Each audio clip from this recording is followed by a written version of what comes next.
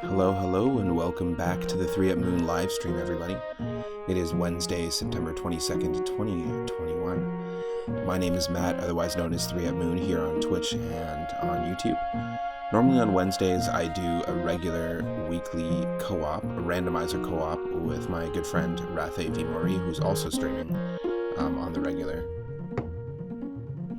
as well. I'm going to do a quick shout out, but this week we're going to just postpone it. If you're not following Rathe, go give Rathe a follow. And if you're just tuning in on twitch.tv/3up_moon, thank you so much for tuning in. If you're watching after the fact on YouTube, this is episode 16 of our Retro Roulette using the spooky, horror, and Halloween-themed wheel.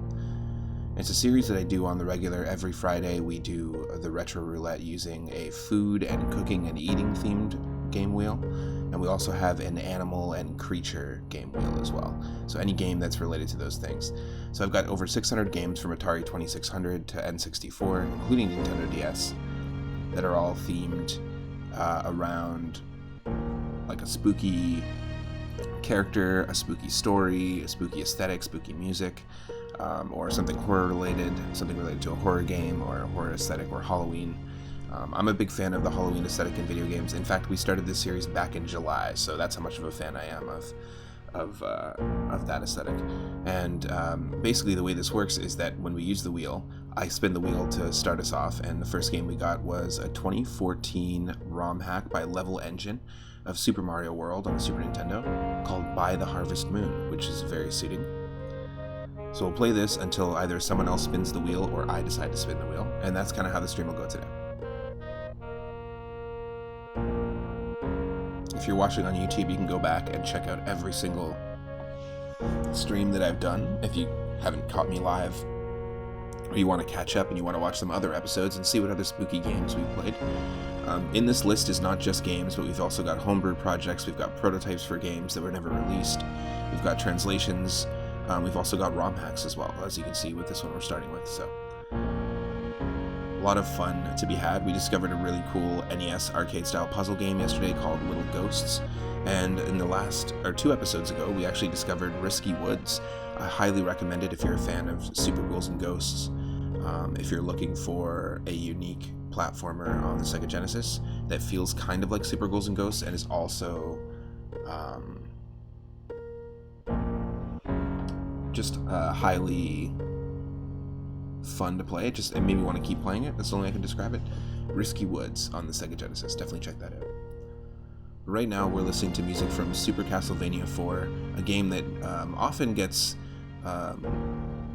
passed over whenever people talk about their favorite video game soundtracks. This is such a fantastic Super Nintendo soundtrack that, yeah, I feel like just gets looked over. So we're listening to that right now, and in just a few minutes we will be up and running with By the Harvest Moon from 2014 by Level Engine, which is a Super Mario World ROM hack on the Super Nintendo, so stick around.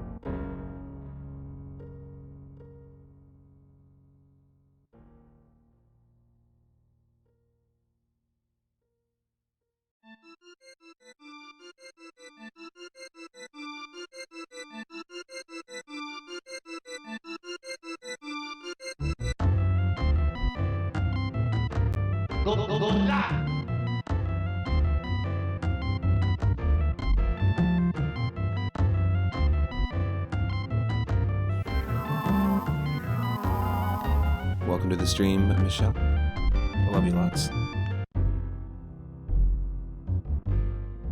Hopefully, the volume is okay. I'm not being overtaken by the game audio too much. You let me know.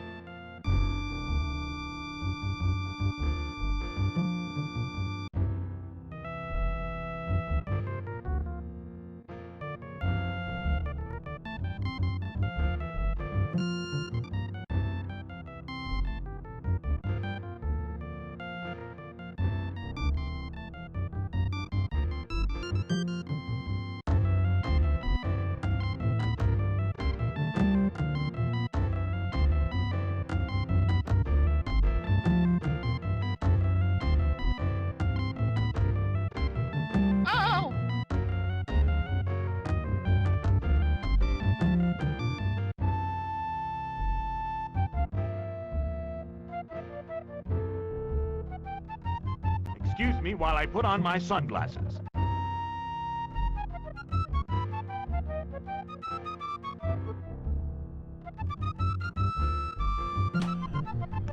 Breakfast. This is the jazziest piece of music in Super Castlevania 4. And it's for the weird, like, Final Fantasy style looking cave. It's very interesting.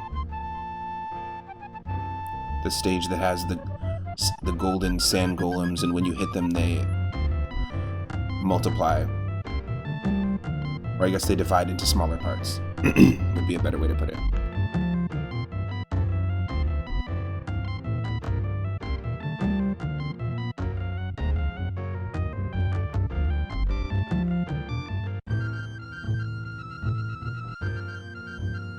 Toasted.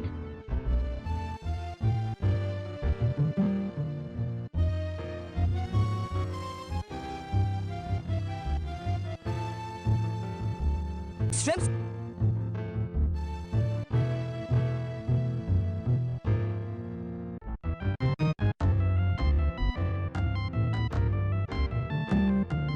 Leave it.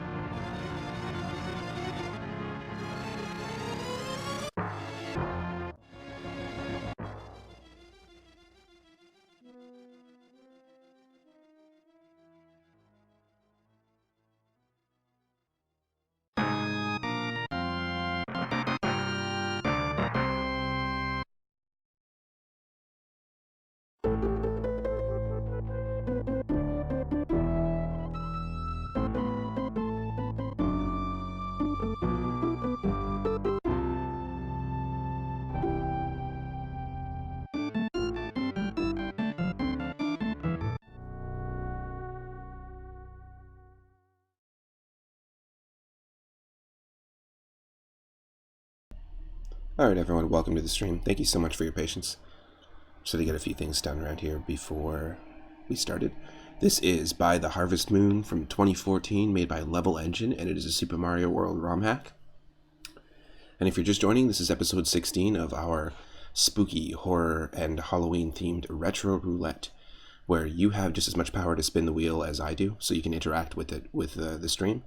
For 1,000 moonstones, you spin that wheel, and we get a different spooky, horror, or Halloween-themed retro game. Super simple. Here we go. Should be able to hear and see the game. And see me. Welcome to the stream. The Moon Zone, so to speak.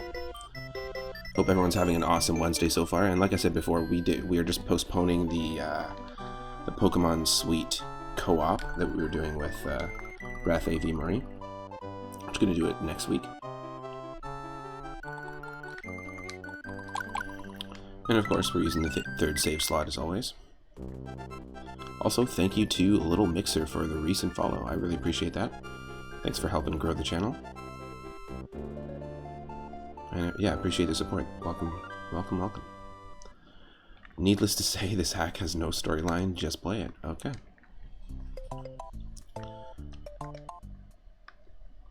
I do absolutely love the color scheme we have going on with the orange and green.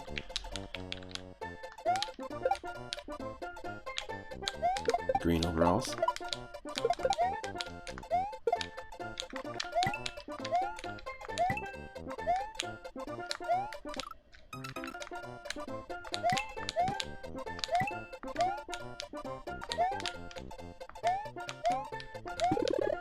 Yep, digging in so far.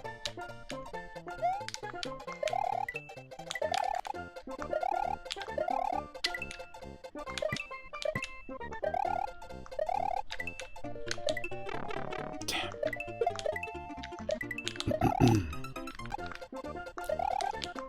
I see what you want me to do.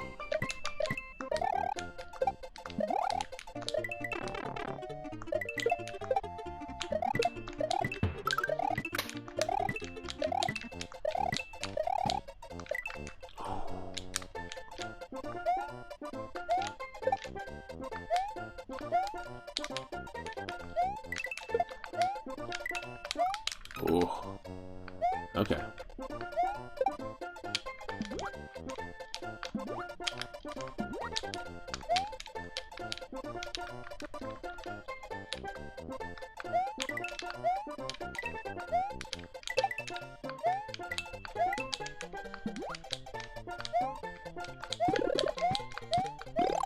Yes.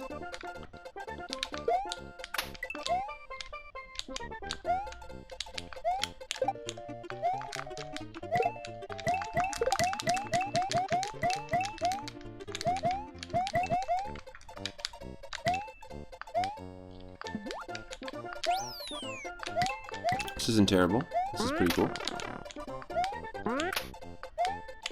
We played lots of Super Mario World ROM hacks on the stream. We played lots of Super Mario World Randomizer. And this one's not terrible. The most recent one we played was Super Mario Brothers Vanilla Islands, which was very fun. 4 levels per world, 8 worlds. Pretty standard Super Mario Bros. Stuff. Highly recommend it. This one's pretty cool. I'd recommend it so far. Oh.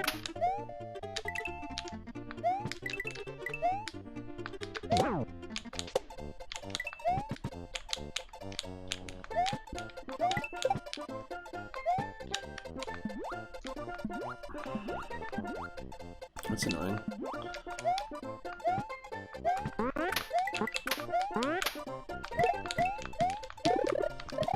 Yes.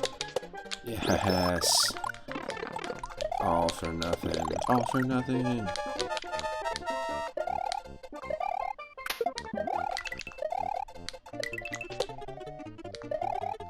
That spin jump, you know? If without the spin jump, it's just not the same. And we still end as Small Mario. That's funny.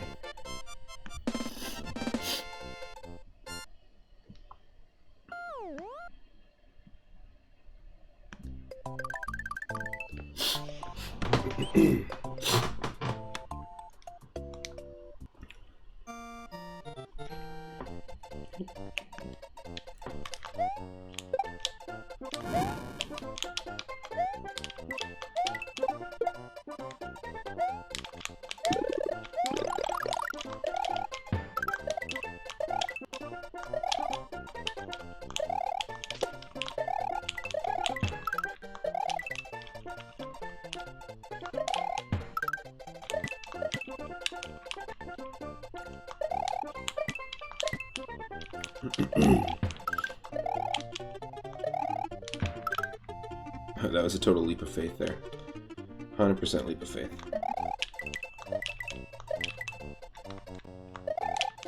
Digging the color palette changes.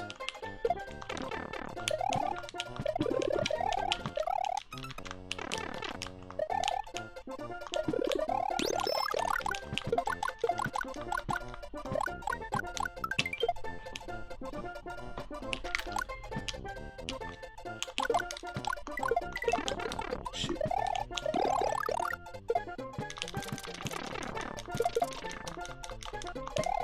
What the? Oh, I didn't even see where I was.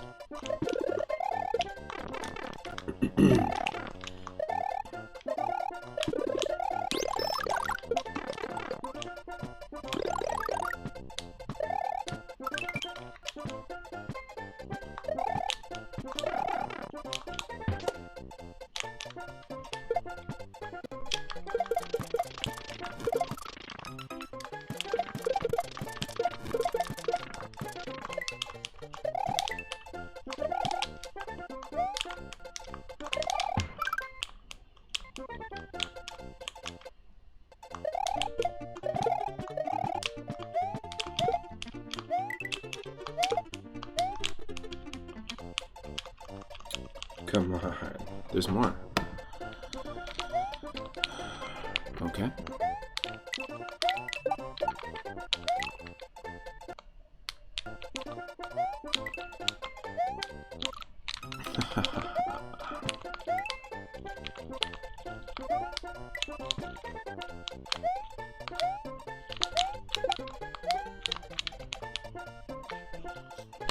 What? This is only the halfway point?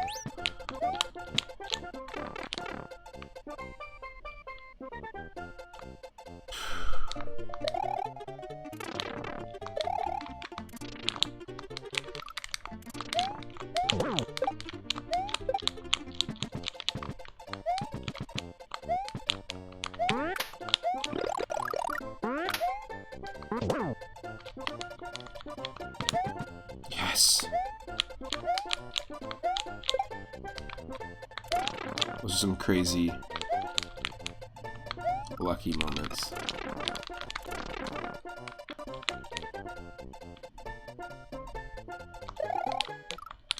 What? What?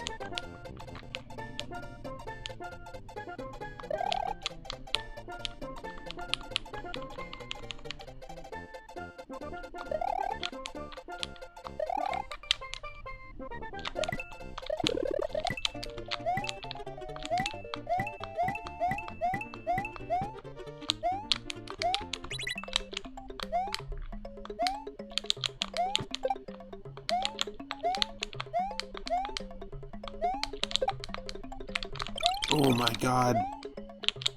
That was insane.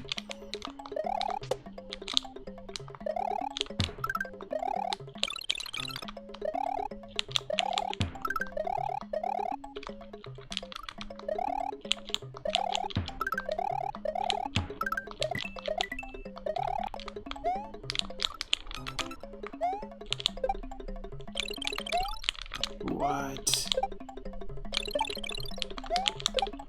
There we go. There we go. Let's do this.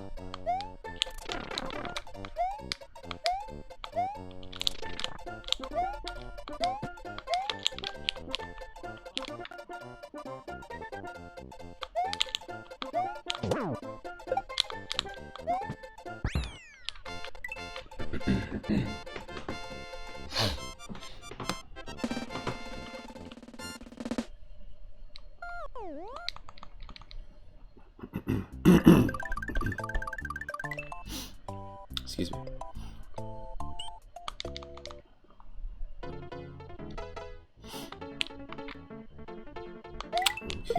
Okay. Right from the beginning. Okay.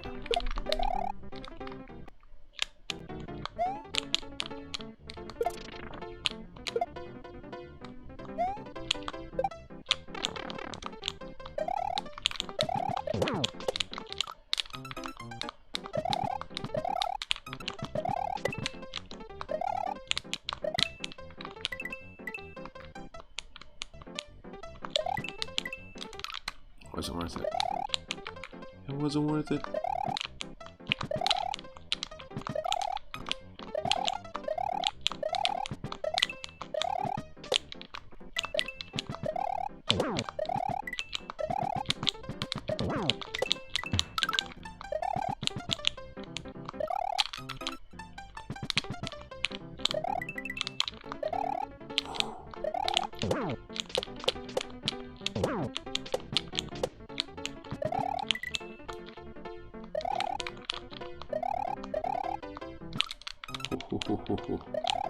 Okay.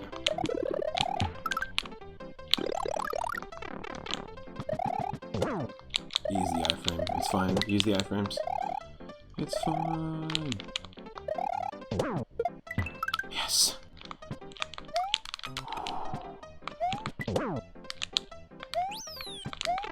Oh my god. Oh my god.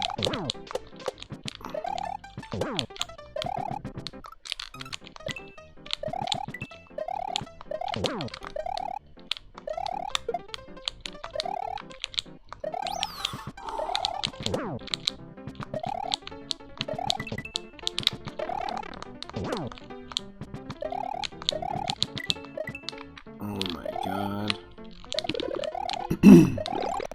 This is not a Kaizo hack, but this is not an easy hack. At that, holy shit. Yes.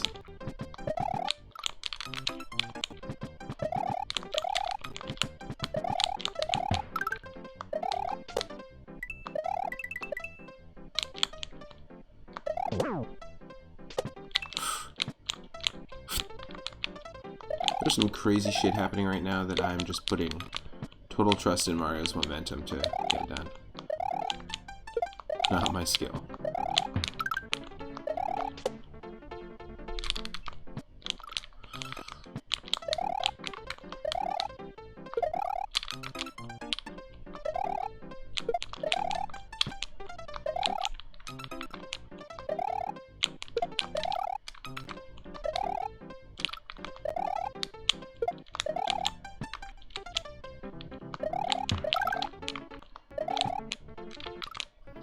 Let's try and do this.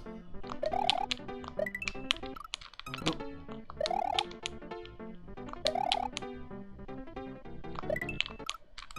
No.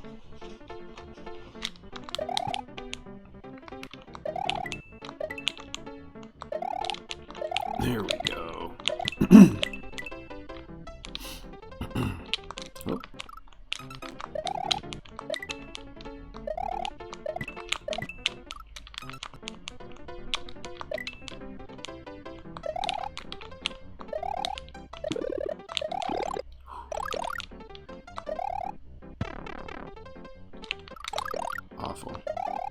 gonna land on the fuzzy.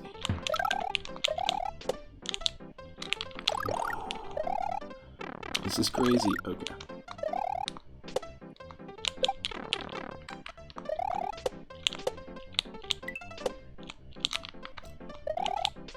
We're at the end. We're at the end.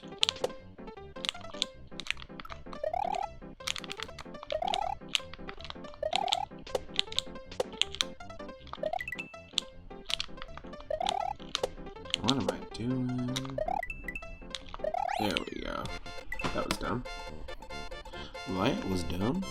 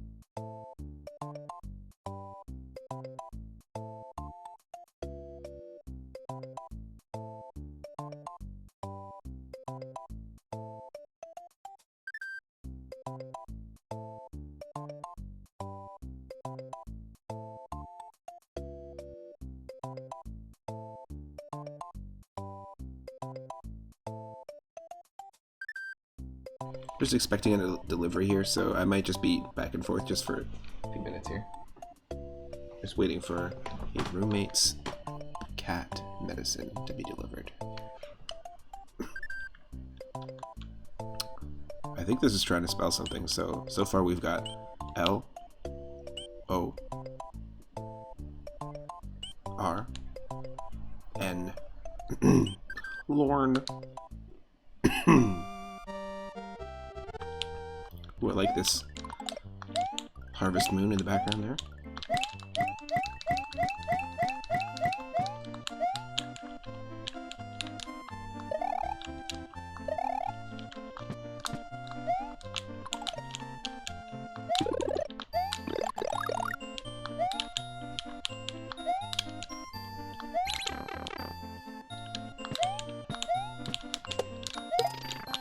Wow, that was so lucky.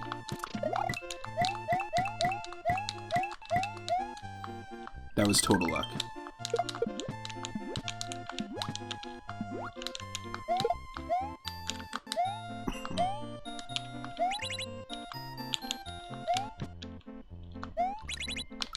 Oh.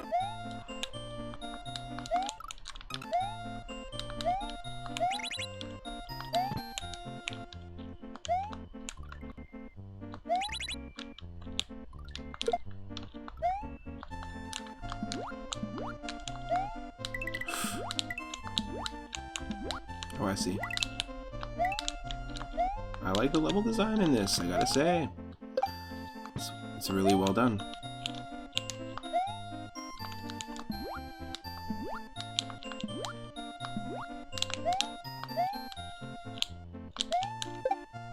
There we go.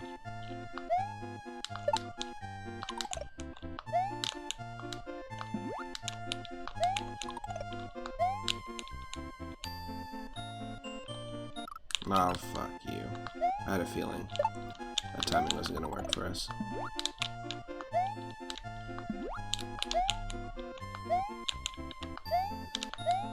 Yeah. Oh! Didn't even see that. Didn't even see it.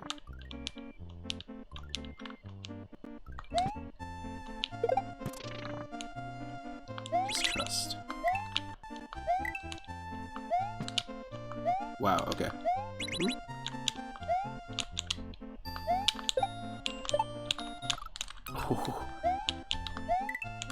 This is cool. This is easily the best level so far, in my opinion.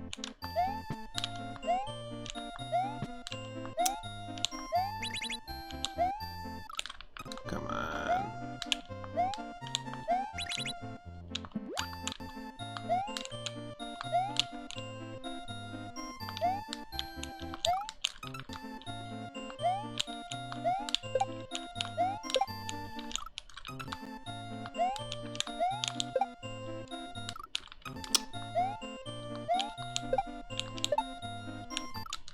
come on.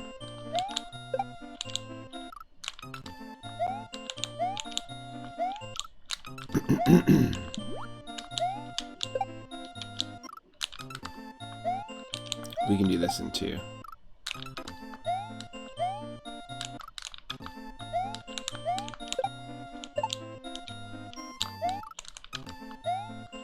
Come on, just because I'm trying to get it done in a specific way.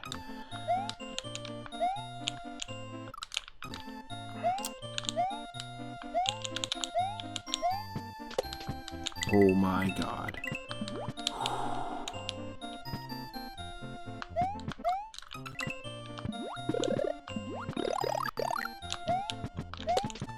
There we go.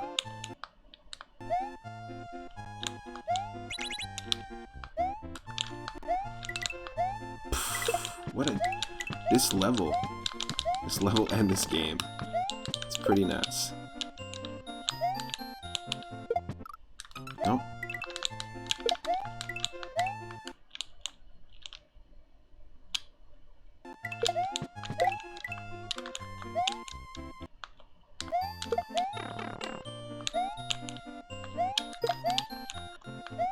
Okay, you go bye-bye. Come here. Nope.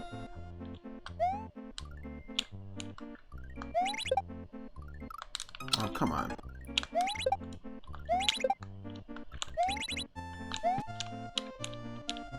Do your thing.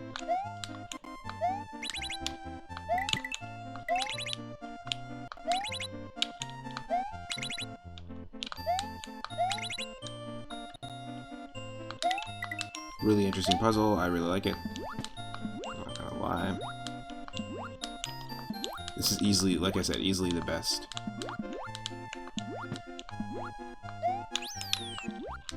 The best level so far.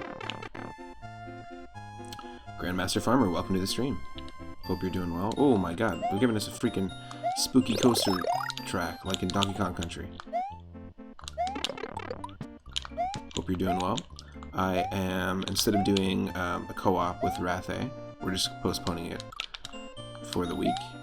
Doing another episode of spooky horror-themed games, and this is a really, really cool ROM hack called By the Harvest Moon. Very suiting. And very fun.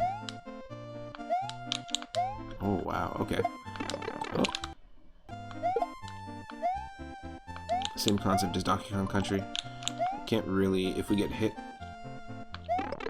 it acts the same way as if you get hit as Mario. Oh my god. Oh, I didn't even see that. Holy shit. Okay. Gotta be careful. Highly recommend checking this one out, though. It's got a lot of cool, fun little features.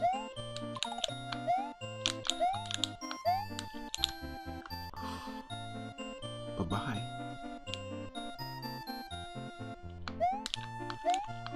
Whoop.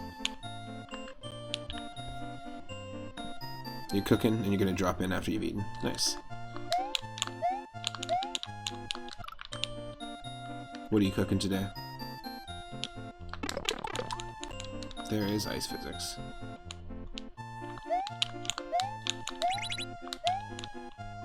I'm not a fan of the ice physics. Like, at all. Whoop. Oh, come on.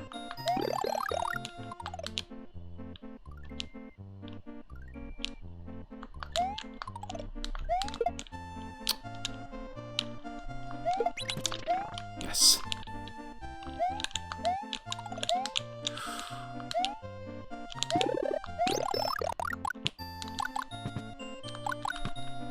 So those are these are Sparkies, by the way.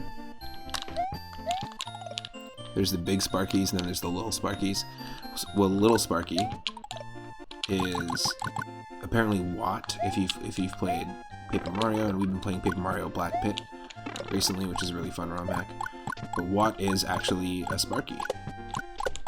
You know how every Paper Mario partner is an enemy? Well, that's the enemy that Watt is based off of.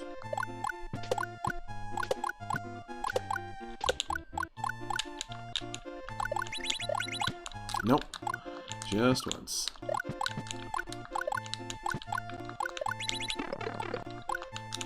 Come on, we can do it.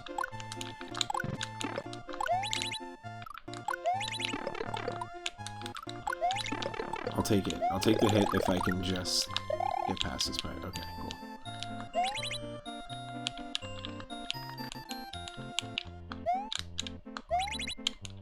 Oh, even those are slippery.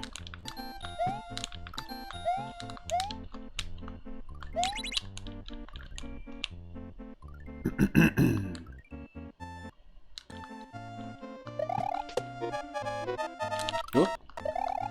Oh my god.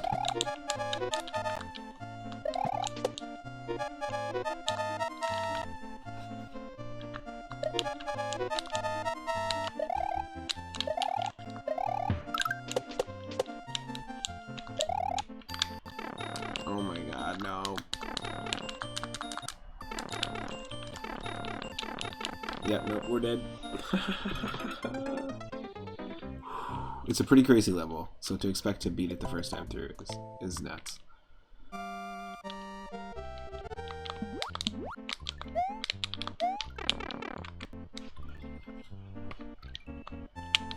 I gotta do this. Okay.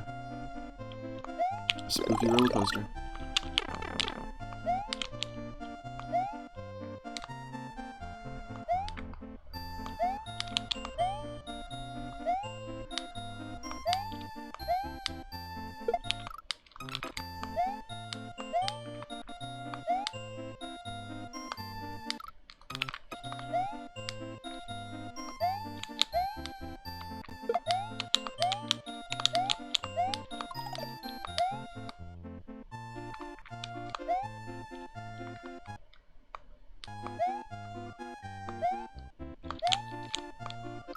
Oh, come on.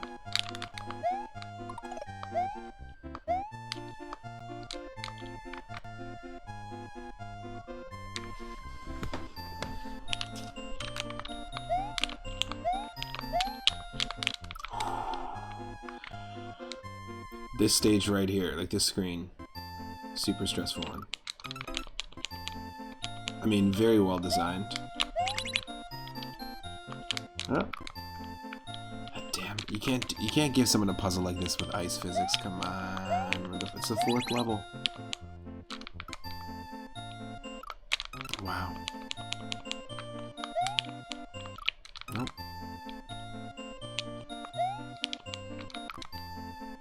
Come on, emulator. Nope.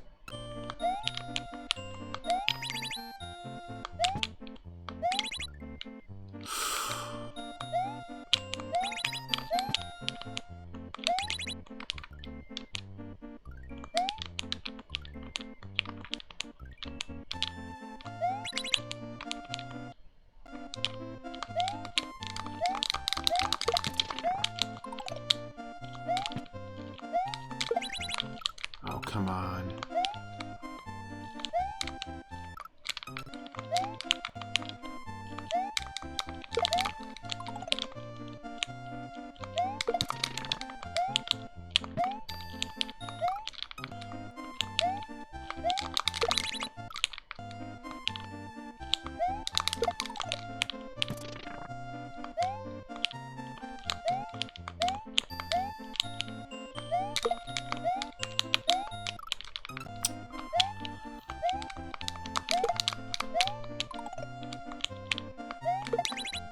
Oh, come on. We did this so easily last time.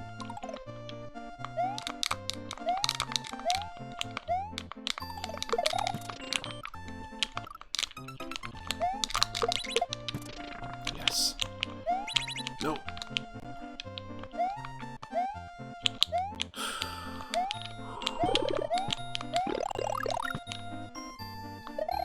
This innocent, like, default Mario music is just like makes it worse almost. Oh my god. That was insane. The duck and slide backwards, that was totally unintentional. Whoa!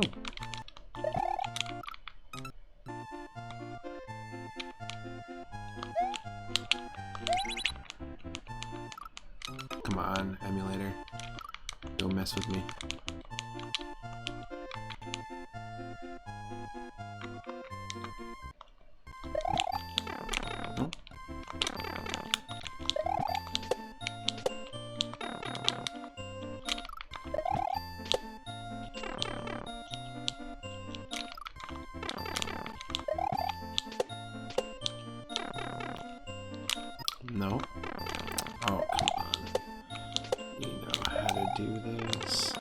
That's fine.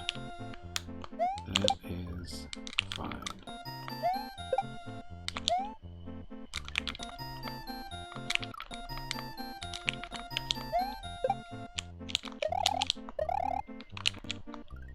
Oh, it's like so small you can barely see it. Okay.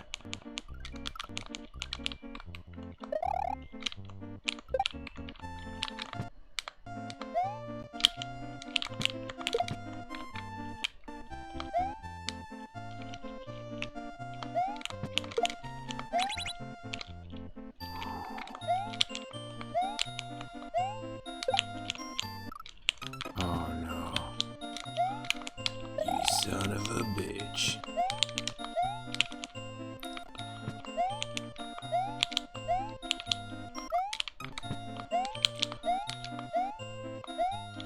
I guess nobody said we were playing an easy game today. All of that was luck. All of that. And that too. Right there. Total luck. Oh. Yeah, reproducing the cool shit never happens, you know? Oh.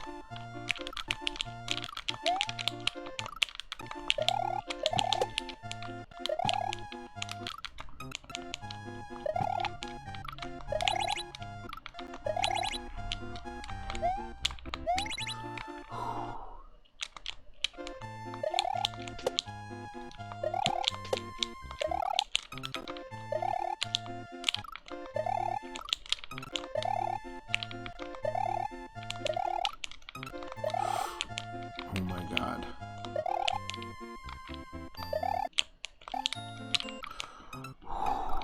This is nuts. Okay, it's totally doable, but it's nuts.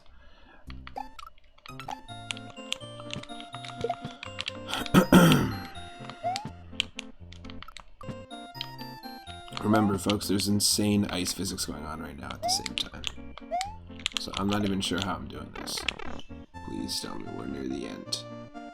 Please tell me. Tell me anything. Anything. Okay, wow, that's tough. I'm gonna be right back because we have a delivery coming, so I'll be back. Oh, I didn't realize the video wasn't on. Hello, I'm still here. I'll be right back. It looks like we got an E next. That was a crazy level. Like, in terms of some of the levels that I played in general that aren't Kaizo levels in Super Mario World ROM hacks, that was up there with a favorite, as a favorite of mine, but also as a real nuisance. So I'll be right back.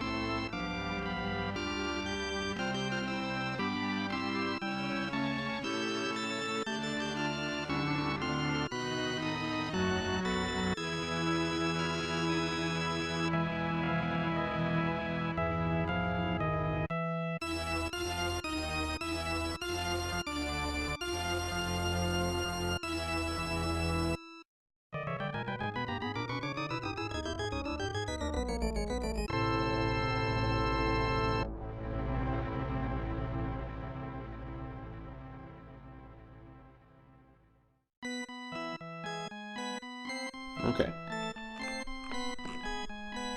No delivery for now, but I guess we'll see. I might have to just pop out in just a second here. Hopefully you've been enjoying the music from Super Castlevania 4. And also, yeah, there's lots of sound effects, so feel free to mess around with them if you like. Here we go. Level E. Oh no. Hold on a second. You're telling me that the next level has ice physics and is an auto-scroller. Those are my personal 2 least favorite things out of any game ever. If it gives you ice physics and it also auto-scrolls you, it's nonsense. It's absolutely nonsense. This might be the last level we play in this hack here, folks, before we spin the wheel. Just saying.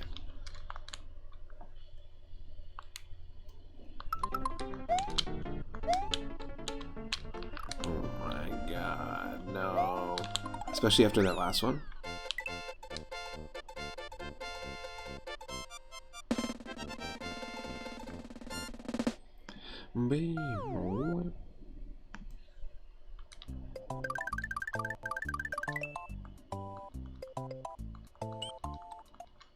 E for evil.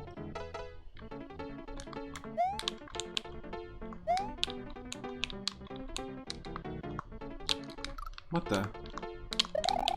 I was gonna say, if you can't let me spin jump, what's the point?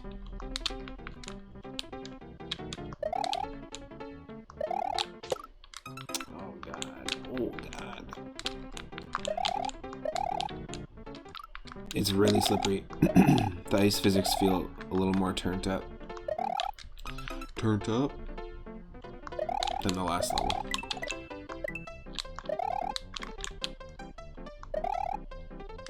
What am I supposed to do here? Just wait? Like some sort of dolt? You're just gonna make me wait as the player? Now I just feel like a dolt. Thanks, game. You made the player feel like a dolt.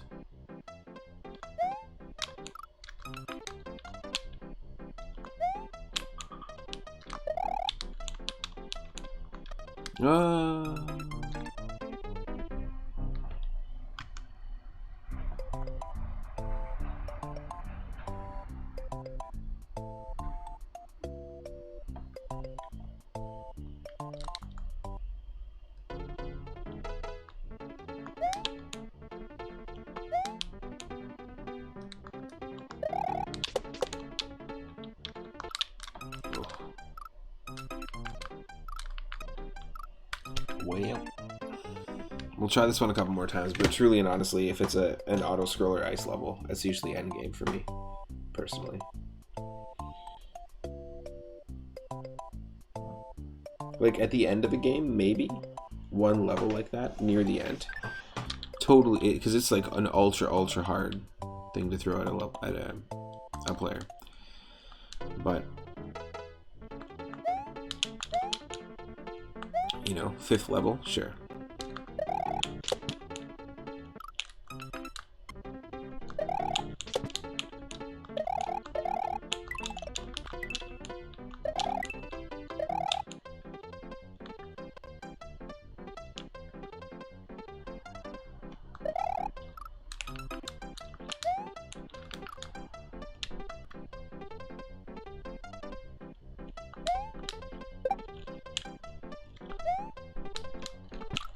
Oh.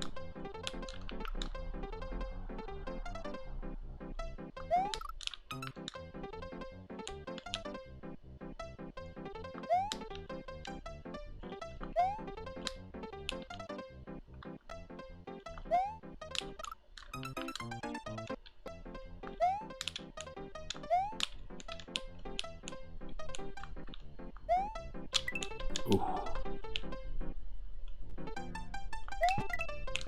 Oh my lord.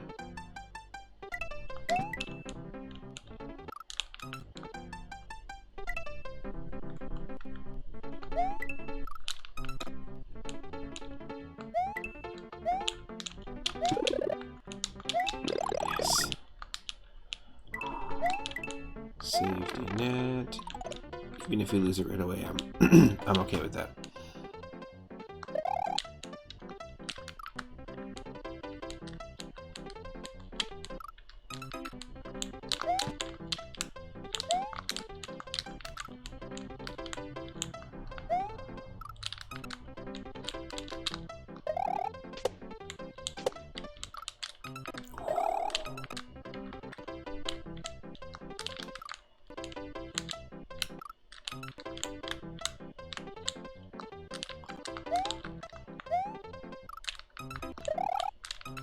Really? Having some controller struggles over here.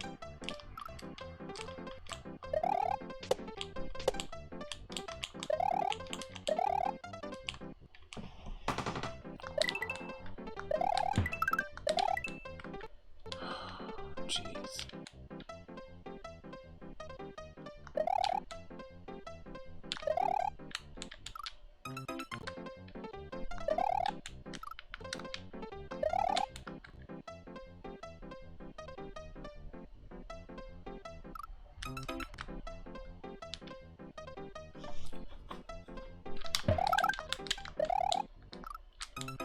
Oh, dude, what are you doing to me?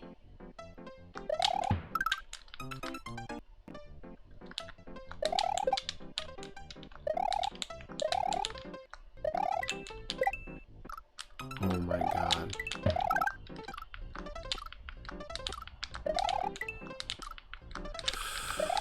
Come on.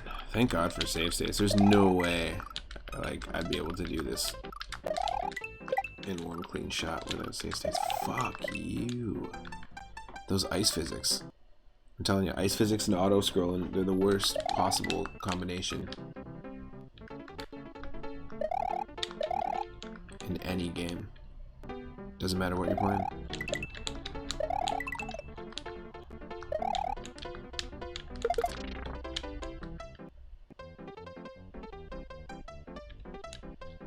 Oh, fuck you.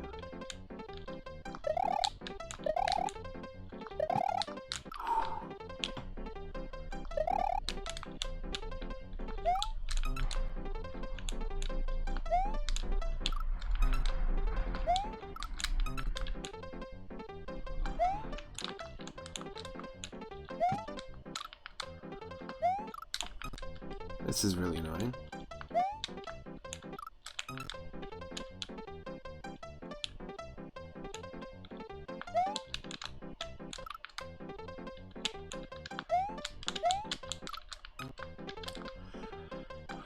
Normal jump, spin jump. Oh god, this is stupidly annoying for no reason.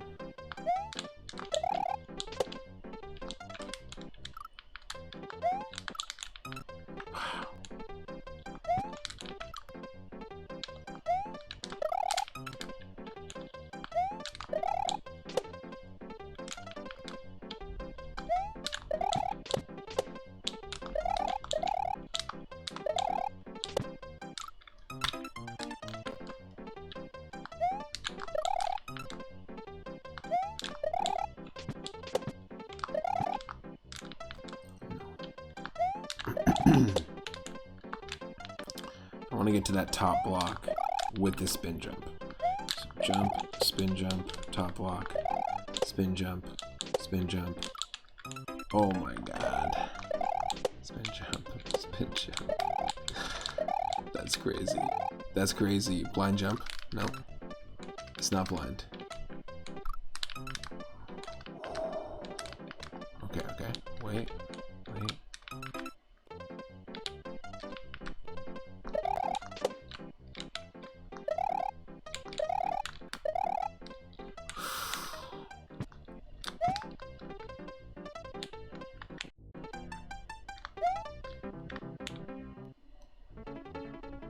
These extremely close calls.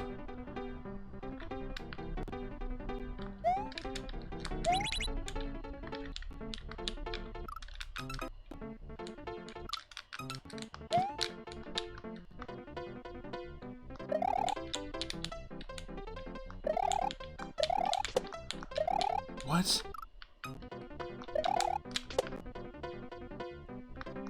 Oh. I didn't see this one.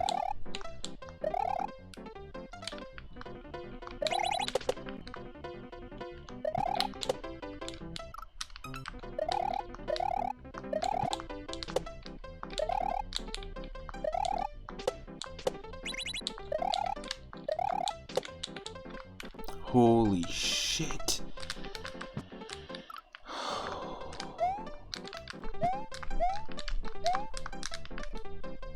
Yeah, there's no way, there's no way. That's insane. Okay. Nope. Nope. Nope. Nope. Nope. Nope. Nope. Nope. Nope. We're not gonna keep going on this one. This is crazy though. This is the difficulties ramping up like to levels that I'm not normally used to playing on Super Mario World. I might be doing. It might appear that I'm doing okay in the game, but no. I would say no. Okay, let's spin the wheel. Let's get our first wheel spin in the game going. I actually have a tablet just plugged in very close to the outlet, so that's why I'm just spinning the wheel on the old tablet. And we have game number 180. All right.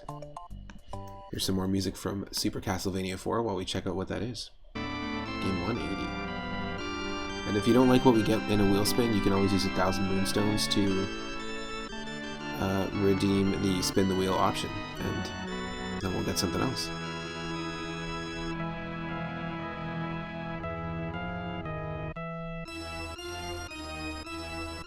Ah. 180 is Dead Man's Quest. It is also a Super Mario World ROM hack, but it's from 2017. It's called Dead Man's Quest Vagabond to Fantlore Island. Interesting. Alright, so let's, that sounds a little spookier than this one. Let's give that one a shot. Stick around for that.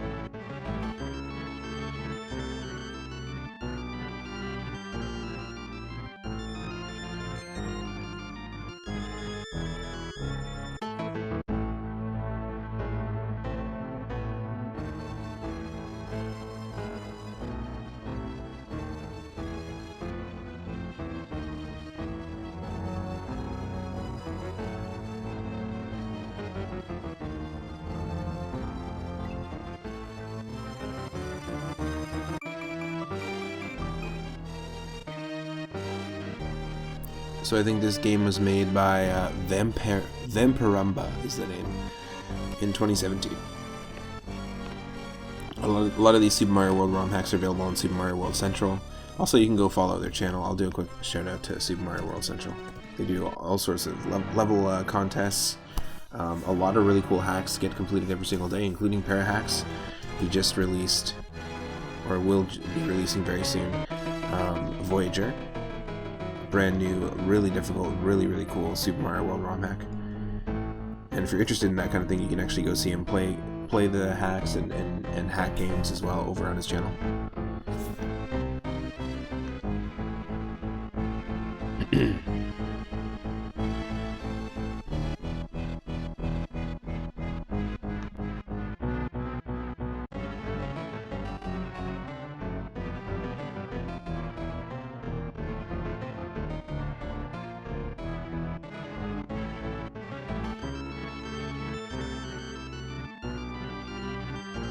Okay.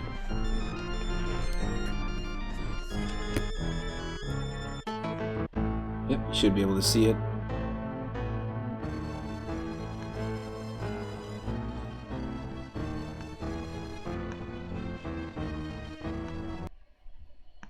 My shoutout didn't work for Parahacks for some reason. So let's try that again. And here we go.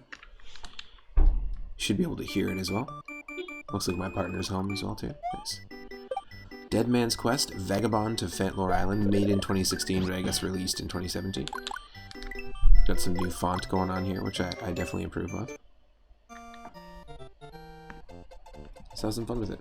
It's always, you know, this game provided so many hours of really fun gameplay for so many people, and it's really cool to dive into the world of Super Mario World ROM hacks because you can just create I don't know. It's just people have created some incredible creations. Avast ye wayfarer mateys, thou ventured to this Mysterium pirate inhabited island. It's always the same storyline as Super Mario World ROM hacks. You always get stranded on an island. Thy trespassing shall be ye last voyage, Captain DB. What, De Bowser? Captain De Bowser.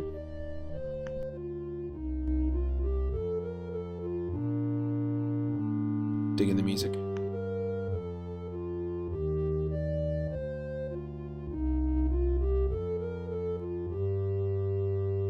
Hopefully it's not too loud.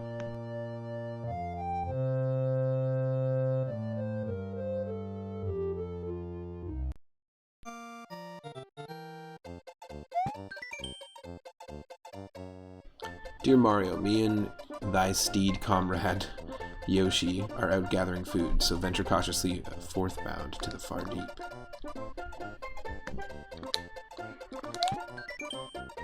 Oh, to the far deep foreign cove, where the pirates' darkened ship, Bleak Soul Barrener, is anchored.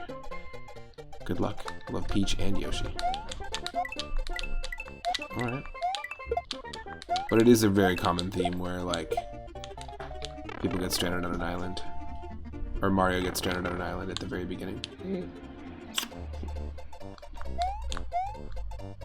Welcome home. What the heck are those things? It's like toxic sludge. I'm good.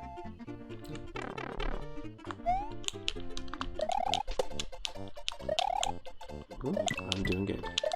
How are you? Hmm? Good, good, good. Cool. Let me see if...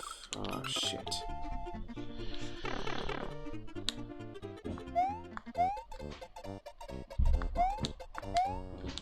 Looks like the only way we can actually go.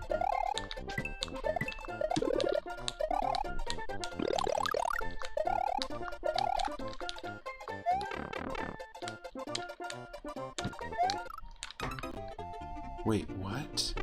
There's nothing in here.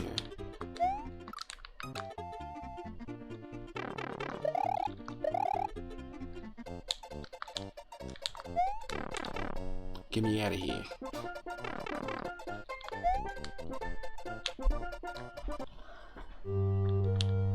There we go. Tropical thicket.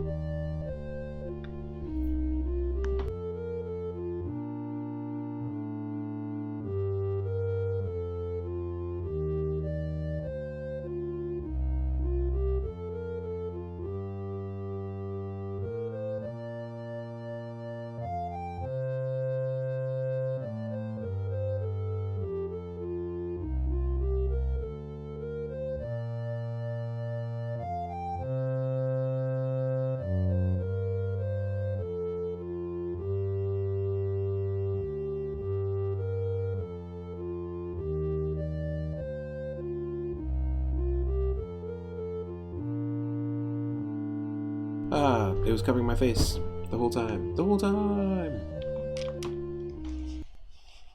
It's the tropical thicket!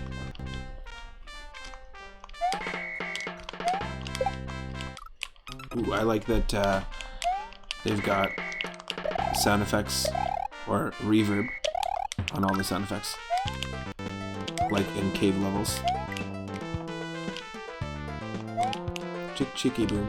That's literally what we're listening to. Cuban Pete. Chicky boom, chicky boom, chicky boom. Great song choice. Feels like a Mario style kind of song.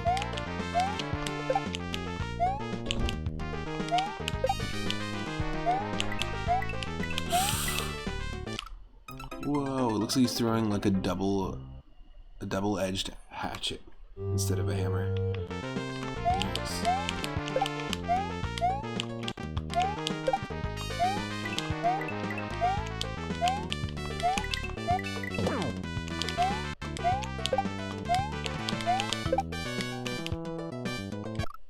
What?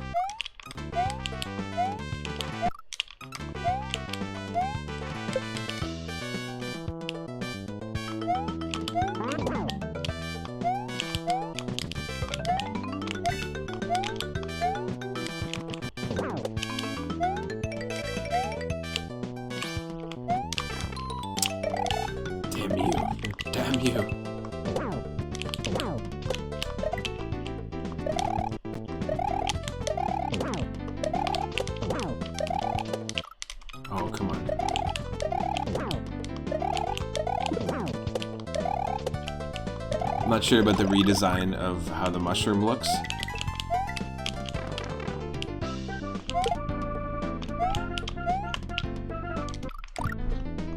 I'm digging this music. God dang. Now we're in Mario Golf territory with the music.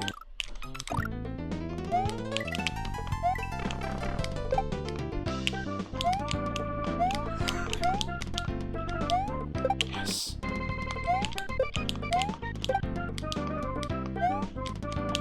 I don't really care about the Yoshi coins.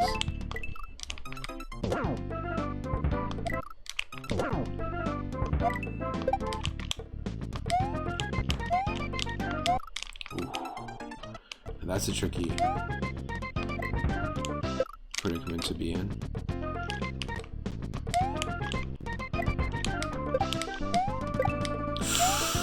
Holy shit! That was insane.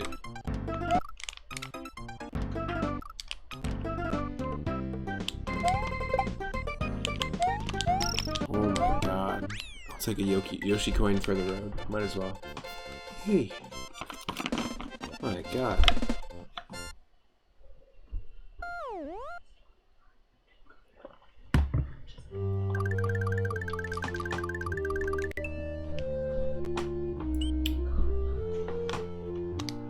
Archaic Memoria. Speaking of Castlevania music, we were listening to Castlevania 4 music in the interim while we were spinning the wheel. There we go. These tranquilly picturesque ruins are infested with pillaging presences of pirates. Watch out.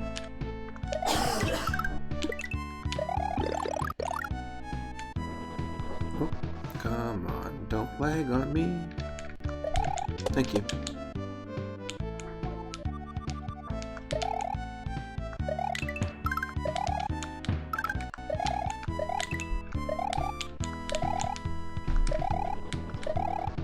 What? Interesting. The spin jump won't destroy that.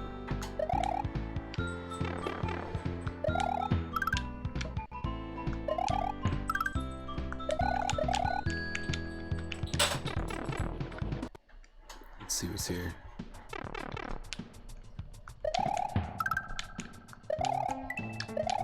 Definitely recommend this hack for sure, if you're looking for something really interesting. Also, look, we got our little watermelon block up ahead. So if you have the watermelon block emote, feel free to drop it in the chat. It's perfect time for it. We got 2 of them.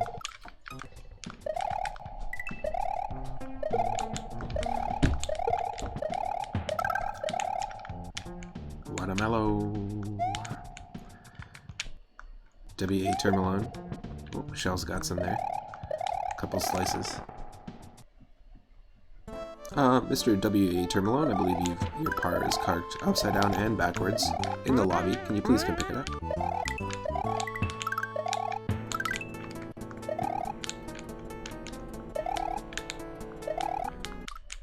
The license plate says Termalone Mobile.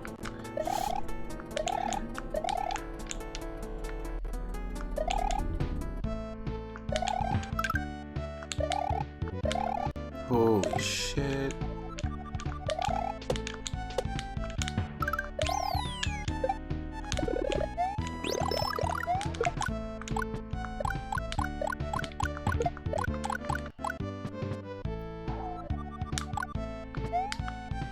Nope. Nope. That's W.A. Termalone thinking about whether or not he should get his car. He's like, I could just leave it there. Oh, oh. Oh my god. Yeah, this is starting to get a little crazy. Game, come on.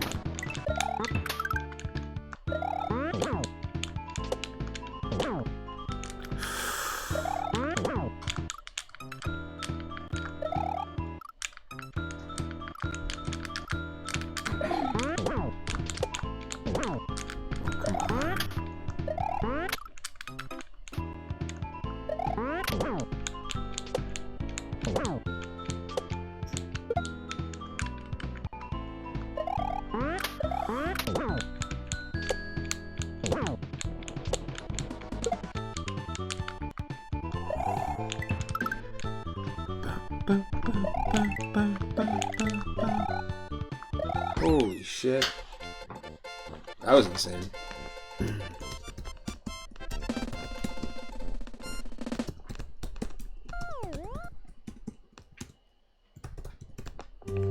Wow. Yikes.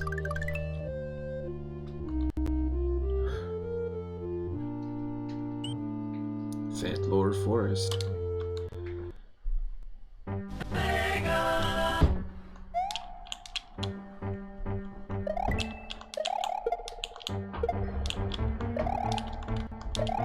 Just piranha plants jumping up from the ground, no big deal.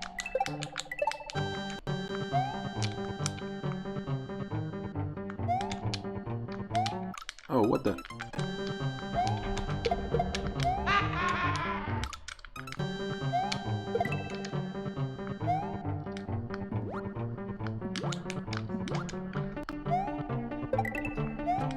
What the?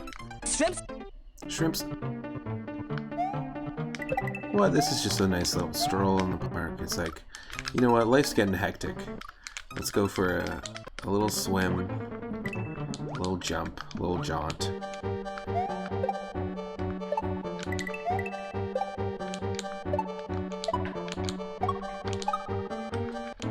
Ah, we didn't need that checkpoint anyways, did we?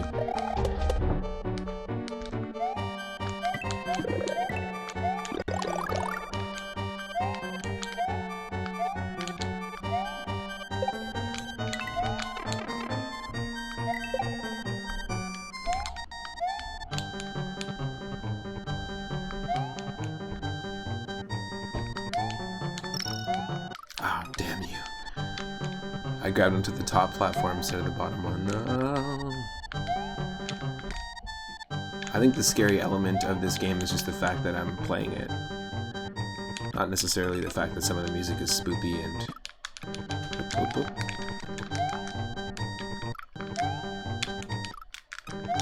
My controller's stuck in that save state position. That's so stupid. Okay, there, there.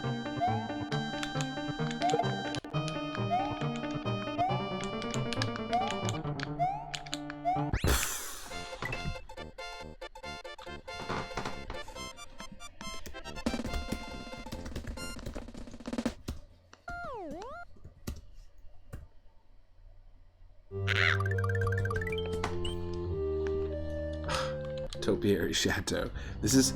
I don't know what's harder, this or the last one that we just played, or By the Harvest Moon, but they're both very challenging.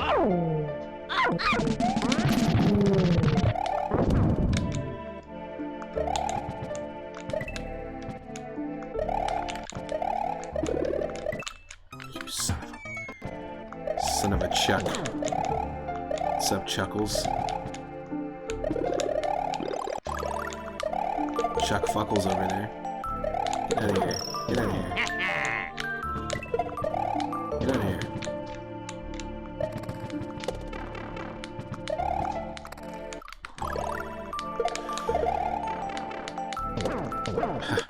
I love this Kingdom Hearts music. Kingdom Hearts music, and then the background looks like... Oh, I guess it's not Zelda. It's like an upside-down Triforce, but it's obviously a Muncher. All I can see is the upside-down Triforce in the background.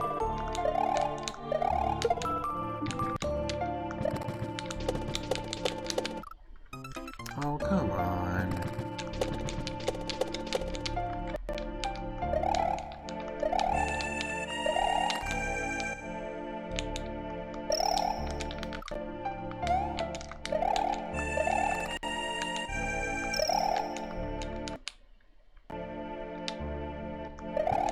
Yo, man, this song is Kingdom Hearts as shit. Did you write this? Yep.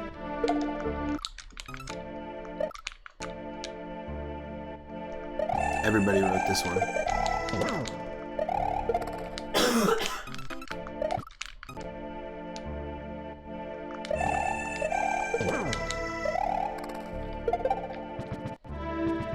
Oh.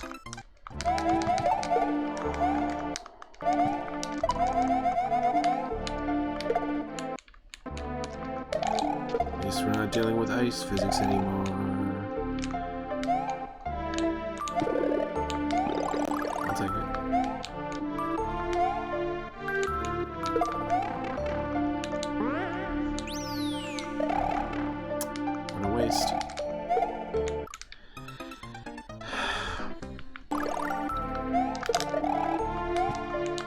Don't care. Don't want the checkpoint, don't need the checkpoint.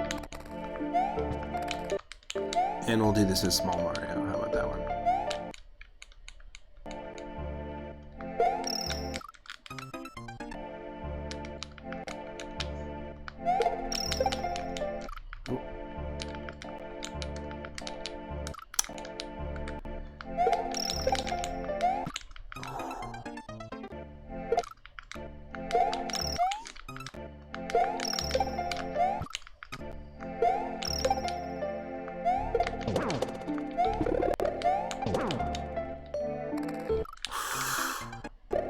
Said we'll do this as Small Mario.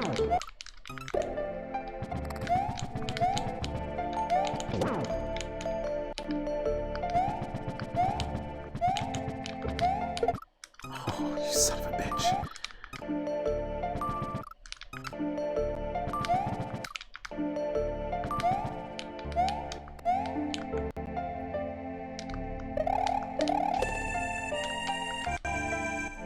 First boss fight?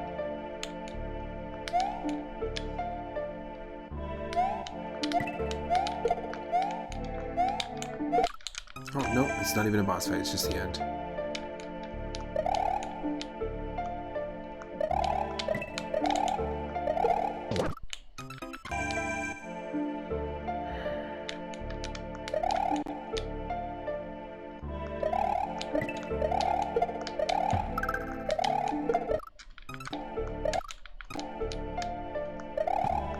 Great.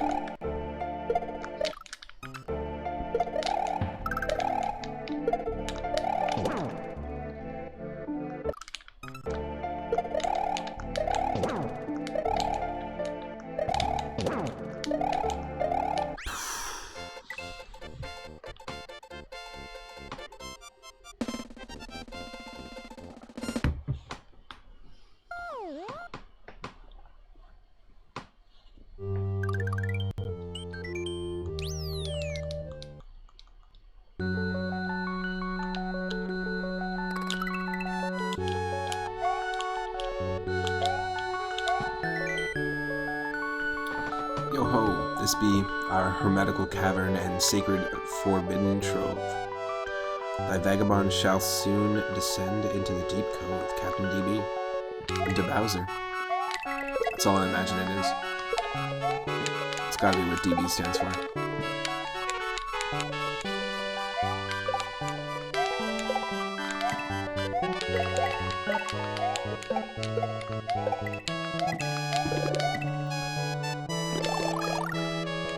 There are quite many for being hermits. They all live alone. They just all hang out together. Come on, it's not that hard to understand.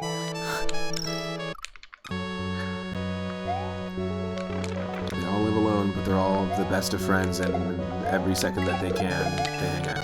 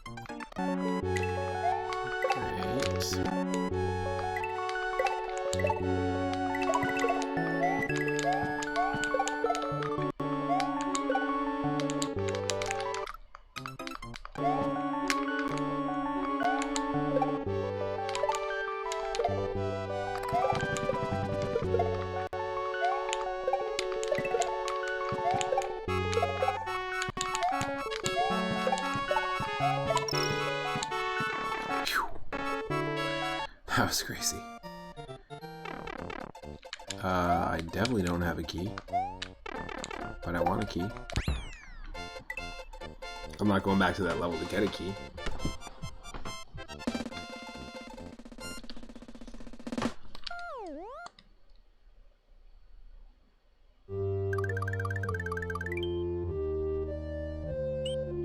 Deathstone Cliffs.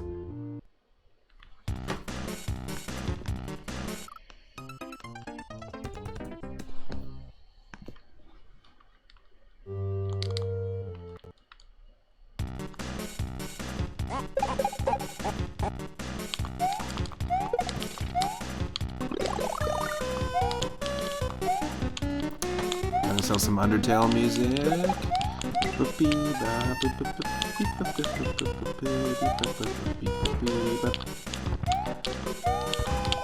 Excellent, excellent music.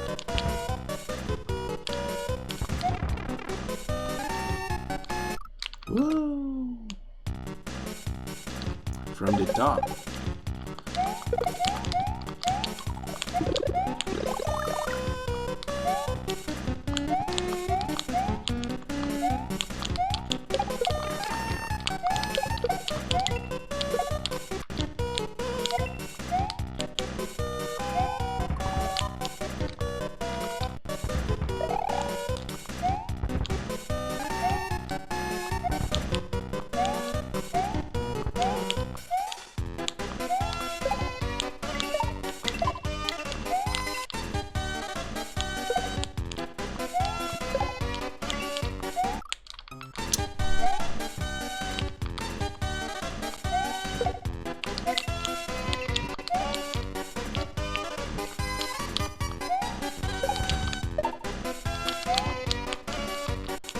Oh my god, that was insane.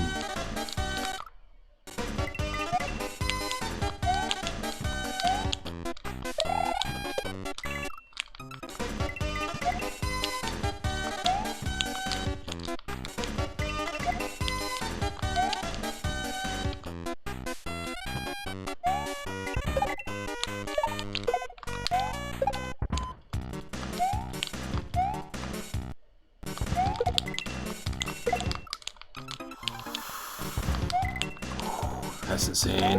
This is crazy.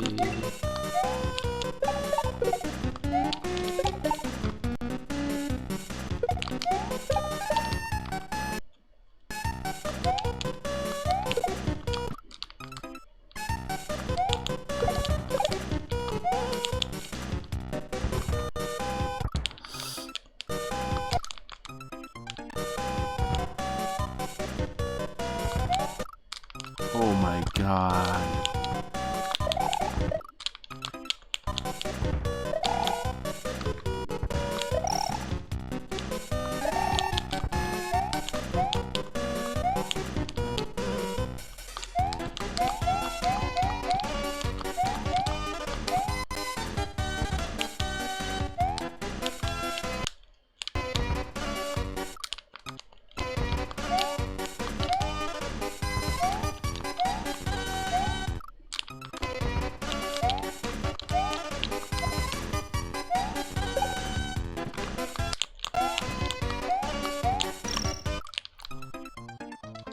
Wow.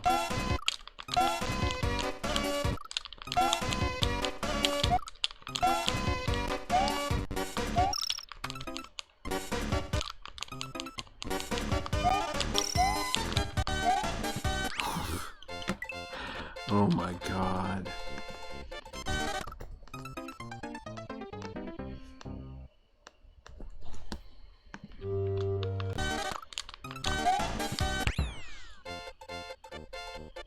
That was brutal!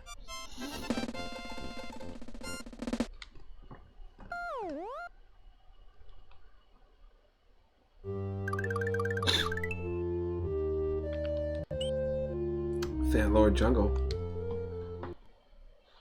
Into the jungle.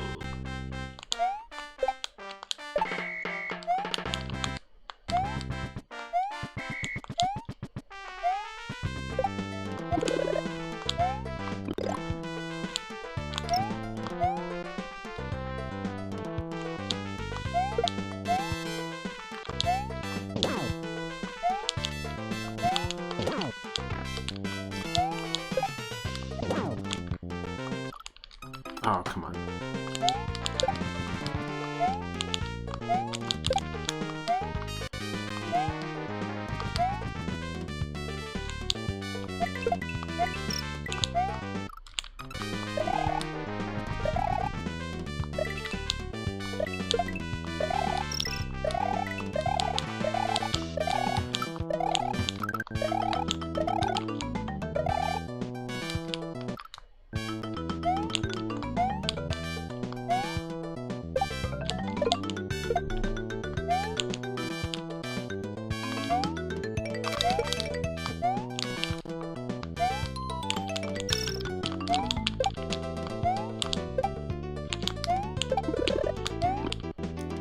Look at that, the mushroom looks normal again for some reason. Oh wait, we're playing a different hack. Whap whap.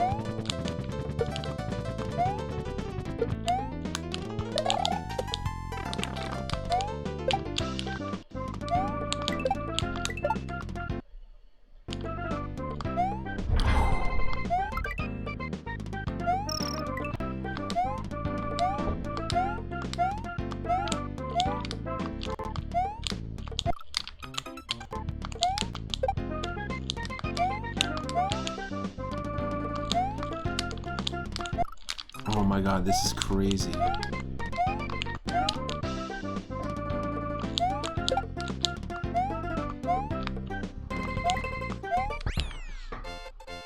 The old switcheroo.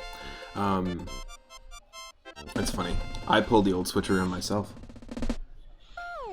It's even funnier. Murkbone Fortress.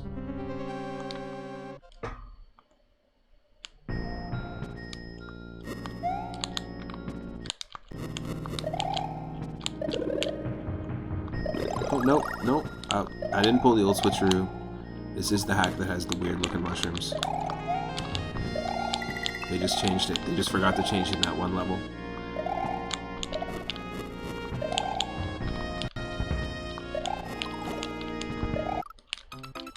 What do you expect from somebody here?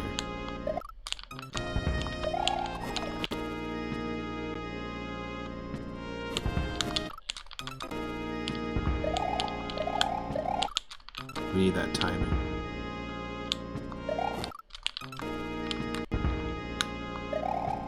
Yes. Holy shit. You're kidding me. After hitting that perfect timing. Now that's a thwomp and thwimp challenge I'm not a fan of.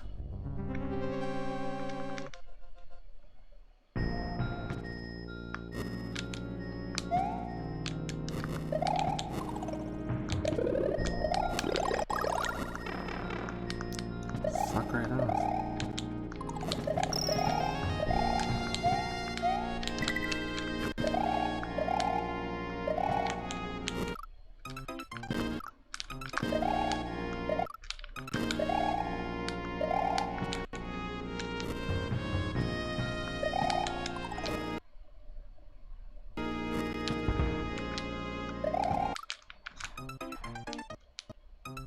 Shit. Yep.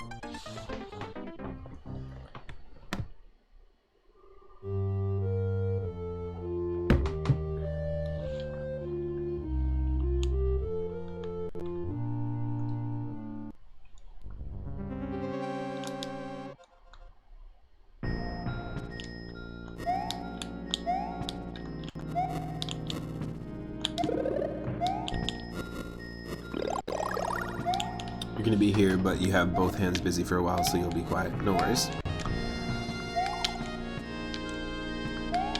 Thanks for lurking. Thanks for hanging out.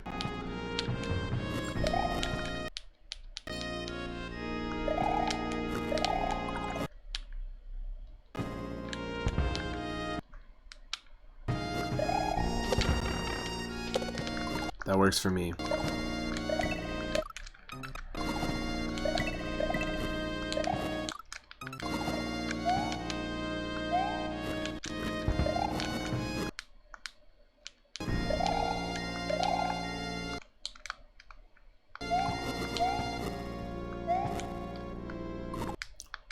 care. I do appreciate that the numbers and all the font has been like slightly altered to just give this game a little more of its own character, and things like the thwomp faces, like little things. It's kind of nice.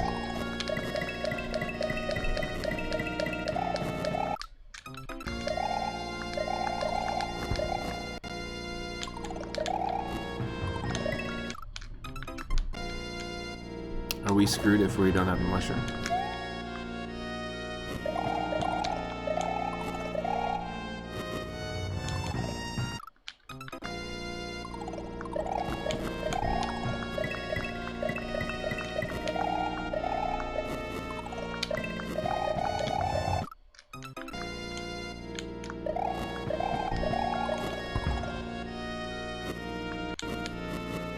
When you played a game a lot, a ROM hack with some fresh sprites feels special. Yeah, totally.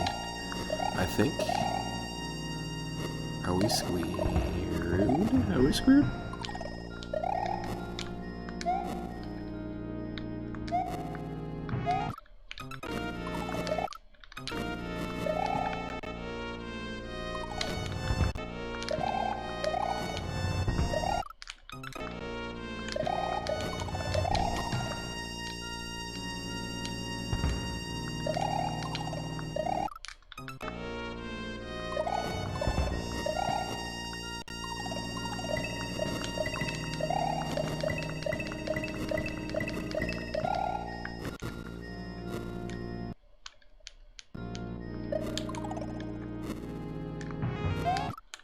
Yeah, like, I think we're screwed.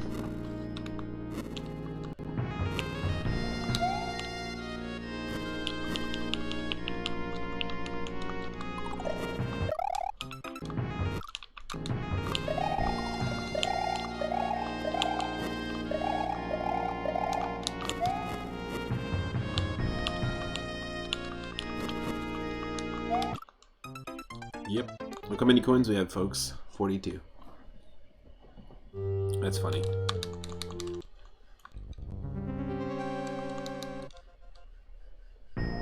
Searching from the beginning again. Yeah, that's dumb. Well, we got 3 lives left. We got 2 lives left. We'll do those 2, and then I'm going to take a quick break just to have some food and coffee, and then I'll be right back. We'll spin that wheel before I go on break. That way you know what game is coming up next.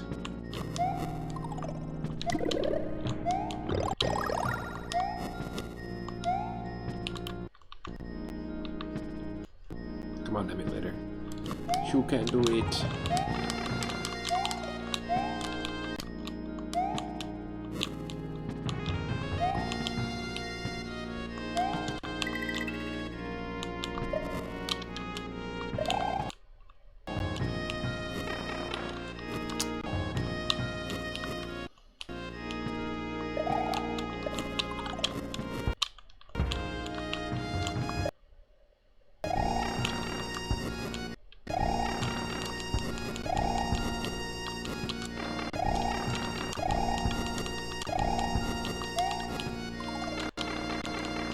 No, I did not hold that.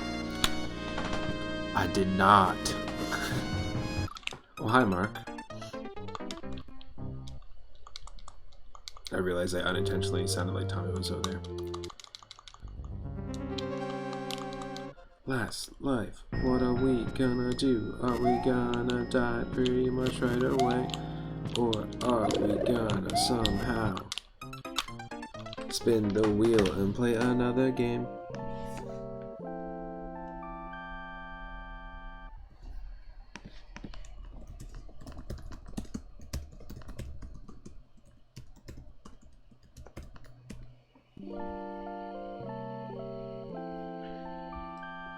Okay, let's spin that wheel. Let's see what we're gonna get.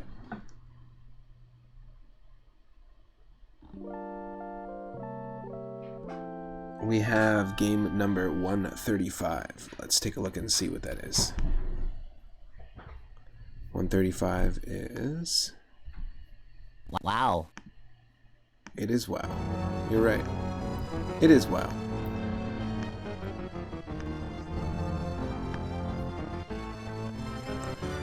135 is Castlevania Bloodlines on the Sega Genesis. We haven't played this one on stream before.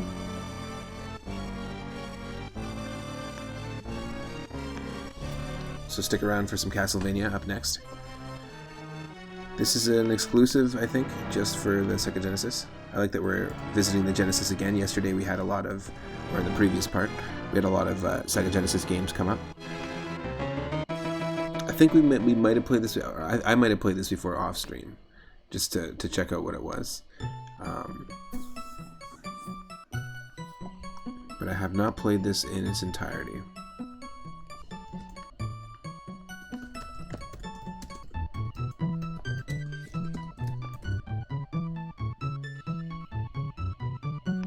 I Will Not Be Long, and then we've got Castlevania Bloodlines on the Sega Genesis up next. Stick around.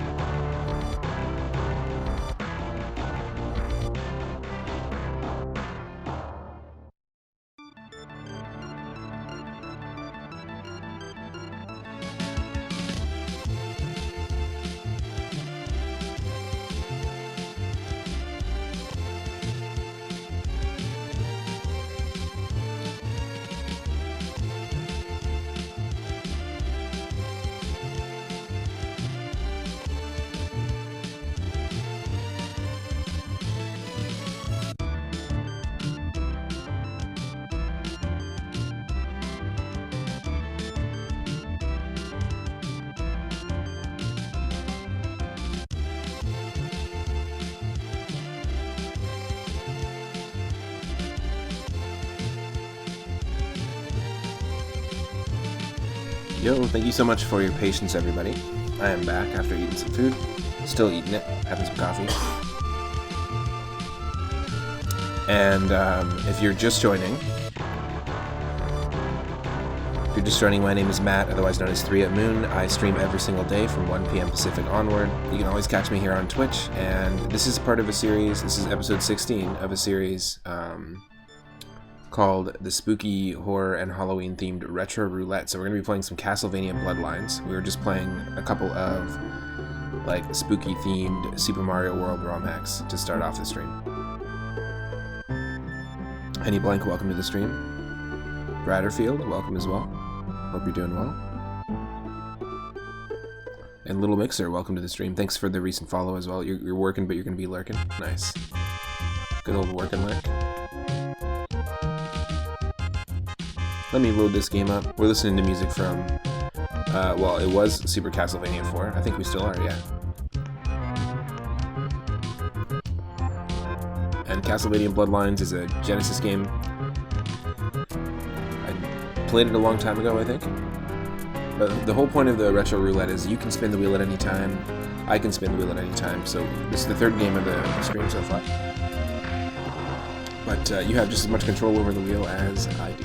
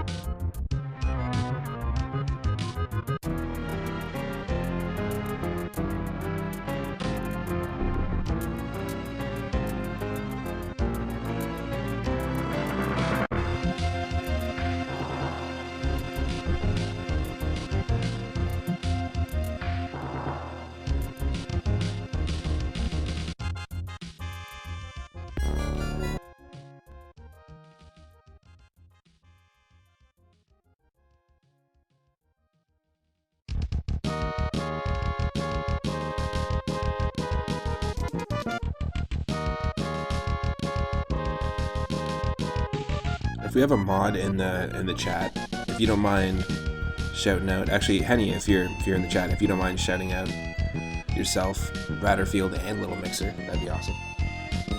Actually, I can do it. I think I can do it here. Sometimes it's quicker for a mod to do it. Sometimes it's quicker for me to do it.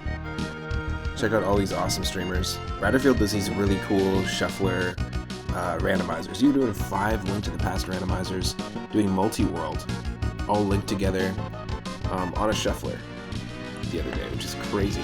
Kind of blows my mind. You're playing some Sonic Adventure 2 Battle as well recently. Nice. Definitely great channels to check out, though. Highly recommend it.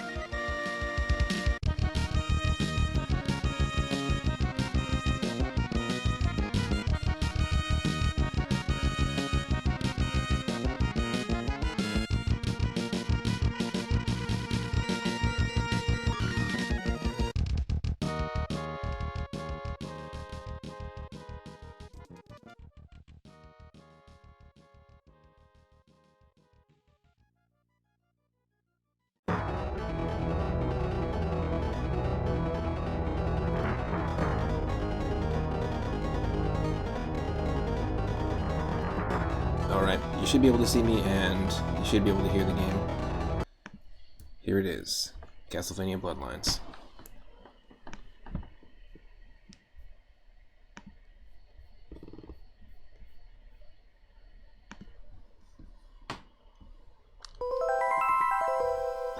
What a lovely nostalgic sound.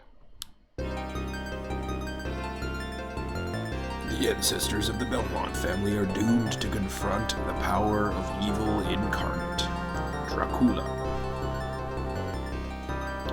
In 1917, a countess sought to revive the long-dead spirit of the vampire. Her name was Elizabeth Lizzie Berkeley. To revive him, she needed to travel all over Europe, enlisting help from all the powers of darkness. Two young vampire hunters set out to fulfill their destiny, push back the evil hordes, and drive the vampire back into his dark netherworld.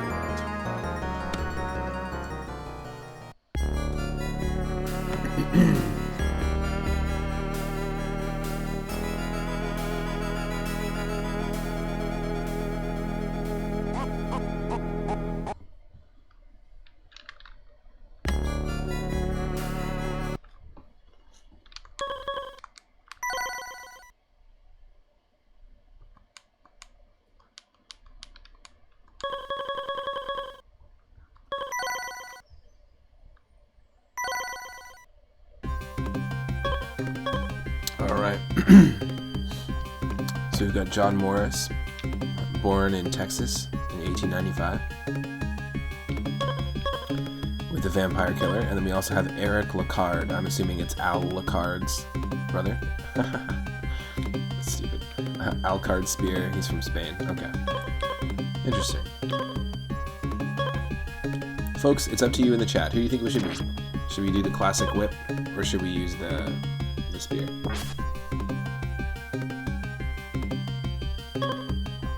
You decide. First person in the chat to decide.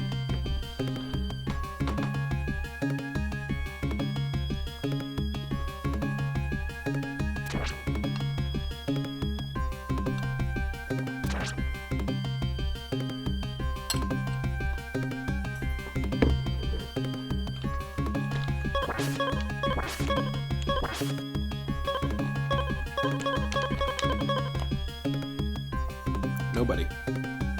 Okay. Okay. Let's go with the spear.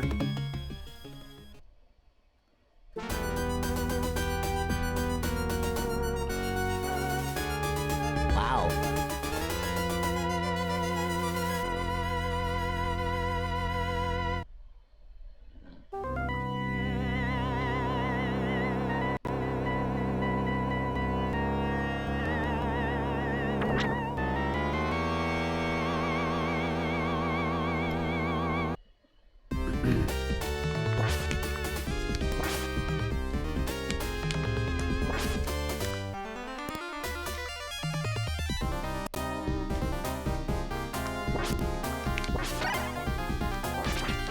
Okay.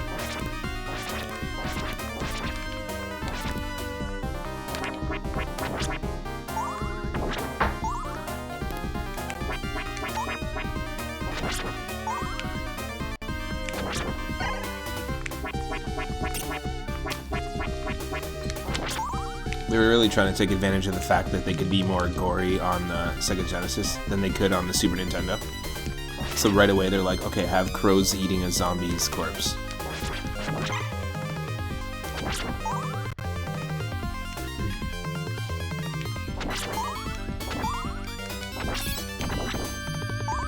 Yeah, and that too. Like when they die, they weren't afraid to show to be a little more graphic.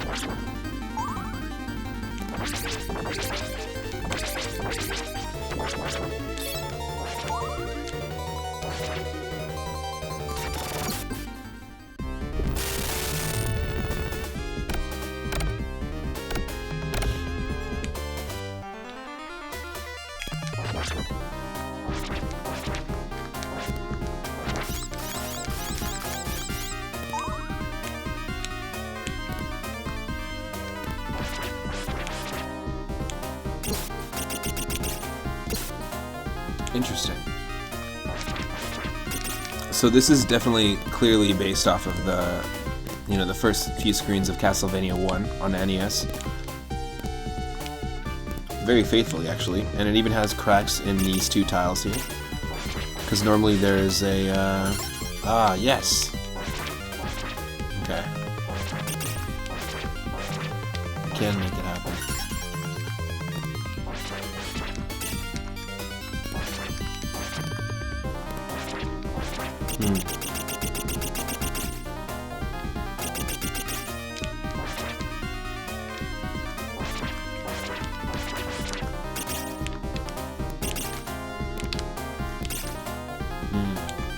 Normally there's wall meat here to heal.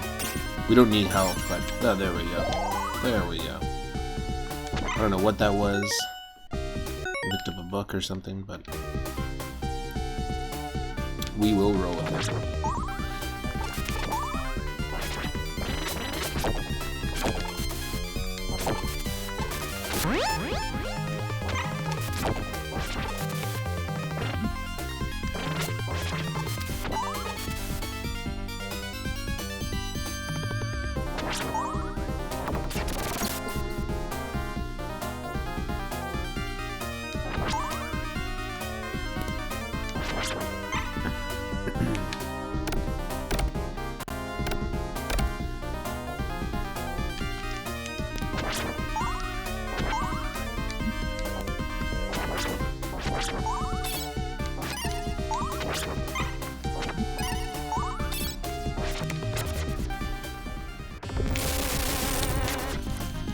This isn't a bat.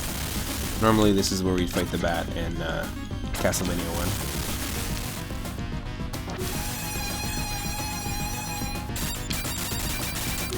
Oh shit.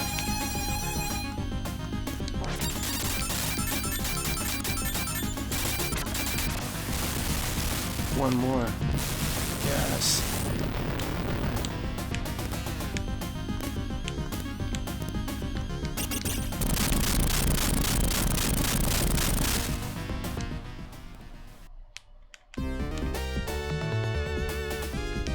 We don't pick up an orb like we normally would.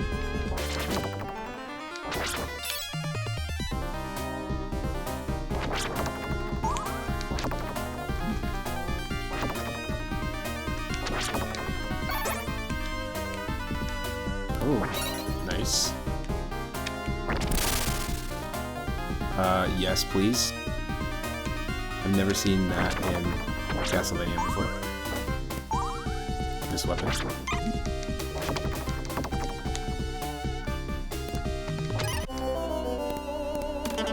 Whoa, that's a terrible way for that trident to fall.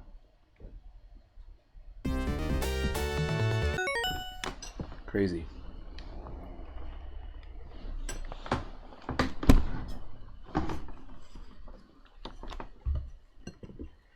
Just eating cereal and having coffee at the same time.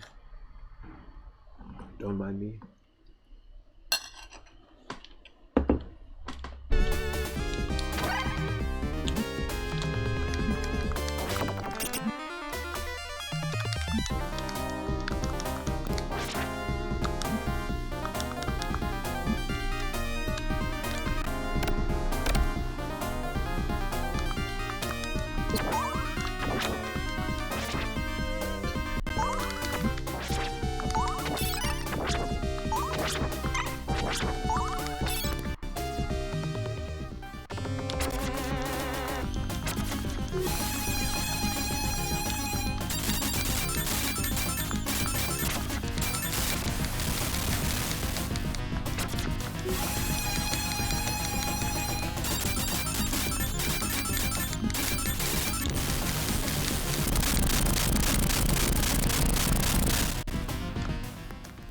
Sorry, I had to redo that again because I screwed up with our save state there.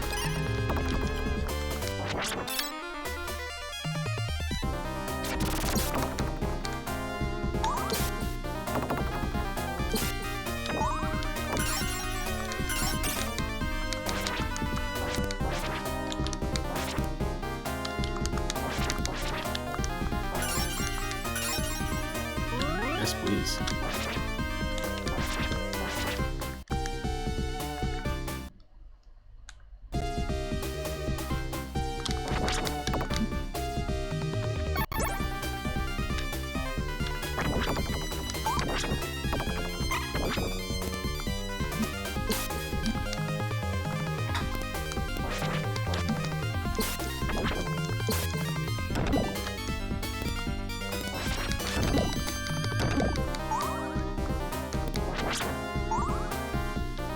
I love how every single Castlevania game like redesigns the skeleton, redesigns the bone dragon, that like dinosaur skeleton that shoots fire at you that we just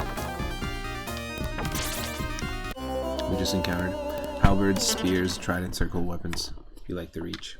Yeah, it's a cool weapon. It's a totally different way to play a Castlevania game though. Feels different.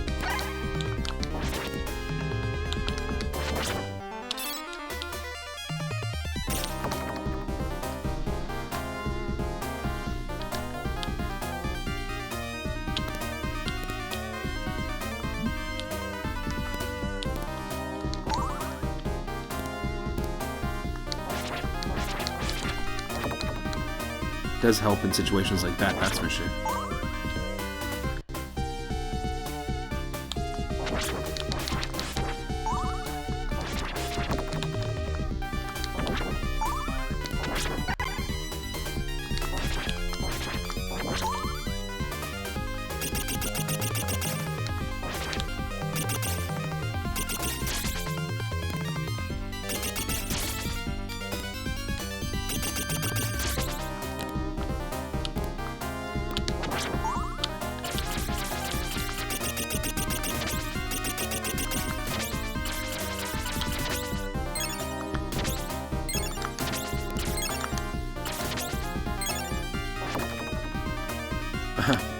That's funny. I was like, oh no, our weapon's not going to reach, but it totally did. That's funny.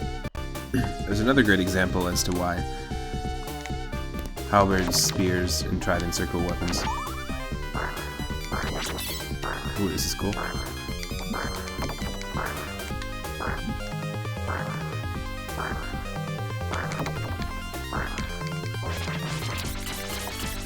You're away? No worries. Welcome back.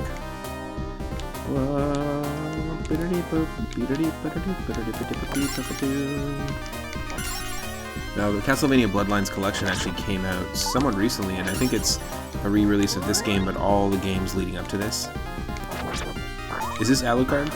Because this is Eric Lucard. I thought this is Al Lucard's brother.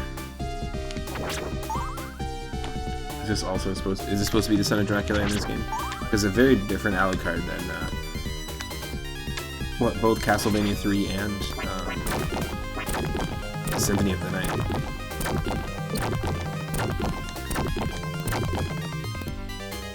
This is a pretty crazy game, but yeah, getting used to the spear is... Yeah, like look at this, like the bone dragon's in every single game. All these enemies are in every single game, but every single Castlevania iteration just decides to redesign them just slightly, and I think it's kind of cool. But they all just take it in their own slight different direction.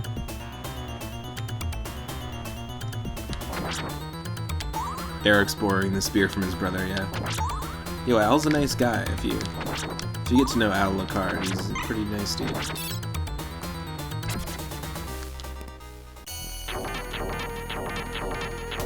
But his dad, Dr. Acula Lucard? Nobody likes him.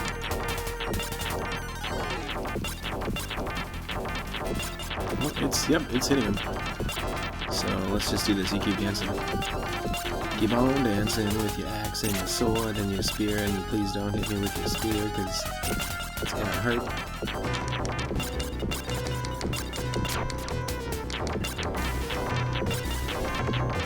Al never wanted to be a doctor, following his dad's footsteps. Took over the family practice. And of course, you know, Dr. Acula is a blood doctor.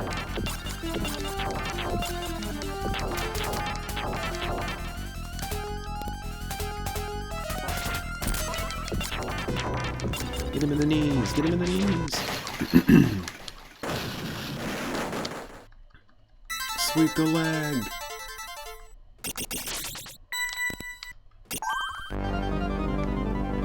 Hell yeah. sound effects you can mess around with, like this one, and this one, and this one. Use Command SFX, and then you can see which ones you can use too.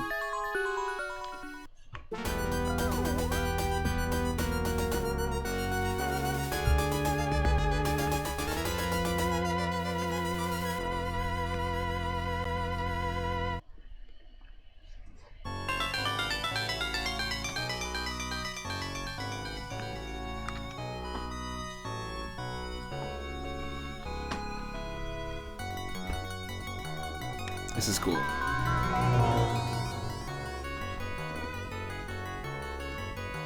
Okay.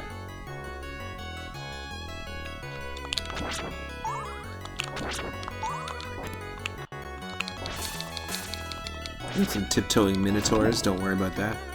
I love the way they die, the death animation. Oh shit, okay. Don't fall into the reflective void. Gotcha.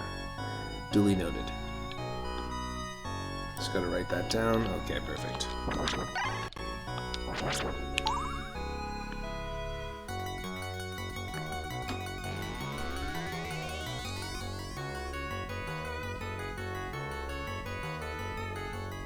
Someone broke your car window to steal a hoodie worth $4.99 from the thrift store. What? They didn't even take the CD cases? Is it cold? Like, that doesn't justify it, but like, what the hell? They didn't take the gas can, they literally did hundreds of dollars of damage for a fucking hoodie. That's stupid. That's super stupid.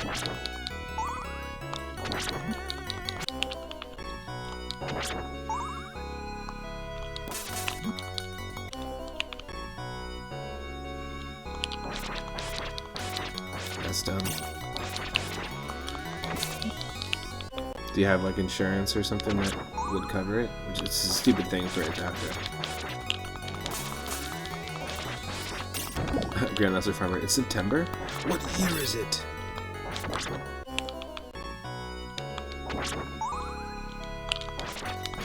No, what year? 1897, of course. Welcome to the 1897 internet.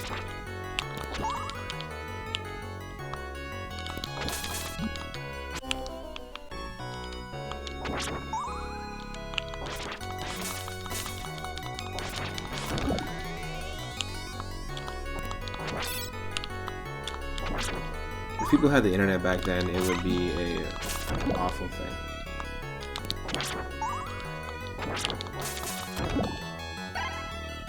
Good but awful.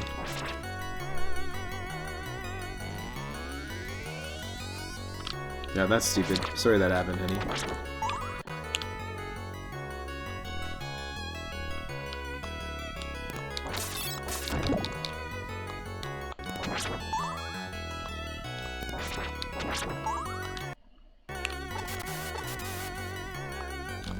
This is a cool level. Like the first level is clearly almost like screen for screen, remaking the first level of Castlevania 1 on NES, except for until you hit the boss. And then this level is completely different. Like, you don't see anything like this in the NES Castlevania games. What you didn't know is I came with save states.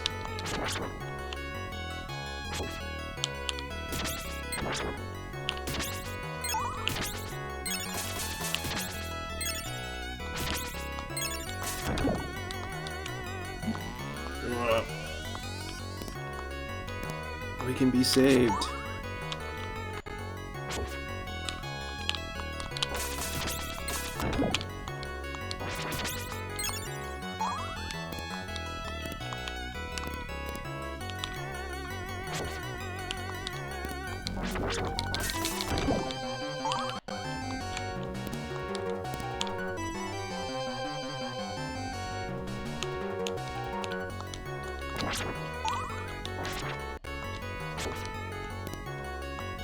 Ugh.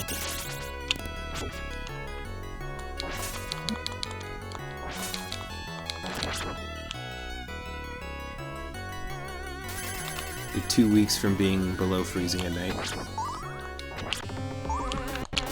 What?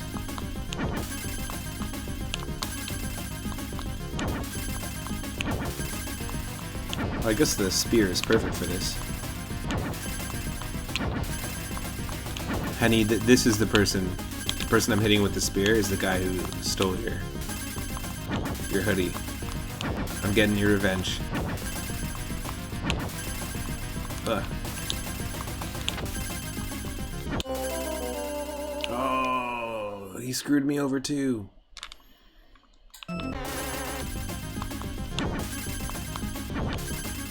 Get him back.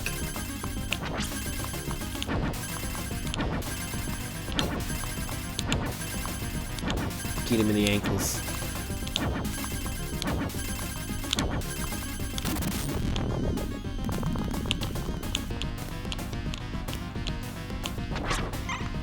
Got him. Ugh.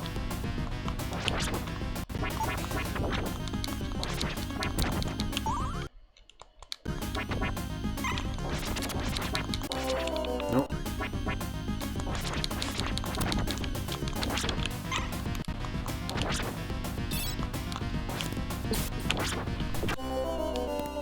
Ho ho ho ho ho ho. Hee hee hee hee.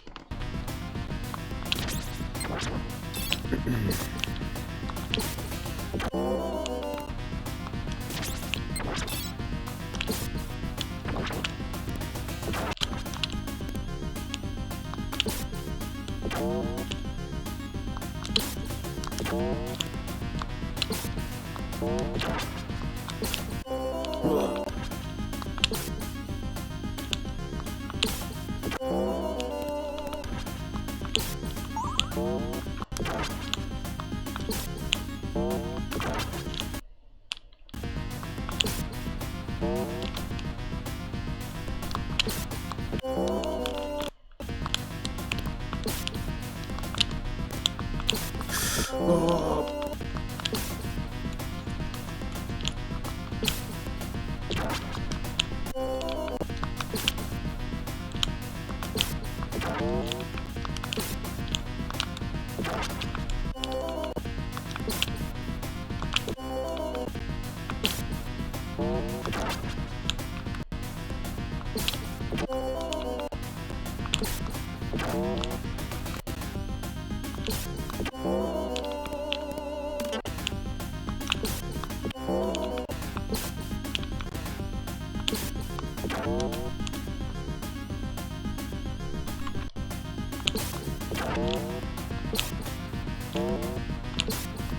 Get him in the ankles. That's the key. Just always hit him in the ankles.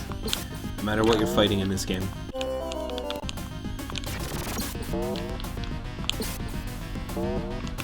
Oh shit.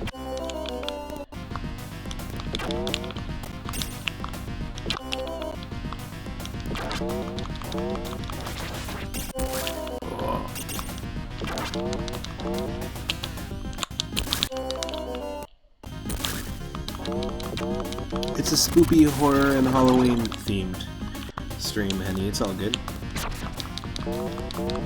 People gotta be freaked out. It's almost Halloween.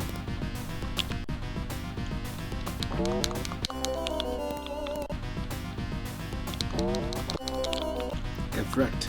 Get freaked. The fact we have to fight an entire second stage of this thing is ridiculous.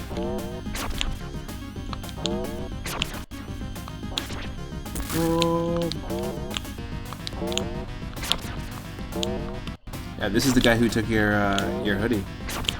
Right here. This is the real culprit. We need to get revenge. Revenge.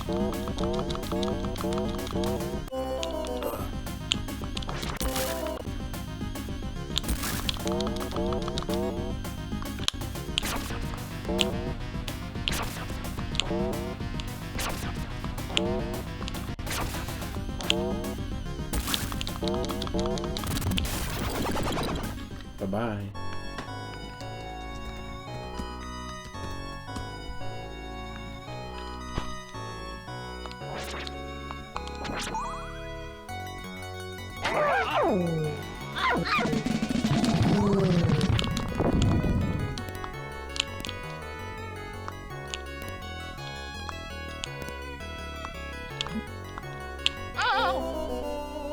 Here come the Medusas. Here come the Medusas. Well, you know what? We got a game over, so that's perfect time to spin the wheel. Honey, you don't have to use your points, but you can if you want.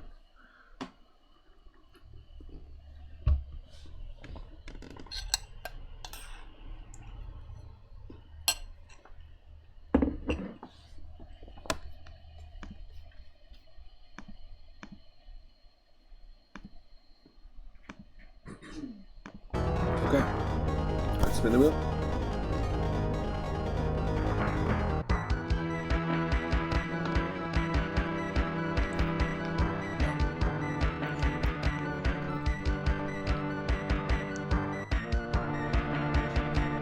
Okay, we have game 239. Let me go check and see what that is.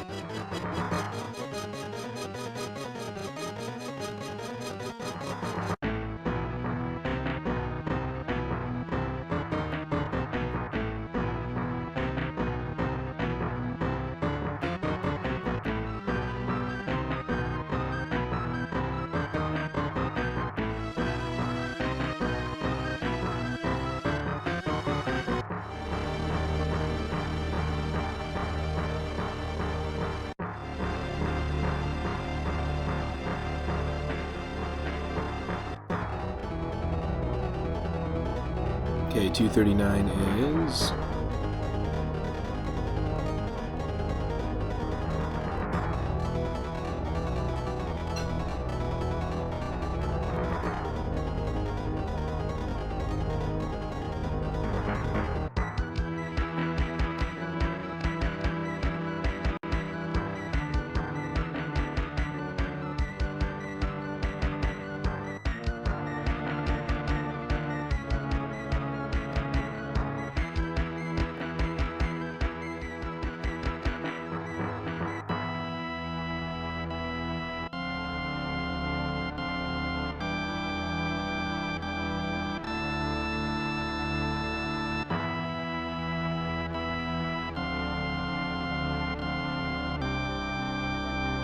$239 is a Super Mario World ROM hack, like custom level, just one level from a Super Mario World Central, basically an extra graphics level contest. So the theme was use extra graphics, like don't just use the vanilla stuff that comes with Super Mario World. And if you aren't familiar with the ROM hacking community, Super Mario World Central is just a really good hub for where people go for resources, utilities, and also just to collaborate on collab hacks or running level contests, level design contests. And there's a ton of individual levels we have on the list here. So this one's called Luigi's Ghost House. It was made by Mandu, and it's from 2015. So stick around for that, and we've got Luigi's Ghost House coming up next.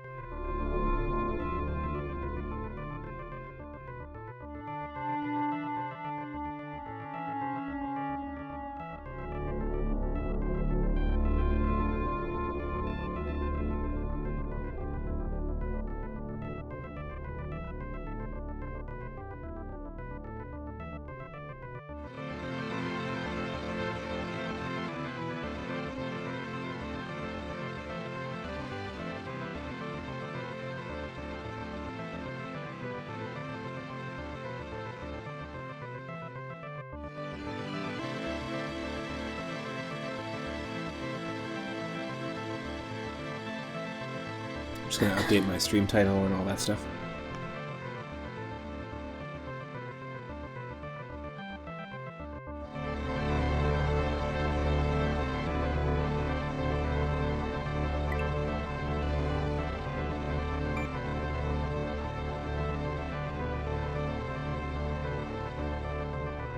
This is technically the third Super Mario World ROM hack that we've played in the stream so far today, but the first two were actual full hacks, and this one I think it's just going to be one level that we're playing. But usually a level in these level design contests will have like multiple sections, be fairly long.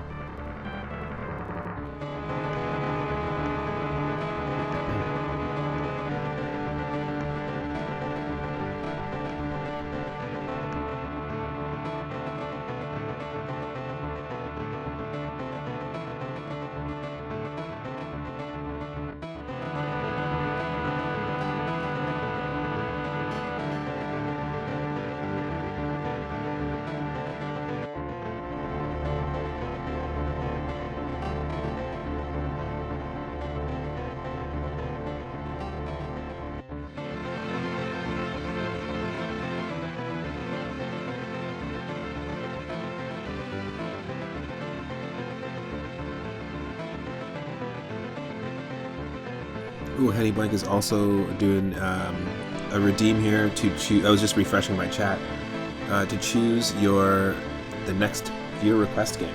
Nice. Every single Sunday at 6:30 p.m. Pacific, I tackle an ongoing queue of retro games decided by you in the chat, and we're adding Fester's Quest on NES to the list. Thank you very much. Thanks for the redeem. We played that actually as part of this series as well once we started the stream with it. Had a lot of fun with it. I used to play it at my babysitter's house a long time ago. I really enjoyed the game. It was a lot of fun. We also recently played Gremlins 2, the new batch, which was also as part of the spooky Retro Roulette. Made by Sunsoft. Plays pretty much the same as Fester's Quest, and if you are interested in Fester's Quest, you'd probably really like that one. Thanks for adding that to the list. Anyone can use 4200 Moonstones at any time to add a retro game or a ROM hack, or you can challenge me to a game, like if you want me to do a pacifist run, or you want me to try Super Mario Bros. 3, but just as Frog Mario, for example.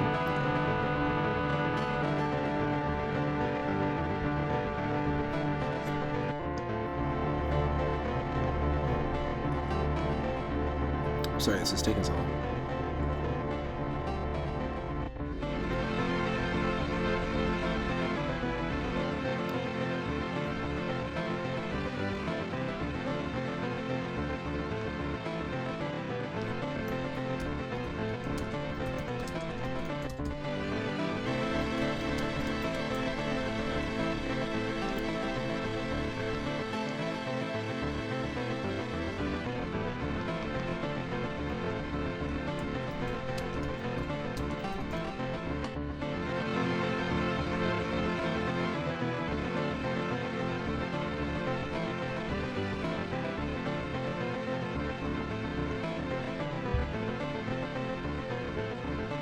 Ironically, this is just one level and it's taking forever to load.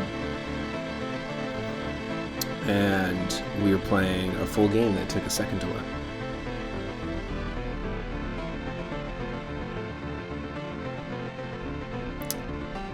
Of course this is going to do this.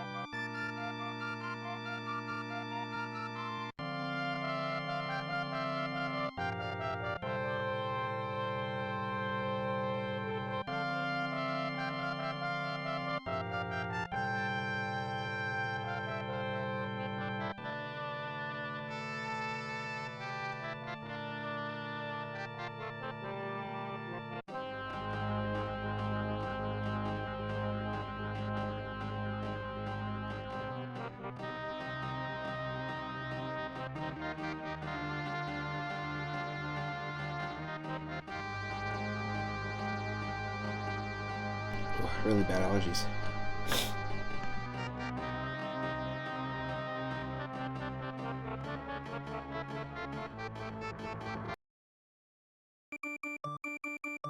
Here it is, folks. This is a custom Super Mario World level called Luigi's Ghost House from 2015 as part of the 2015 Super Mario World Central EX Graphics Contest.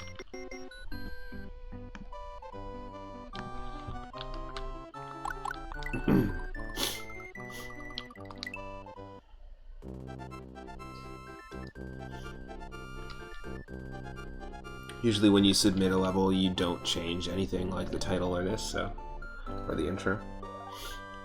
So it's always going to remain the same.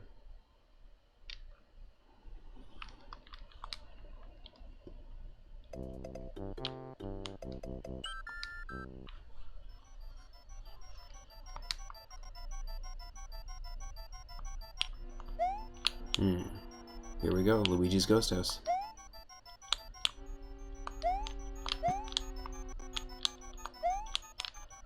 Oh, well, that was dumb.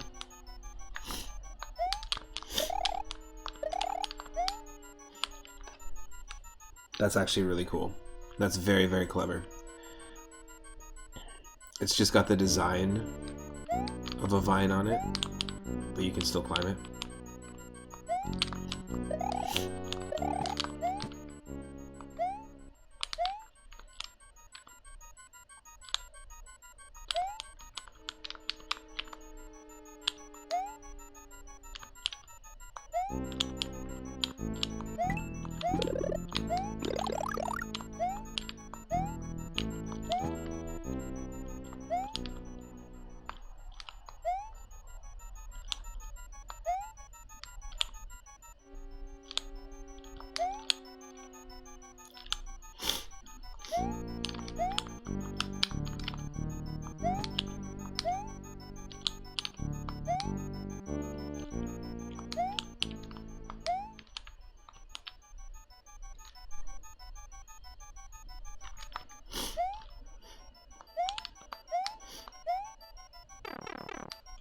Oh, great.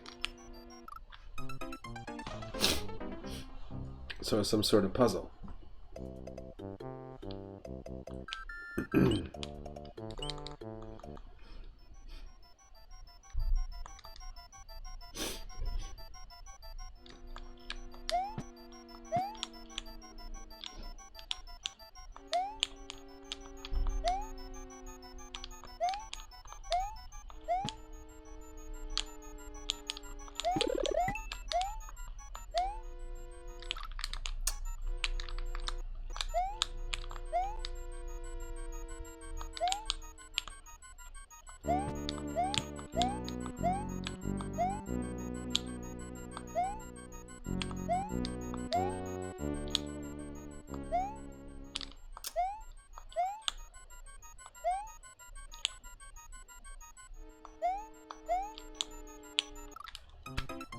Start from the top again. I'm obviously missing something. Is this just a vanilla level? Yep, it is.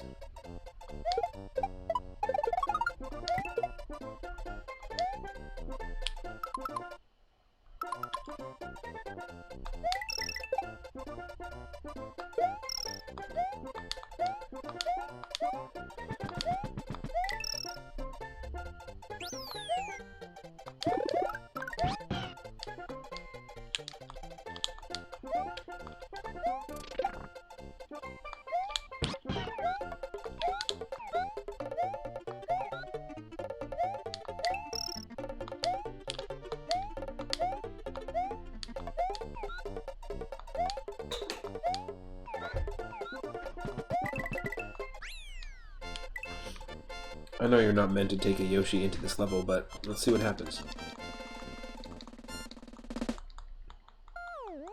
Is that considered cheesing it? I think it is.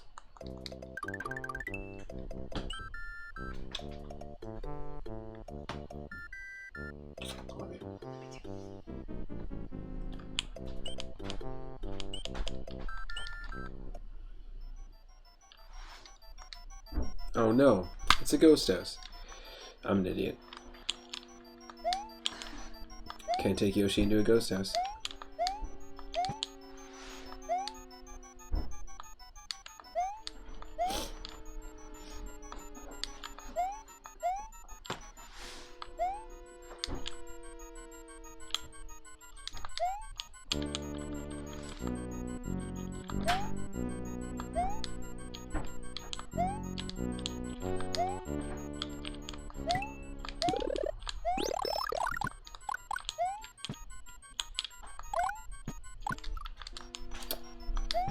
Come on.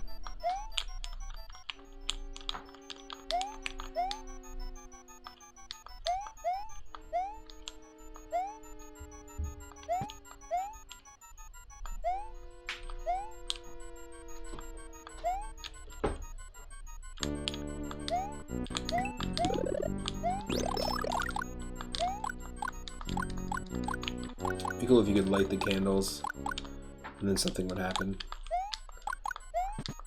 I'm like not entirely sure this is a completed level.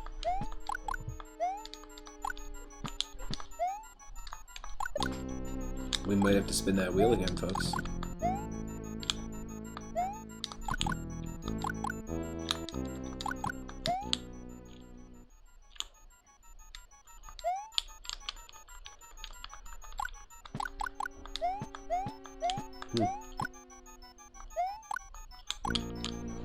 Or should I say...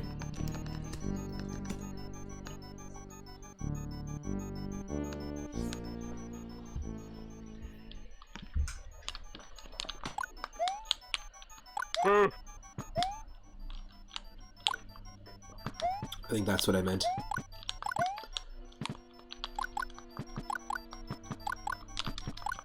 Well, I think we're spinning that goddamn wheel. The goddamn wheel's getting spun. 376. All that waiting for nothing too. All that setup for a level that looks unfinished. The best part about this level, absolute best part about this level, is this right here. The flag that just has the design of the piranha plant vine that you can normally climb, but you can also climb the flag. That's just a nice little visual touch. I can imagine a castle level using that visual touch across the entire thing. It almost even seems like something that you could do, that you would see in Paper Mario on N64 as well. So 376. Let's see what it is.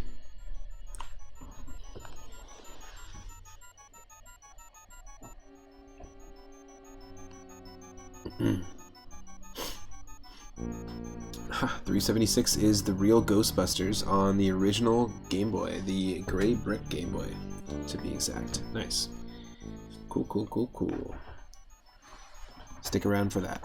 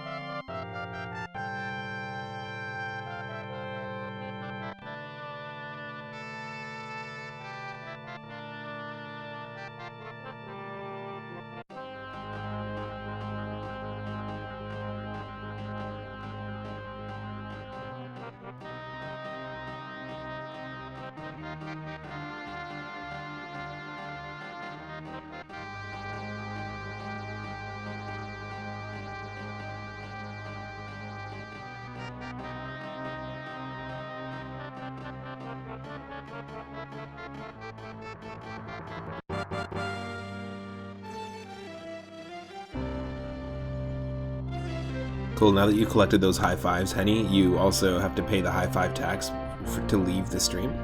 Otherwise, you're stuck in the stream forever. And each high five that you've collected during your time in the stream, from anyone's gang, whether it's your gang, my gang, or any third party's gang, then you need to pay 3,000 rupees per high five. Directly to me. I'm sorry, but that's just how it works.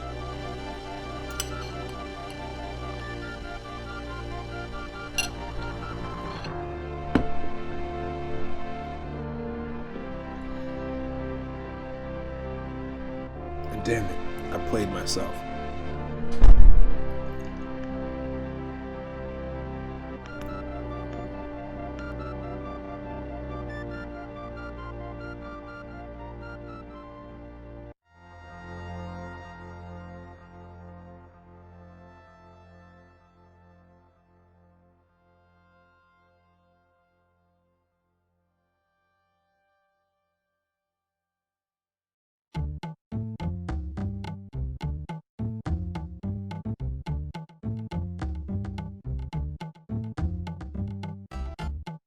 Much as Persephone chugged down those pomegranate arrows, I am now cursed to remain on Twitch. Well, at least you got company. Jeff Bezos is stuck on Twitch forever, too. You fool!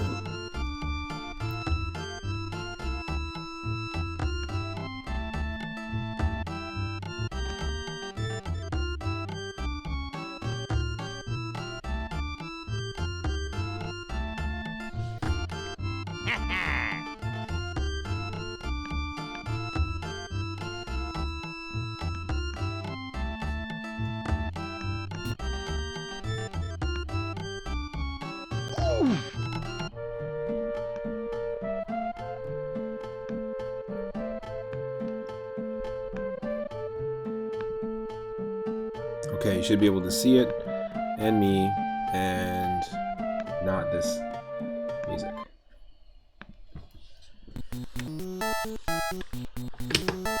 This is the same company that made the Bugs Bunny's Crazy Castle game on the NES, and also the same company that made all the other Bugs Bunny Crazy Castle games on the Game Boy and Game Boy Color.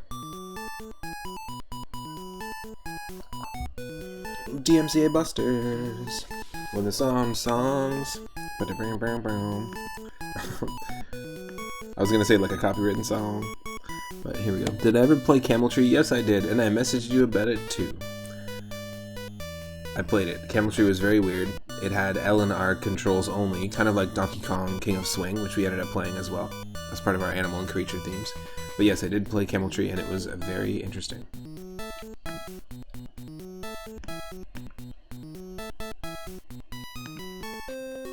Here we go. You never know with Game Boy games. I've discovered a lot of really, really fun Game Boy games as part of these retro roulettes. And just before we start, let me just recommend some. Astro Rabby is fantastic. It's kind of similar to Jumping Flash, which is technically predates Super Mario 64 for the first 3D platformer game.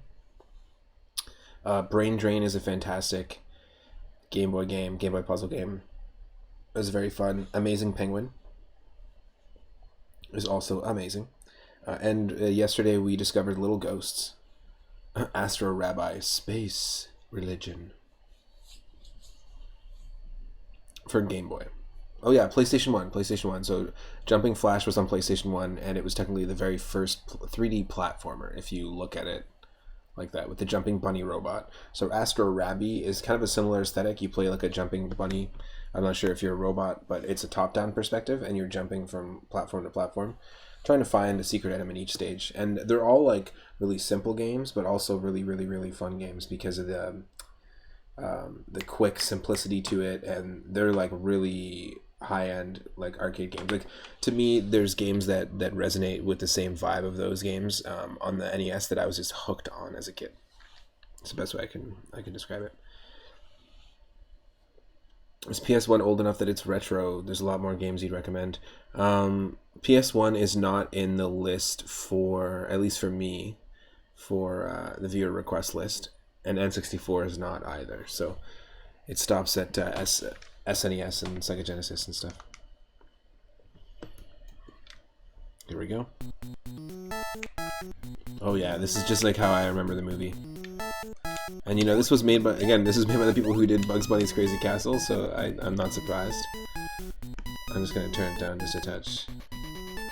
Remember that time that Egon picked up the bomb, then he climbed a ladder, then he crawled on the floor and picked up the black key. Then there's a weird witch. Remember that from the movie? Then the witch, it hits us and we will hit it back. What the hell is this? That's not a bomb. Interesting. It's a very odd attack. I'm gonna ignore it.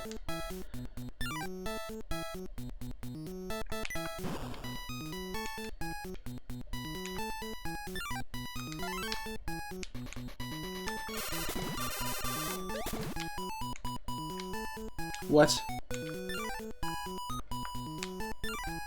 It's like, we didn't design the game good enough, so we've given you a give up button. In fact, that'd be a great emote if someone wants a new emote just to give up.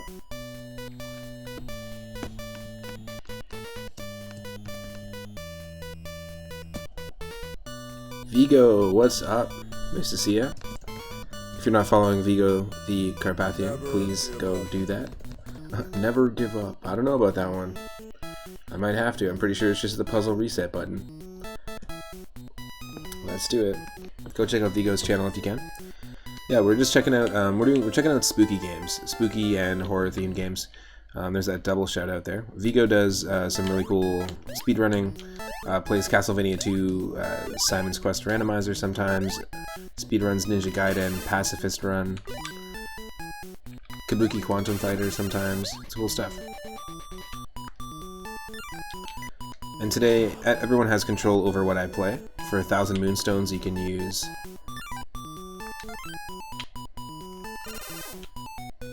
the Redeem to spin the wheel. No, that's not what I wanted. It's the last thing I wanted.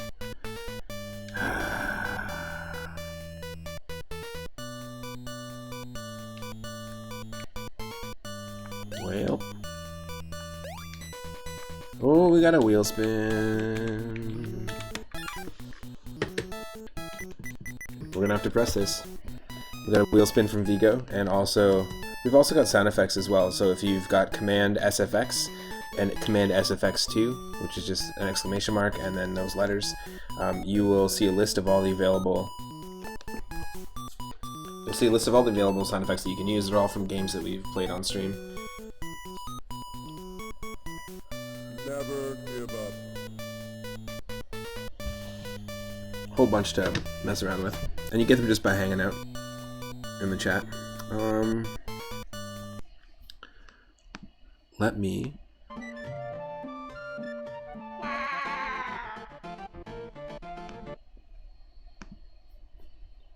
spin that wheel. See what we're gonna get. Bam! That worked perfectly! Okay, game number 70. Which is, let's check this out.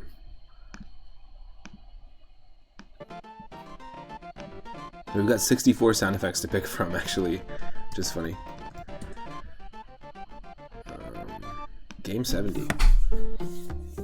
So I've got a list of over 650 games for this Retro Roulette specifically.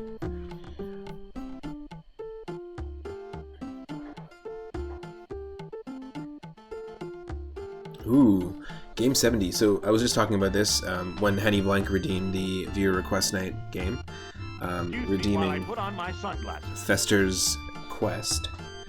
I recently played Gremlins 2, the new batch, which is made by Sunsoft, also on the NES, has great music, and basically is Fester's Quest. It controls the same way, has unique levels, top-down view, really, really fun game. That was part of the spooky Retro Roulette. But we just got the Game Boy Advance Gremlins game, which I didn't know existed. Gremlins Stripe versus Gizmo. So that's what we have coming up next. Stick around. And that is the next game. Thank you, Vigo, for the spin.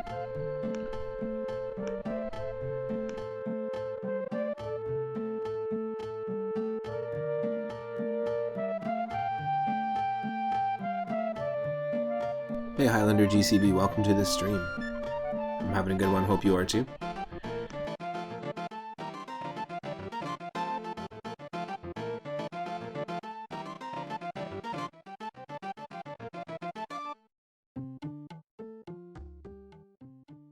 Okay, I know nothing about this Gremlins Spike versus Gizmo, but I'm hoping it is like a Teenage Mutant Ninja Turtles, Tournament Fighters, Street Fighter, Mortal Kombat style, like arcade 1v1 fighter. That'd be really funny.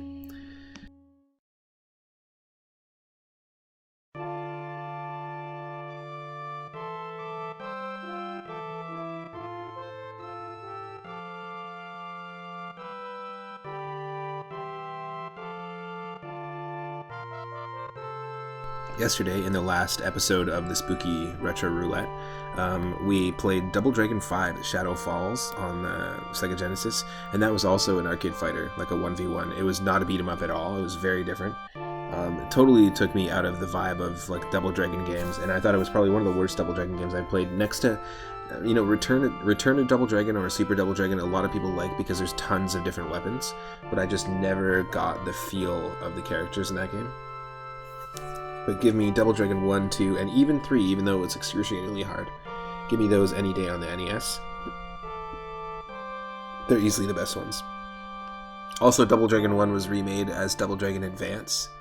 And for some reason, there's a mode where you can literally press select and swap characters. So it's 2-player mode. You play as both Bimmy and Jimmy, and you like move a little bit, punch somebody, and then press select, and then all of a sudden you're controlling the other one. But when you're not controlling Bimmy and you're controlling Jimmy, Bimmy's just sitting there and he's ready to get hit. So it's like a really counterintuitive way to do it co-op. It doesn't make sense. Like there's no way you would be able to be like select and pass it to somebody, to your friend on the Game Boy Advance, right? And then they are like ready to go, and then they press select. It's like hot potato. It was a very, very weird mode, and it took everything about Double Dragon 1 on NES and just like made it worse, and put a magnifying glass on how much it made it worse. I love these squanched. You guys are having a squanch fest over there, just squishing all the emotes. I like that.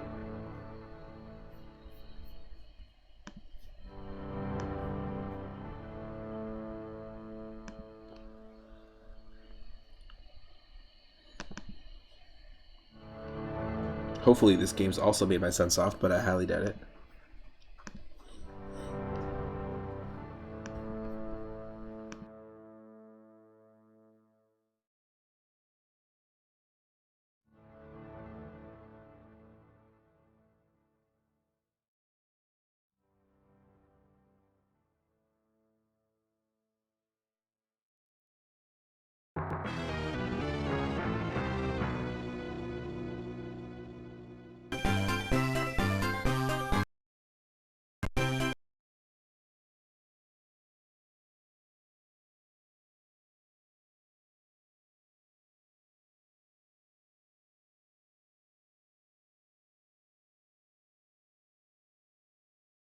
Okay, I'm just switching over to another layout.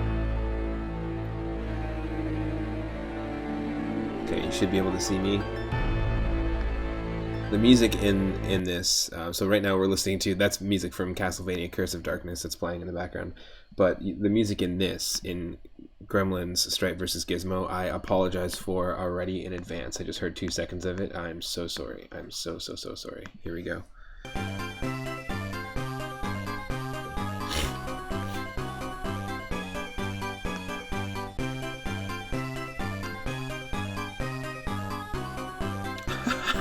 Yes, the pixel art.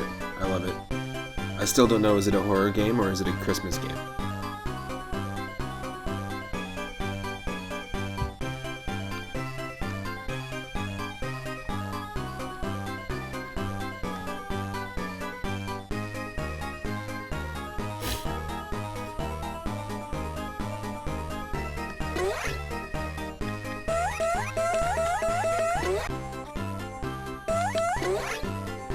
Gremlins Adventure. Okay, Gizmo the Mogwai. Look at him. Look at this cute little sprite.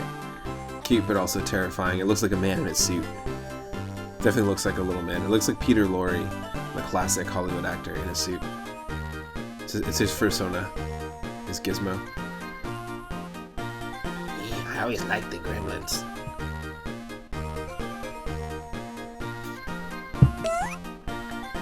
And then you've got Steve Buscemi, his persona.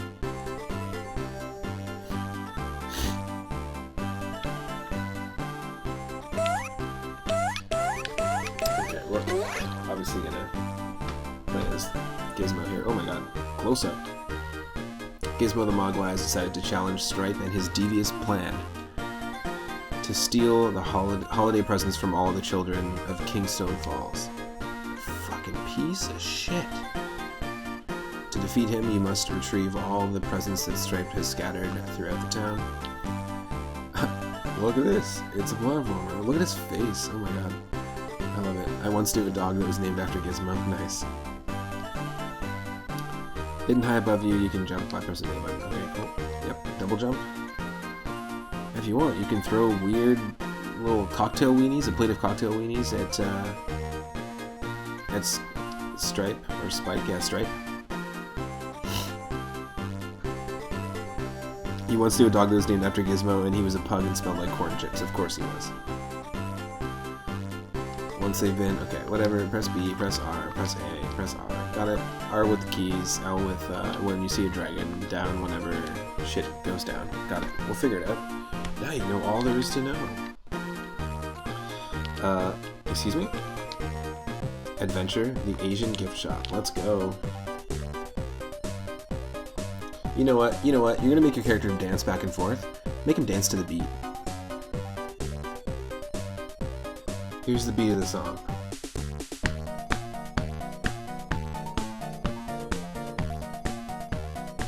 And Gizmo's dancing like this. He's like, what a doof. Yeah, that's right. I'm judging the dancing of Peter Lorre's persona. Oh god, okay, the camera is a little bit wild. I'm always down for a 2D platformer. But when the camera pan and scans like this, it's a little bit weird. As a kid, you liked when Gizmo played Rambo in the second one. Yes. There's a lot more references, and that game was like, or that movie, Gremlins 2 was a lot more like a Looney Tunes cartoon than anything, to be perfectly honest. It's really goofy. That's a creepy thing to see. Oh my god, he looks back at you. He's like, having nightmares yet? Oh, don't worry, you will. I forgot we could double jump. And yes, okay, you know what? What's with the clever, weird-ass, like, ribbons and shit that we can climb and flags today? I like this a lot.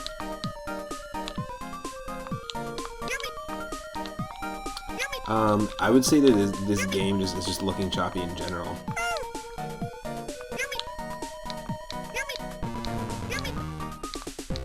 Yeah, the camera's very floopy. Steal him. Oh. Whatever floopy is. It's whatever this is. It's what happens when you give a shaggy dog the camera. You're like, alright, Rover, are you sure you're gonna be able to get this coverage? He's like, yeah, it's all good. And this is what you get. Flooping around.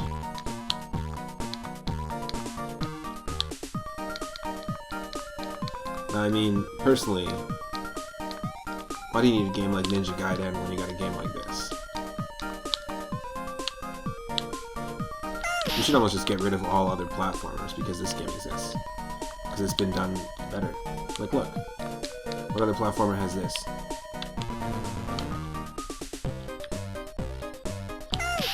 And this. This specifically. Like, come on. We've done it, folks. We the best. As human beings. We figured it out. All within this game. The secrets to life in the universe, it's all in here.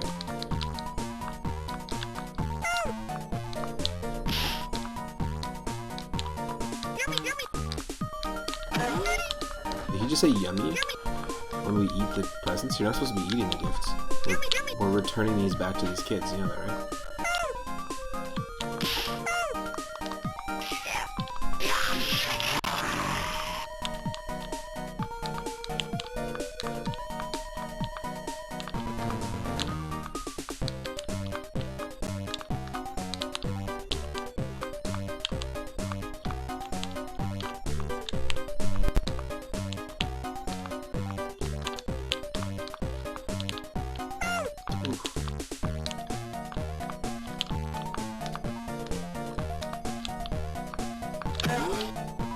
Battery.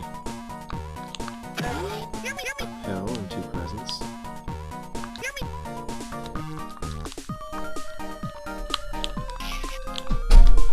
Yeah, the camera is super janky.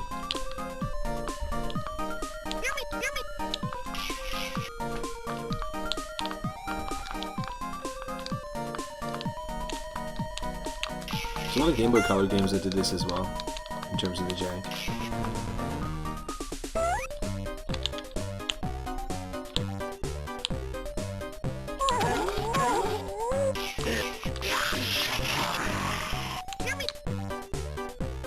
We're in the hang of it.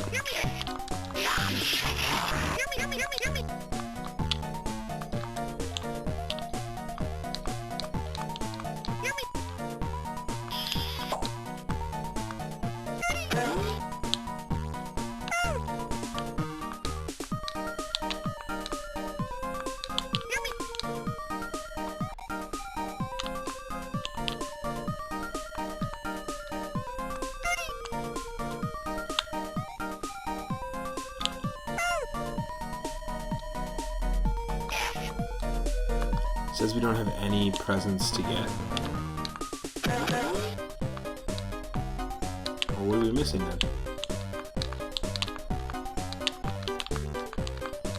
Ugh.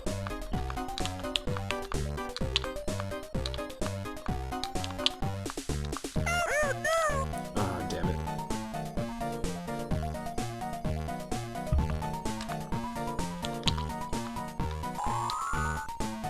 Oh, okay, I get it. We have to go to the Christmas tree. That was completely accidental.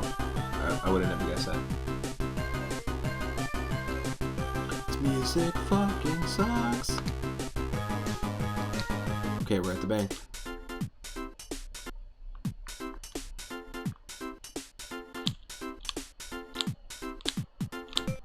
Gotta dance to the bank song. Look at this mogwai butt. Shimmy left and right. Look at this mogwai butt. This is arguably more entertaining than this game is.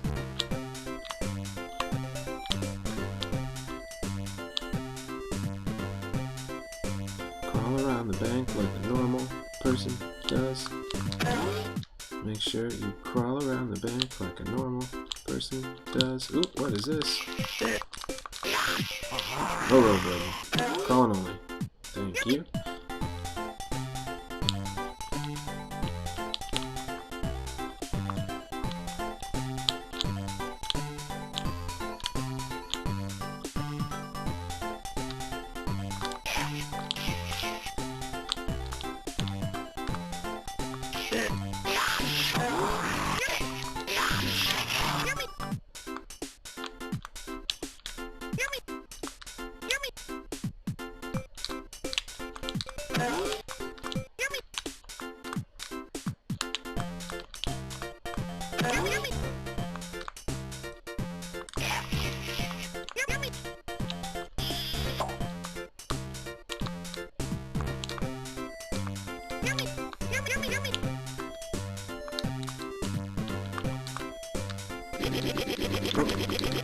He's choking us out. Holy shit.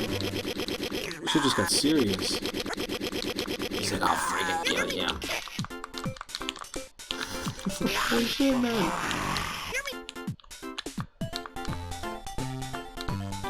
Let the die fly, man.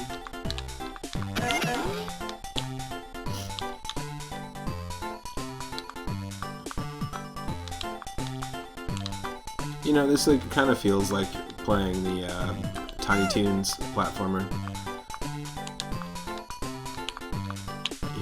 that one. It's the closest thing I could equate this to. Oh, what the hell?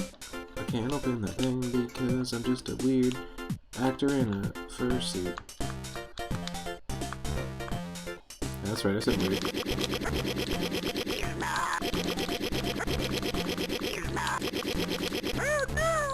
What the hell? That's traumatizing.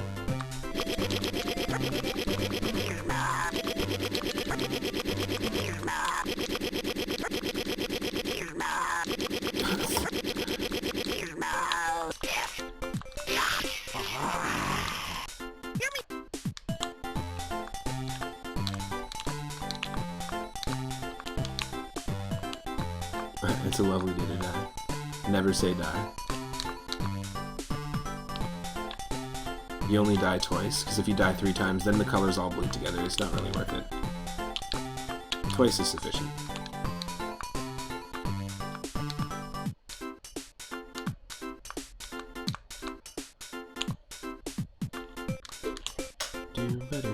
What the hell did we freaking do? Oh, we died.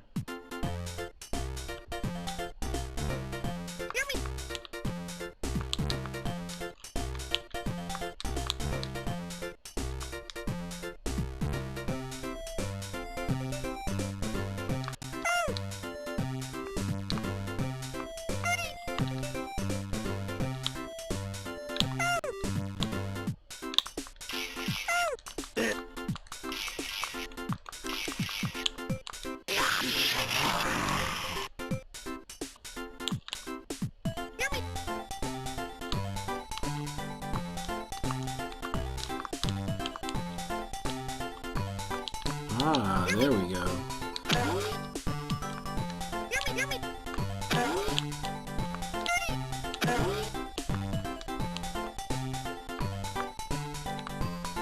Oh, it's because I was crawling in the beginning, that's why. I didn't see this shit. That's so funny. Okay, it's funny that you're saying all these puns. Just one sec.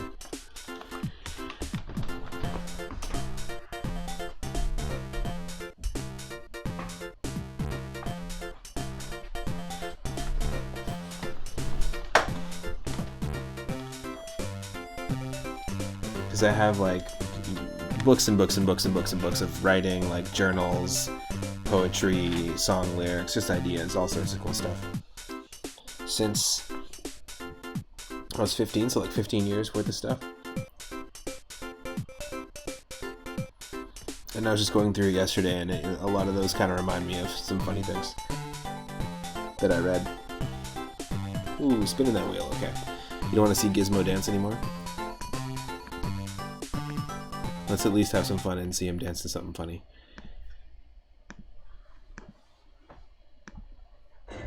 Okay, so we're going to spin that wheel and going to see what we're going to get.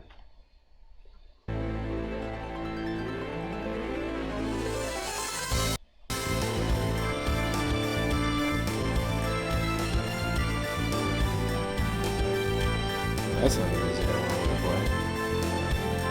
One sec.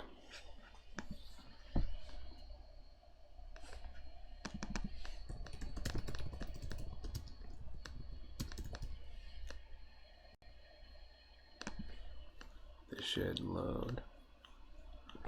And we're spinning the wheel, and we have game number 212. Alright, let's take a look at that while this music loads here.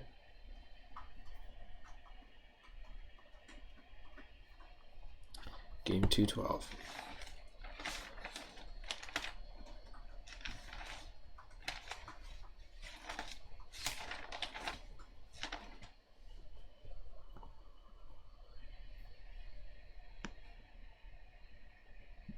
Come on.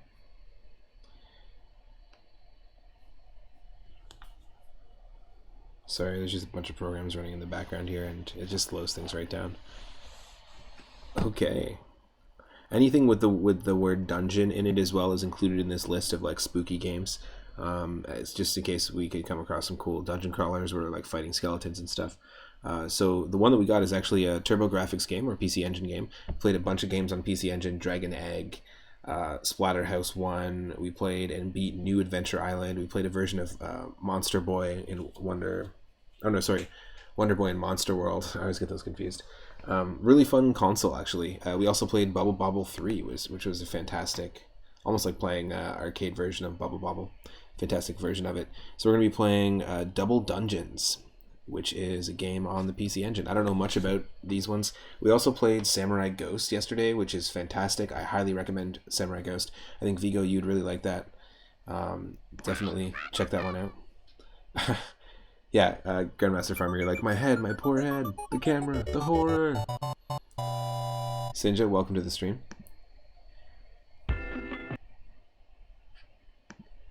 See, this is the music I was trying to get him to dance to make it funny, but it just didn't work out timing-wise.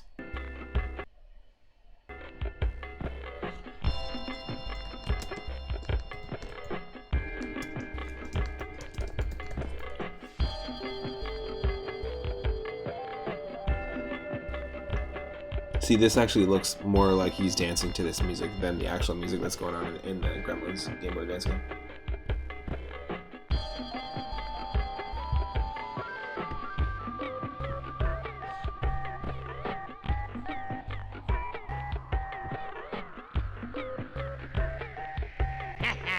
Sometimes this is all you need. Just a little Mogwai shimmy in your life.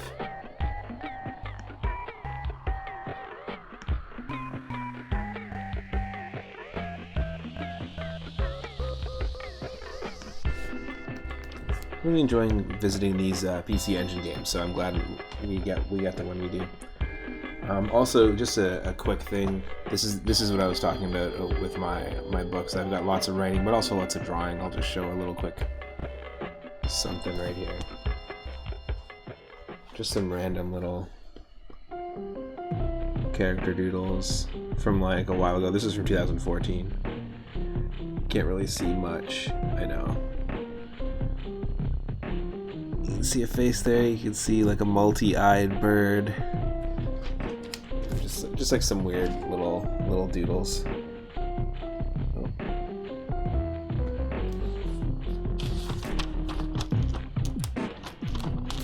And then things like loose papers like this, cartoon character designs. We've got like these weird little dino bird creature things. This is from years ago. Like this might be going back to like 2007. But just different birds, different Boyds. These two are funny. Anyways. Book after book after book after book of just poetry, ideas, all sorts of cool stuff. And that's why I kind of want to get into working with video games and in video games more, doing sound design, sound, like composition, but also just conceptualizing and maybe even putting together a dev team at some point, because I've got a lot of really cool ideas for video games. Spent a lot of time playing retro video games in the past, and I think I could really make something cool with the right team. It could be really fun.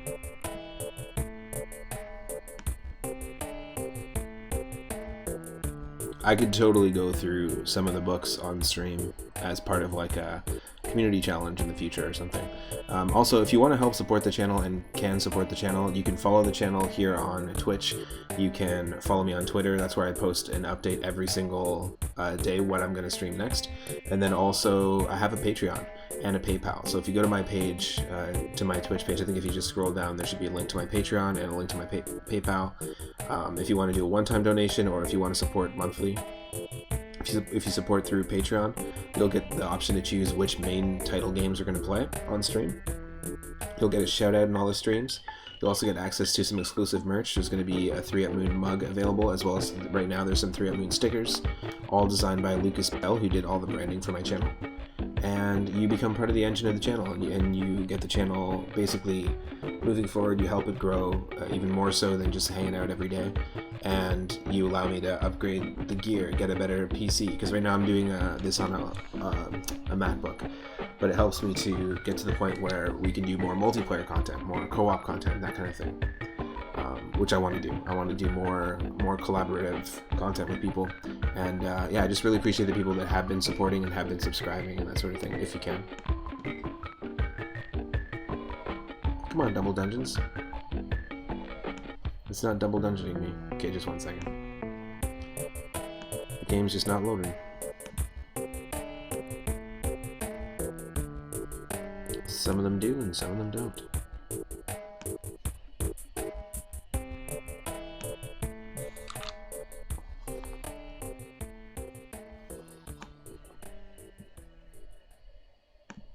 The whole time. Gizmo keeps pumping. Yeah, exactly. See a few more people are joining the stream. Welcome to the stream.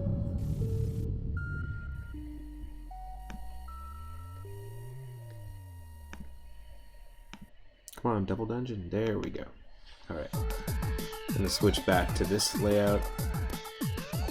You should be able to see it in just a second. And yeah, this song right here totally reminds me every single time I hear it of Streets of Rage. It totally feels like something out of Streets of Rage, like 2 or 3. Yuzo Koshiro did the music for that. I don't know who did the music for Super Bomberman 3, but this is just a random stage level from, like, random stage music from Bomberman 3 on the Super Nintendo.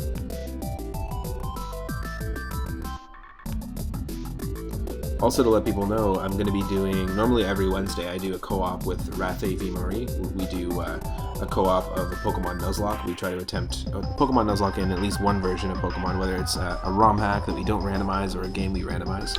But I also do co-op streams with my partner Michelle on stream. And this Saturday evening, we're going to be doing a stream together, a Tetris stream, because we both have controllers now, and we're going to be doing a co-op stream where we're going to play a bunch of different versions of Tetris.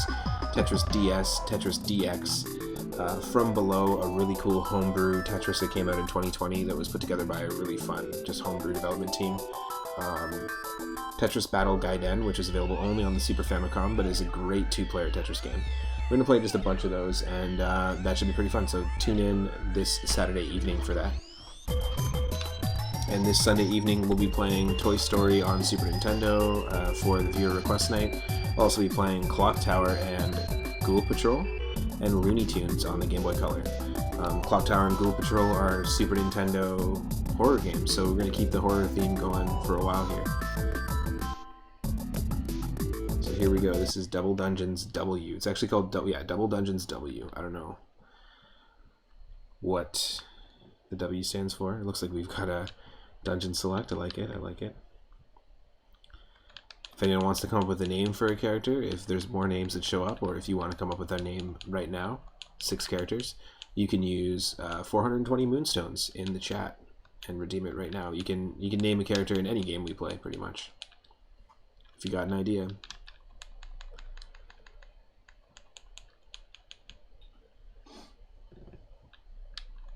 And if not, we can just roll with it.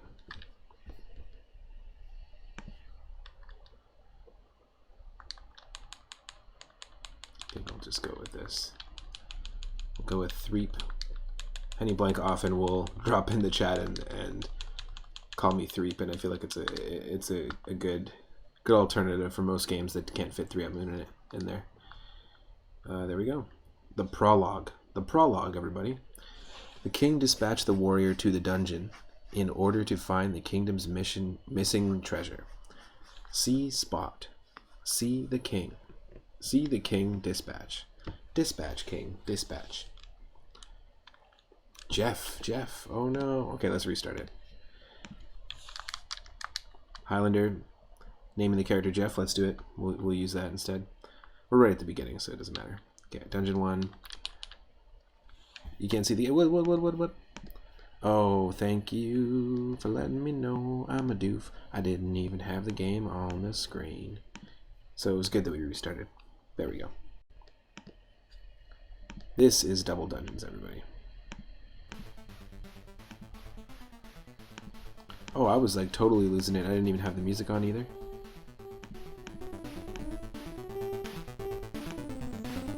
Okay, here we go, folks. Now we feel the Double Dungeons.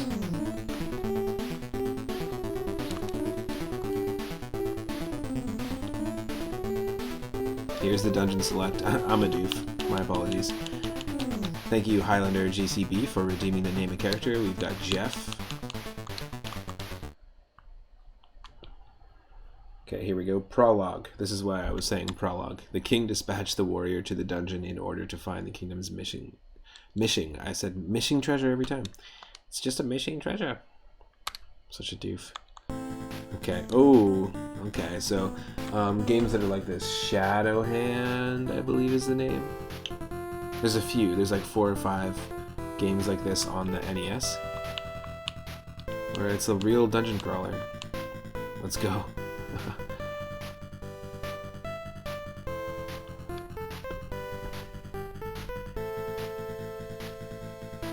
A friend of yours is at work and he's in a factory across the country. He loves Twitch, so you did it for him. Oh, is his name Jeff? Just to bug him with the fact that he's still there while I've been out for hours. East Coast here. Shadowgate, yes, that's it. It is Shadowgate. There's a handful of games like in this genre. I don't know what you would call this. Not roguelike, but it is a dungeon exploration game, I guess. And they released Shadowgate on the NES in Swedish. Can you believe it? Nice. The only Swedish NES game you think. Oh, like translated to Swedish. That's really cool. That's really cool. Have you played it in Swedish? Oh, you sent in the picture. Nice.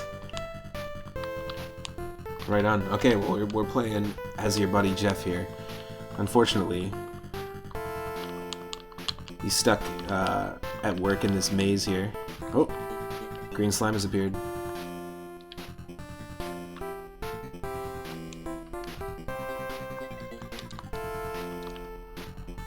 Keep in mind too, the PC Engine, or TurboGrafx 16, just has like a 1 and a 2 button, and a start button. That's basically it.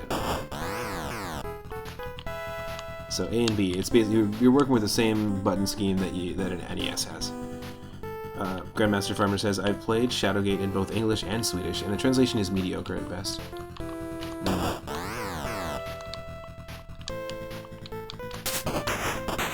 This was some like next level shit though back in the day. Like when people saw that Windows 95 brick maze for the first time, that brick maze screensaver, they were like, holy shit, it's dangerous to go alone. Get that killer bee. There we go.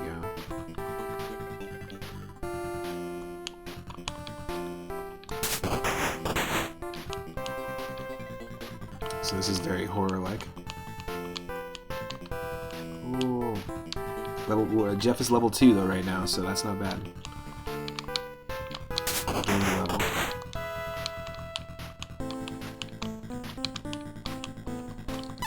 The bees are pretty rough.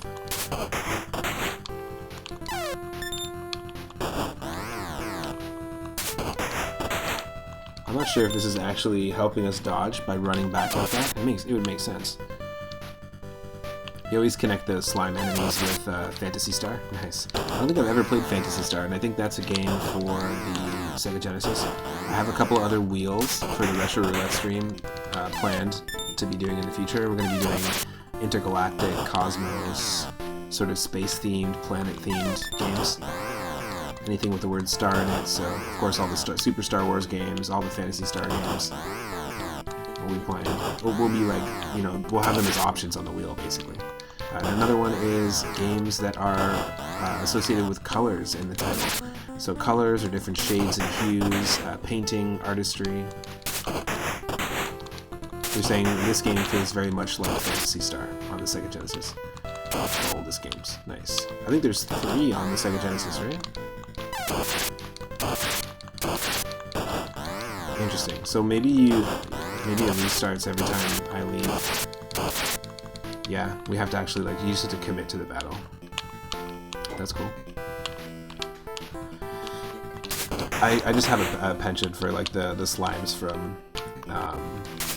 Dragon Warrior, Dragon Quest, just because I'm a huge fan of Akira Toriyama.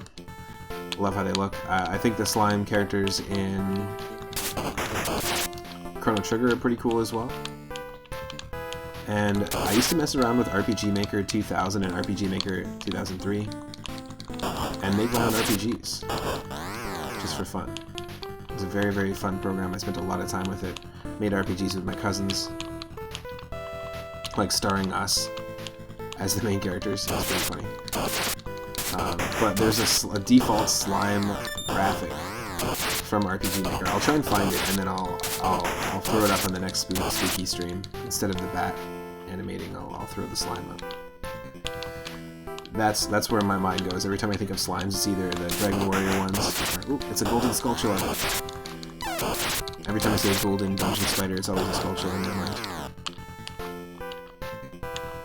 Yeah, I'm really getting into more dungeon crawler games, or dungeon crawlers in general. There's a game I picked up, and I don't think I'm able to stream it, unfortunately, but there's a game I picked up that's a horror game. I'm trying to remember the name of it now. It's not like on my desktop at the moment, but I tried it briefly, and it's like the aesthetic of an old PlayStation 1 game. It's like an early, like low poly, early 3D game.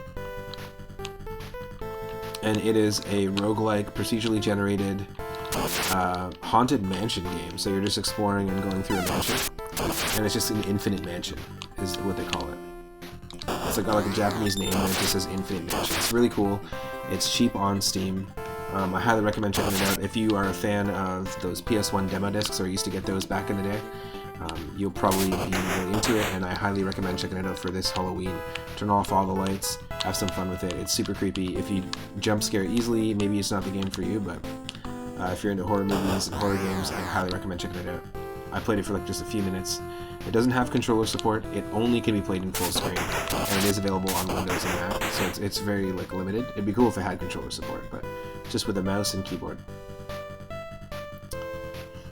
Grandmaster Farmer, you're saying you're more of a Mario guy than a Sonic guy, but you're never good at Sonic. The music and graphics rule, though. The level design, too. You know what? Sonic 1 was a very, very tough game. Sonic 2, I think, made it a little bit easier, and still was quite tough, though. So I remember growing up, like as a kid, it took me a very long time to even be able to get past like the third stage of Sonic 1. Like ever. I think a couple of times that we got to like stage 4, but then died pretty much right away. And then once I grew up and tackled it again, it was a lot easier to do, but as a kid it was a very difficult game for sure. And same with Sonic 2. But Sonic 1 for sure, there's like after the third level, it gets really, really, really tough. Not every level has the same mindset as well in terms of gameplay. Like you do have to shift it, and I think that's what makes Sonic 1 stand out. There's like this sort of like primitive charm that Sonic the Hedgehog 1 has and Donkey Kong Country 1 has, in that they don't know what they're going to be yet. They try different things. Sonic 2 is a little more like structured, and DKC 2 is a little more structured. I don't know, I just feel like DKC 1 and Sonic 1 have this, they feel like related just in vibe, if that makes sense.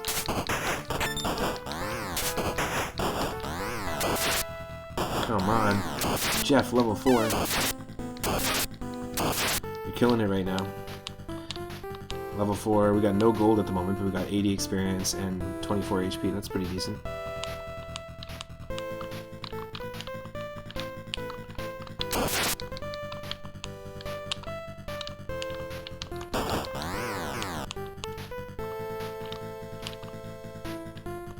Does anyone have a favorite dungeon crawler or roguelike dungeon crawler? Because I'm super down to check those out. I'm always into looking for new dungeon crawler games. I had one I play on my tablet called Shattered Pixel Dungeon, which is very fun. Kind of has a little bit of a Cryptid the Necrodancer vibe, and it is like roguelike, like procedurally generated. And every time you tap, like if you move once, then enemies also move once, so it kind of feels like Cryptid the Necrodancer that way. So very fun, just a simplistic, old school, retro pixel dungeon crawler. I spent a lot of time with it on my tablet. Pokemon Mystery Dungeon, yeah, I guess those are dungeon crawlers, right? Explorers of the Sky, the one on the DS. So I still haven't played any of the Pokemon Mystery Dungeon games at all. So that's a great suggestion if someone wants to throw it in. In fact, I think someone threw in the very first Game Boy Advance Pokemon Mystery Dungeon game in the via request queue, but then ended up changing it last minute to Paper Mario Black Pit, that brand new N64 roguelike ROM hack we've been playing. So I'm very grateful they did that. But yeah, feel free. Remember, you can add any game to the list that you want if you want to. And Nintendo DS does count, so... Yeah, Red Rescue Team was the one for Game Boy Advance. And then I think there was, the blue one was on the DS, and then Explorers of the one that you're talking about is also on the DS. There's a few on the DS, and then I think, is there one on the 3DS? Or two on the 3DS that came out? Level 5, Jeff. Let's go.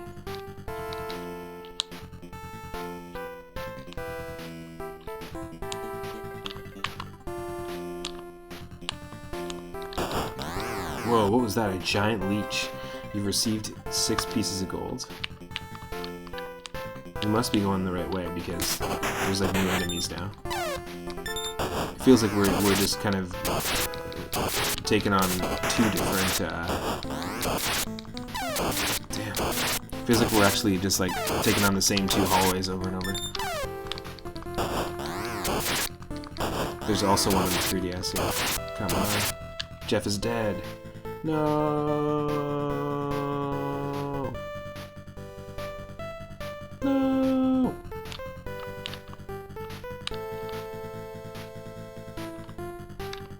Wait, what? It said that we were, but we're not. Come on, Jeff. You had a bunch of apples. You didn't tell anyone. Let's go. And refresh. Maybe that was dumb to use all those apples, actually. I think the refresh was going to auto full heal us.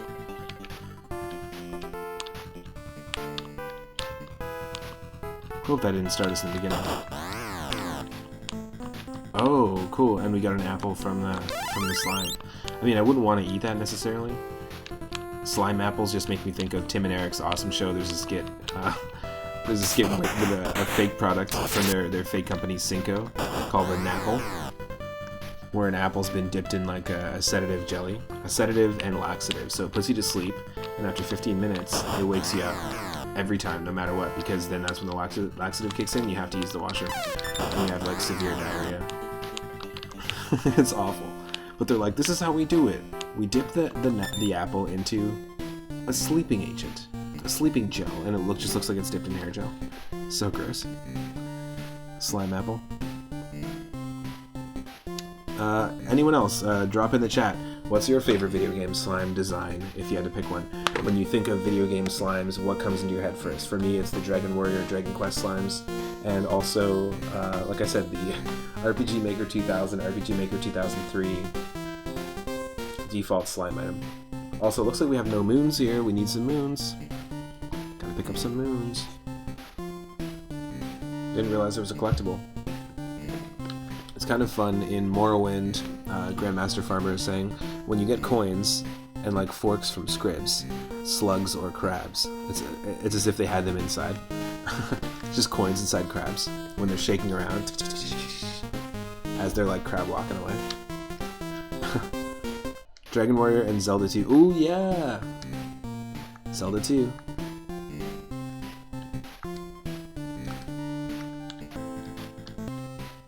Zelda 2 slimes, that's right, they're very iconic.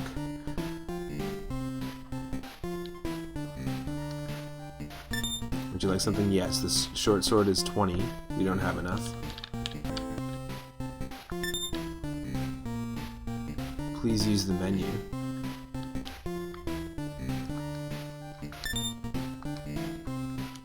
Would you like something? You don't have enough money. I'm confused. Okay, the short spear is 80. The long sword is 200. Hey, Abby Jams, welcome to the stream. We were just asking the chat, when you think of a slime, a video game like RPG slime, what's the first one that comes to mind? For me, it's Dragon Warrior slimes, just because I love the Akira Toriyama designs. I love the Chrono Trigger ones, and also it's the slime design, default monster design for RPG Maker games. I just always think of that in my head. Highlander, GCB dropped in Dragon Warrior, and the Zelda 2 slimes, for sure. Those ones stand out as well. In fact, are there slime characters in Secret of Mana? I can't remember. But if you don't know Abby Jams and you're not following Abby Jams, do me a favor and go follow Abby Jams, please. Or it'll make me a sad moon. I learned about a lot of really, really cool games over on Abby Jams' channel. In fact, a lot of TurboGrafx games. And this is Yesterday we played Samurai Ghost. It was a really, really fun TurboGrafx game. I highly, highly recommend Abby if you haven't played it. We played that as part of our spooky retro roulette, and then today, now we're doing double dungeons at the moment. We played a bunch of Super Mario World ROM hacks. We played Castlevania Bloodlines for a little bit, and we also played the real Ghostbusters on the original Game Boy. So yeah, we can't afford anything here, is basically what we've determined.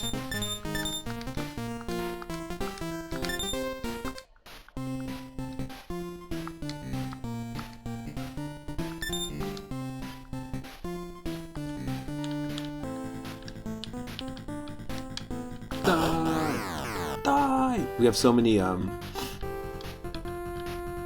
sound effects too if you want to mess around with sound effects, some new ones.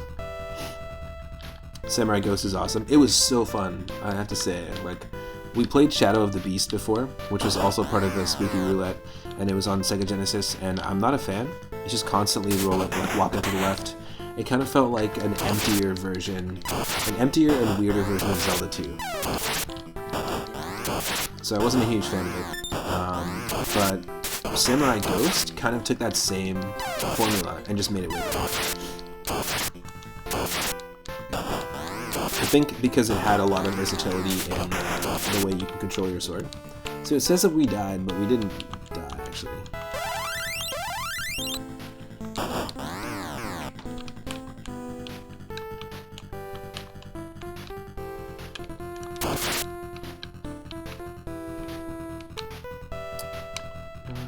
And yeah, New Adventure Island was a fantastic game we played on this. Dragon Egg is a fantastic one as well. It's a platformer where you start off holding a dragon egg, and then it hatches. Like, as you upgrade your dragon, it'll hatch and it'll walk next to you, and then eventually you can ride it like a Yoshi, and then eventually it grows wings and can breathe fire.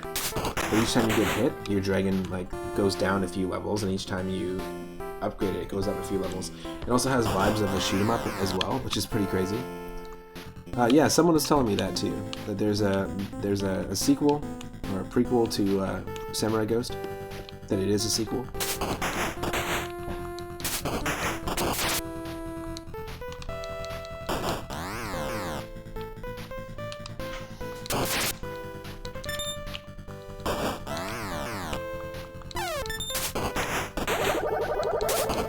Ooh, I wish I had magic at this point.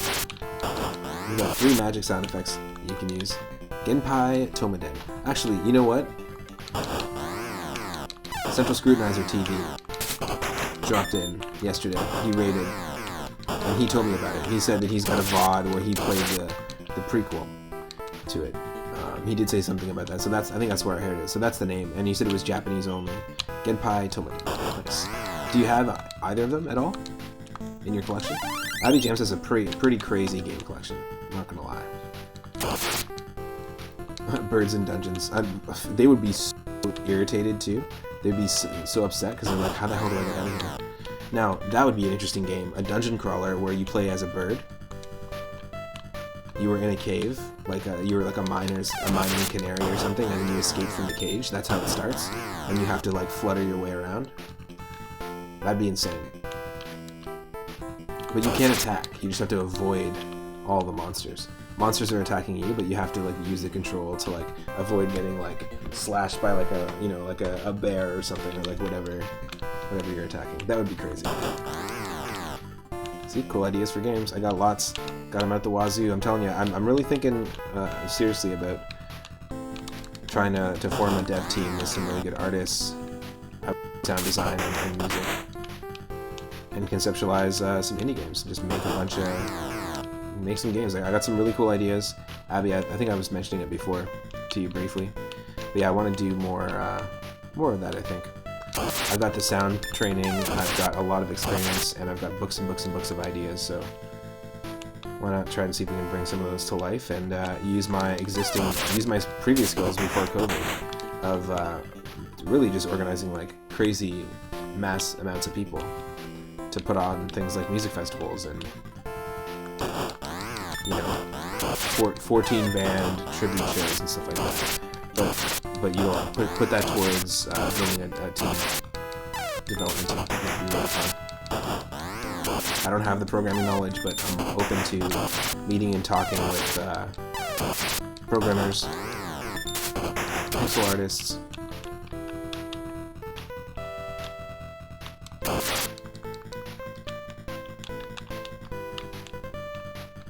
Level 6, Jeff. Keep eating those apples, those slime apples. You have a shooter idea, nice. Yeah, I just like... The main thing that made me want to get into sound engineering in the first place was video game soundtracks, and I kind of like forgot that for a while. Spent a lot of time, you know, just drumming and doing music, like band stuff. But I think it's really cool to be able to utilize that, my skills and my experience in that way.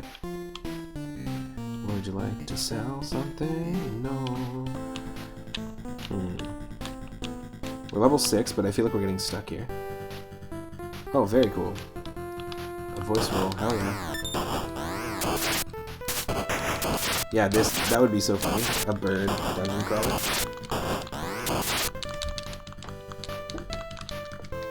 Just 1 second, I'll be right back, folks.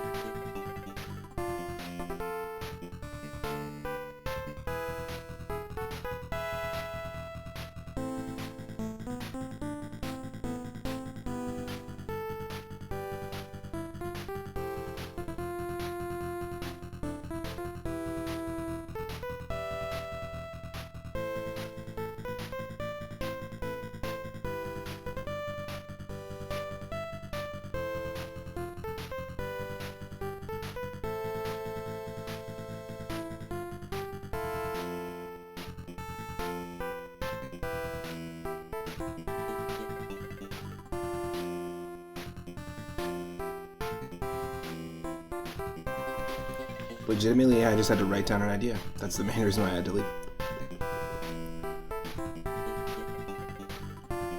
Just catch up here. Let's catch up on the chat.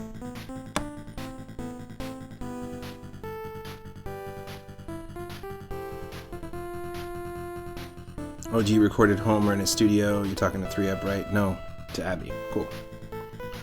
Oh, for the voice role, if you did it. Ooh, thank you for the host. I appreciate that, Abby. See a few more people are joining the stream. Welcome, welcome.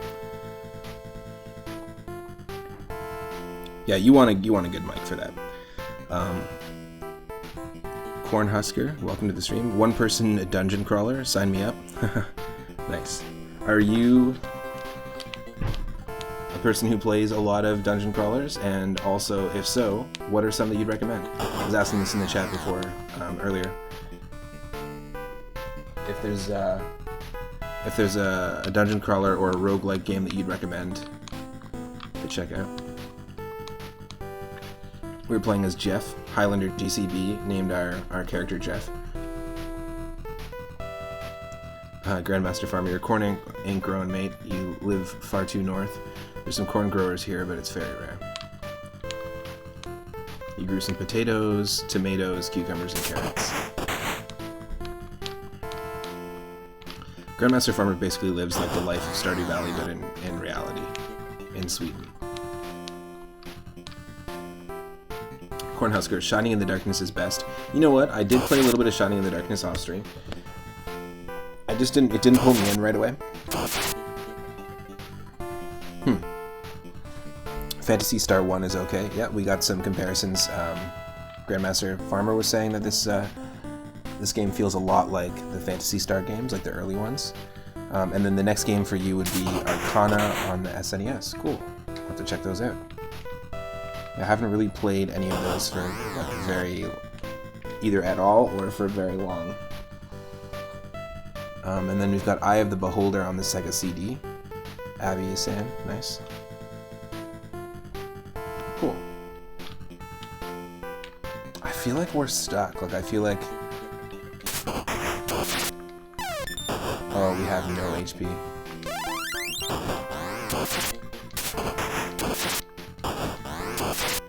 Okay, that's what happens. We are dying. We just keep dying by the hands of the hawk, the claws of the hawk.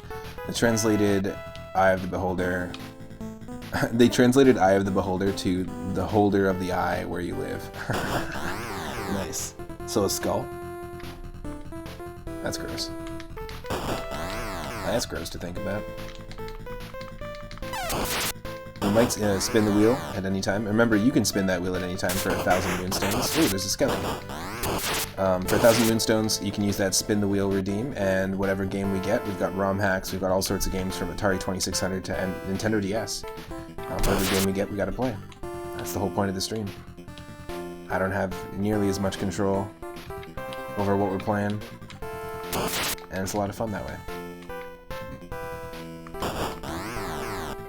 Another game I recommend checking out, Abby, if you don't know about it already, is Little Ghosts on NES. I think it was just a Japanese-only Famicom game initially, but it is a very fun arcade puzzle-style game that we were playing yesterday. Level 7, Jeff, let's do this. At least, even though we're dying, we're still gaining levels, which is nice. Death Spider's conquered, of course he is. And we got ourselves, you can't take more, what? Oh.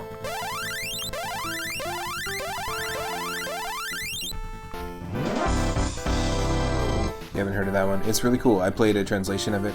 Horza BG, thank you so much for the host. If you're not following Horza, go give them a follow. Appreciate that. Yeah, it was lots of fun, and actually apparently there's some ROM hacks of it. And yes, of course we got the unicorn key.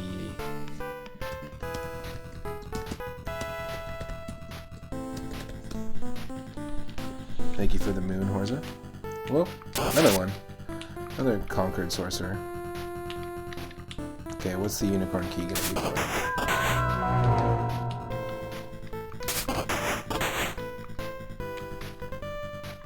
It's tough because there's no landmarks or anything to let you know, like nothing even on the wall, like torches or anything, to let you know like where you are.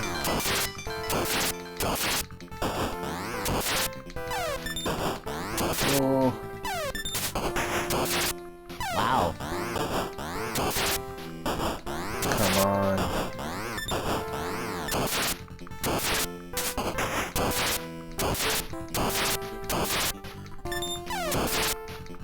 He attacks like 3 times.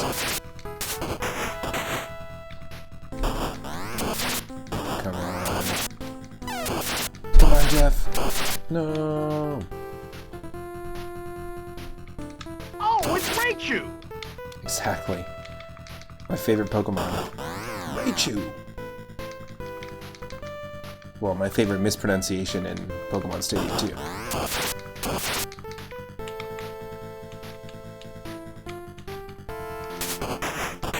Snakes of bad news. You know what? They are in Shattered Pixel Dungeon, that mobile dungeon crawler I was talking about earlier.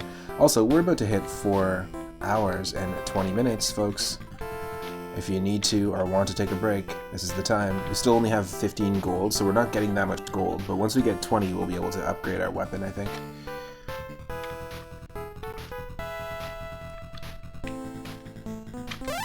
Yeah, this is the thing that normally kills us. Oh, Jesus.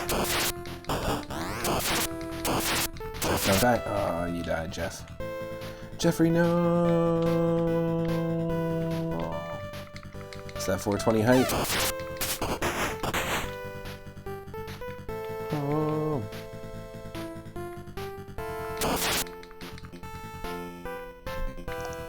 This is a cool game. I could see. This is the kind of game that, as a kid growing up, I would have never wanted to play a game like this, like this or Shadowgate is what we were talking about earlier. Abby Jams, have you played that one, or do you have that one on the NES? I know there's a trilogy of them. And I think Tim Follin even did the music for some of those. He's one of my favorite composers on the NES, really. I wish you were home to Shmoka.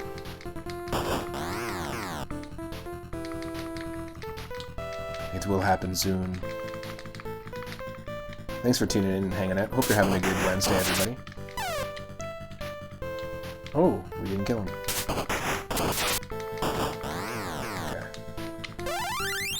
That doesn't heal for anything. You do have it. You've actually played some of it. It's super trolly. You love it.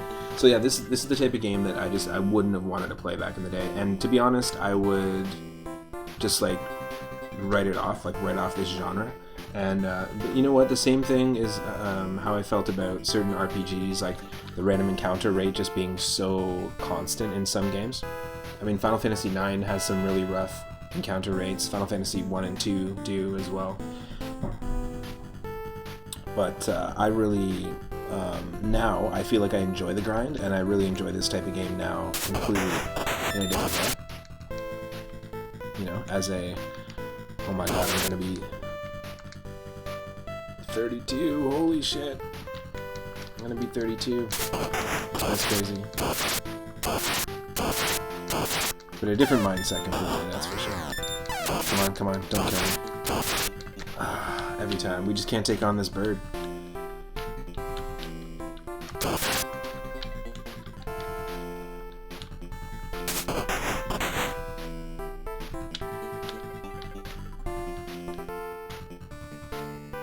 We have 2 gold? Well, I guess because we got game over, we lost all our gold. That sucks. Nope, and we lost from the snake too. Alright, well, you know what, folks? Just remember that password. Ajabakaik4LME. Got it. It's in there. We're gonna spin that wheel. We're gonna see what's next. Let's go. Let's get some more music from Super Bomberman 3 going. And also want to remind people too, every single Sunday, if you're just joining, because I see a few more people are joining, every Sunday at 6:30 p.m. Pacific, I do a viewer request night, and I tackle a whole bunch of games that are just basically from an ongoing list that you decide. For 4,200 Moonstones, if you want to recommend a retro game for me to play, if you want me to play a game and do like a no-death run or a pacifist challenge, or you want to see me randomize a specific game, specific retro game, if it's possible, yeah, just go ahead and use that redeem. It was closed for, like, we actually closed the queue for the first time for like 4 weeks or so, but now it is open again because we've caught up on games, and this Sunday we'll be playing Toy Story on Super Nintendo, we'll be playing Ghoul Patrol on Super Nintendo, we'll be playing a translation of Clock Tower on Super Nintendo, and Looney Tunes on the Game Boy Color. So you can feel free to redeem whatever you want. We actually had a redeem earlier in the stream today from Henny Blank, one of our mods, redeeming Fester's Quest on the NES, which is a great game. We're rolling, we're spinning. We got game number 602 of 650, so let's see here.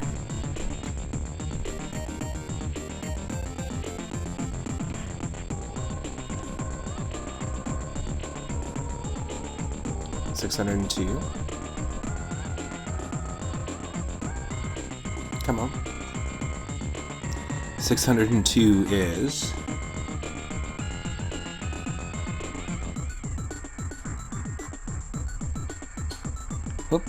Castlevania Call of Chaos. It is a hack of Aria of Sorrow. So we played a little bit of Aria of Sorrow, and we actually played all of Metroid Zero Mission. Really, really love that game. We played that in its entirety, and we actually started playing it. Part 1 was part of our spooky retro roulette. But Aria of Sorrow is really good. Circle of the Moon is fantastic. Harmony of Dissonance, all those 3 Game Boy Advance games. There's something just about those that perfectly tie in the 3 NES games with Symphony of the Night and like Super Castlevania 4 and Dracula X. Like it just ties in really well with the Castlevania series, and I think they're all just really, really fun games. They're all RPGs as well, which is lots of fun. But this is going to be the first time we're trying a ROM hack of any of those Game Boy Advance games. So coming up next is Castlevania Call of Chaos, a hack of Aria of Sorrow. Stick around.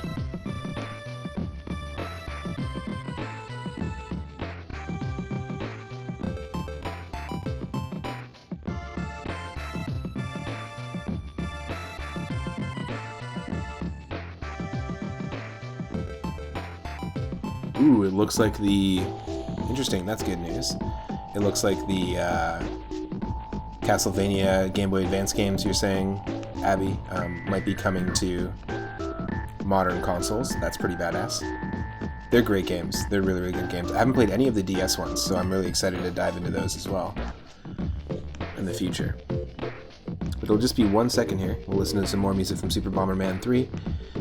And then we've got Castlevania Call of Chaos up next. Stick around.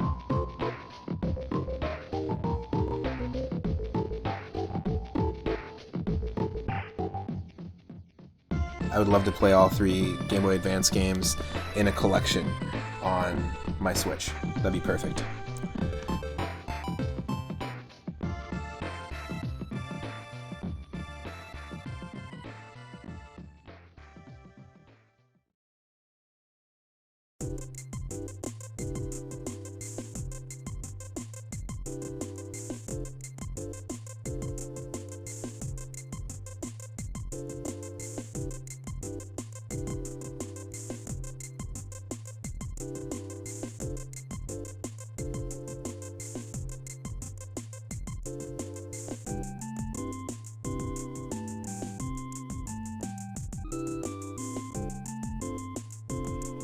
Okay, this is the second Castlevania game we're playing today. We played some Castlevania Bloodlines earlier on the Sega Genesis, which is pretty fun. We played just as Eric Lacard using the spear, but it's just not the same without using a whip. You know, you gotta have that whip.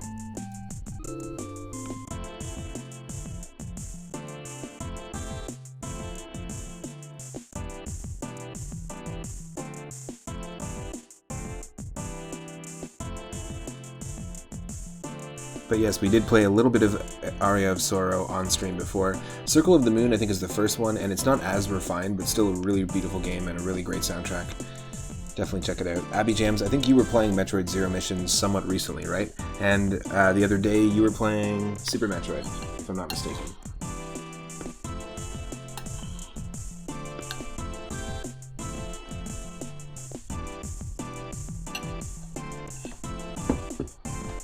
I didn't grow up with Super Metroid, but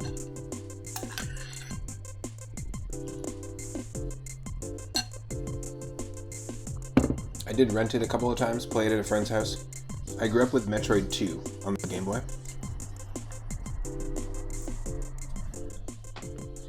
Why do you have to play 4 Metroid games before Metroid Dread comes out? Is that the idea?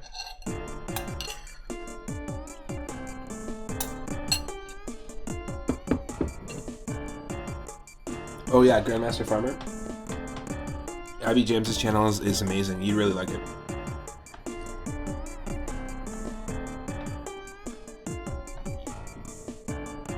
We started around the same time.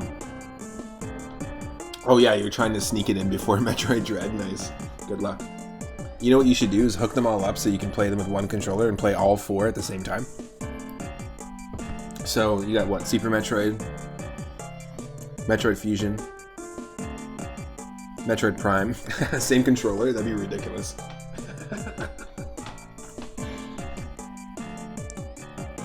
That's so funny. Okay, just 1 second, folks. See, this music is also from Super Bomberman, and it reminds me of like Mystical Ninja or something.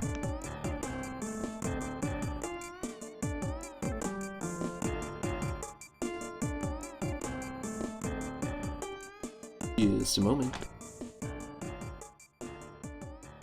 We have deep Taco Bell thoughts in Abby streams. Also here, I want to do this just because.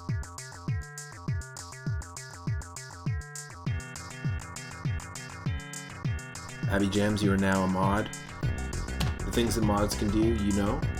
We've got a shout out command only for mods. Feel free to have some fun. And you know, everyone can use sound effects, so you don't need to be a mod for that.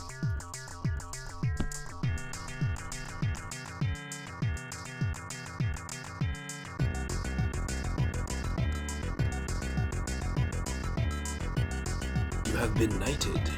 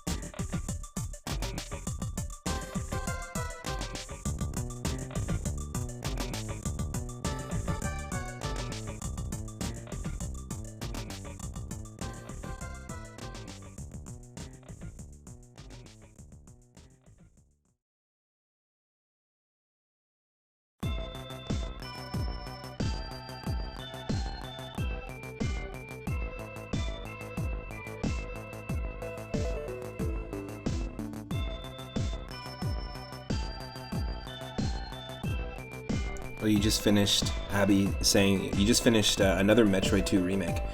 Big fan of that one. Huge fan of the Game Boy original.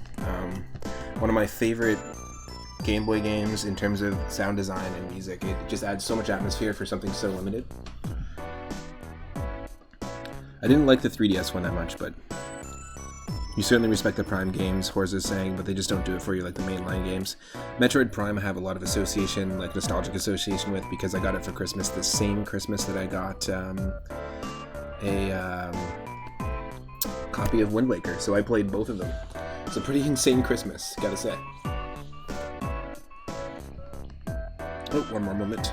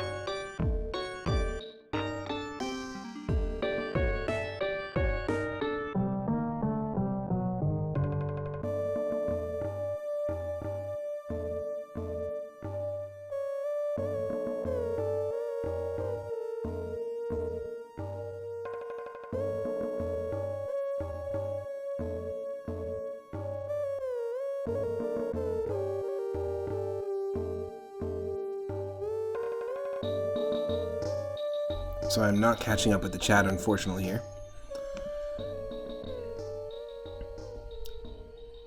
Got some good music going on here, for sure. You played the, Horse is saying that you played the original Metroid 2 through a few times on your old Game Boy Pocket. Nice. One of your original 5 Game Boy games. Yeah, for me, Metroid 2 Aladdin on the Game Boy, believe it or not, that's the version I grew up playing. Like Game Boy, like colorless Game Boy. Super Mario Land 2, Kirby's Dream Land 1, Donkey Kong Land 2, Robopon, and the Pokemon games, of course.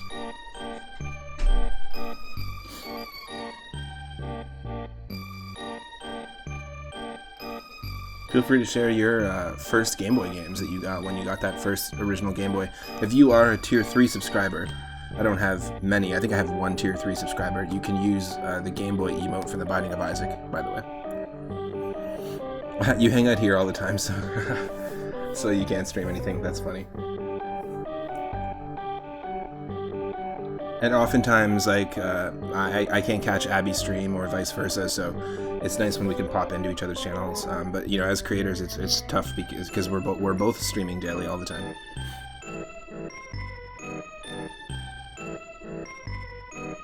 Oh, cool. Horza, you're going to do some streaming of some English patched Super Famicom RPGs. Which ones? I'm super down for RPGs all the time. Emerald Dragon piqued your interest? Nice. I love JRPGs as well, totally. You want to play the Treasure of the Rudras one day. And then Horza's saying you want to try Gun Hazard or whatever it is too. That one's a gem. Nice. You'll probably also do Gunman Clive since it's supposed to be pretty funny. So there's a game that just came out called...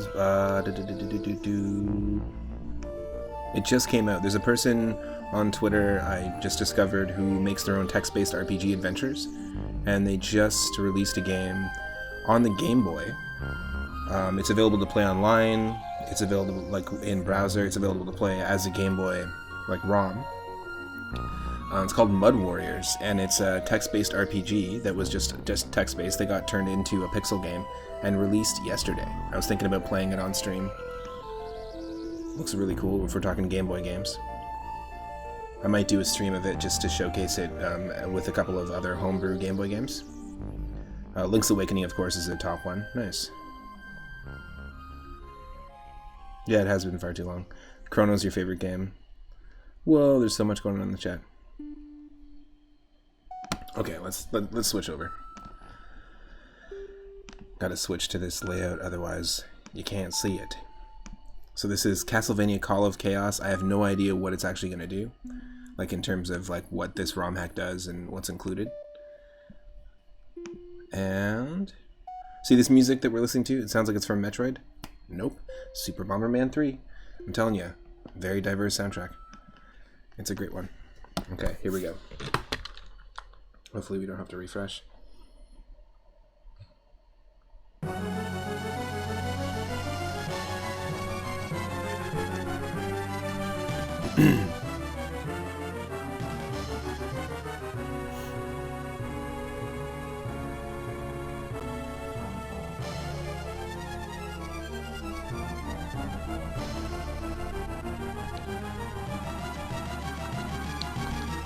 Yep, I knew it. Okay, 1 second here. Just gotta refresh a few things.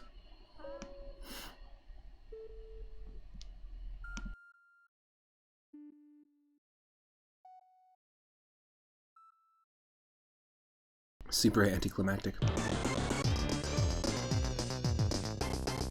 Yes, I know this music sounds like it's from Teenage Mutant Ninja Turtles, Turtles in Time. But no, it's actually from Super Bomberman 3. What, Abby Jams? Subbing at Tier 1, subbing for 4 months. Thank you so much for the sub. I really appreciate that. Thank you for the support.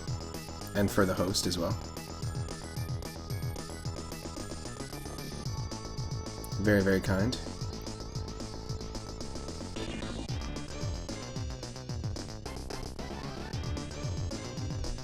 I think this will work. I think this will work. I don't know. Thank you so much for that sub.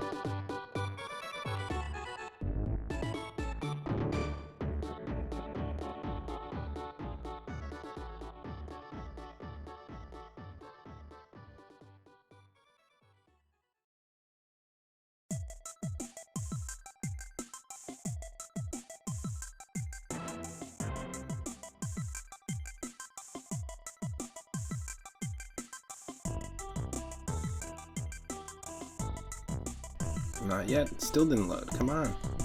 That's crazy. Crazy.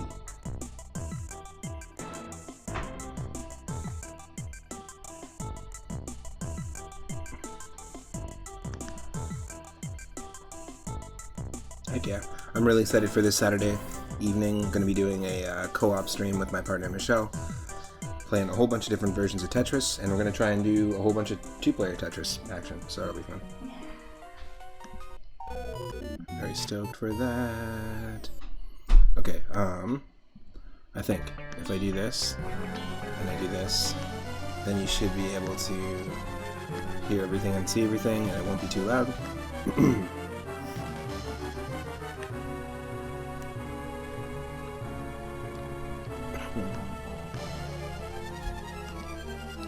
Whoa, Hype Train is close.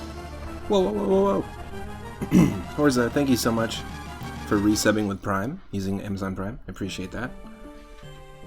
Keeping the sub going for 2 months. Really, really appreciate that. Hype Train is very, very close. And because of that, I can't see the chat. But that's cool. Is there a way to, like, hide this?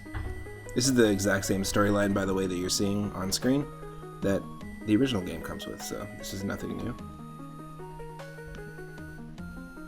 What is a hype train? No, don't do that. Just give me the ability to see my chat.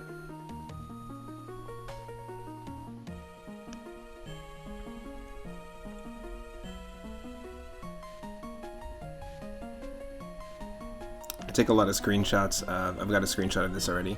But anytime I see a moon, and we've actually seen a lot of them in this stream so far. This Retro Roulette one. Anytime I see the moon, I take a screenshot. Because I'm going to be making a really cool piece of artwork, just utilizing all the moons that I've seen.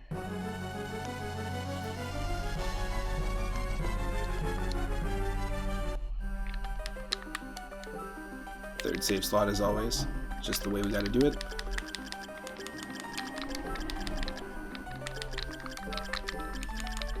Got the sounds of garbage trucks outside.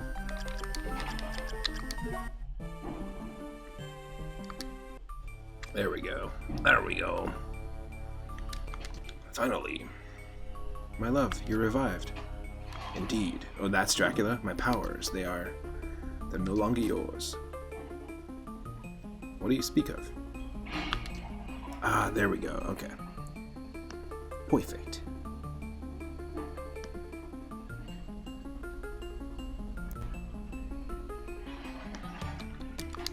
Yeah, thank you so much, Horza and Abby, for the tier 1 subs. Your powers were stolen from you during your slumber. Yikes. It's just a lot of glass. It's a lot of glass. It's funny that sand, something so quiet, can turn into glass, something so loud.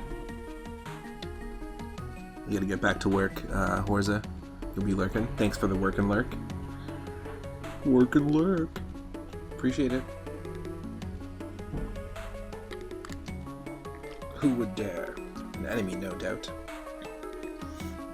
Belmont, perhaps he is involved somehow. I can sense him as well. Surely he would pursue one with such immense power. He's tracking them as we speak, and he will lead me right to them. I must make haste. My lord, I shall assist you. You will remain here. I shall not risk your safety. It is settled then. Where did they... This is the normal story from the original game.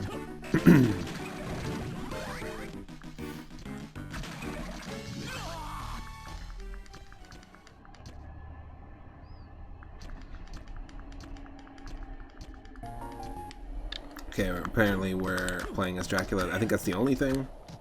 The only difference. We don't have a whip in this one. We've got spears. It was funny, I was like, you know, it's way better to play as a character with a whip. There you go. This doesn't look like it's that different from Aria of Sorrow. In fact, before we continue it, I'm actually going to... I want to look it up. Let's see if we can look it up. Because if we can look up what this is, we'll know more about it. Call of Chaos.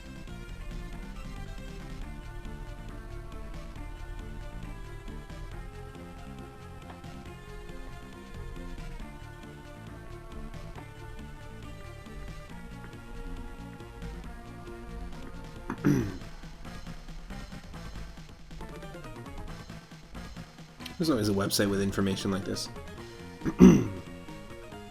Okay.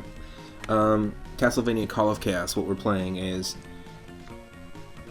This story puts you in control of Dracula, or Soma, freshly resurrected from the underworld. You must discover who has his stolen power. The story and dialogue has been completely rewritten, but the gameplay remains the same. We attempted to make it believable within the Castlevania canon. There have been substantial palette editing, item and enemy stats, and custom weapons and item placement editing.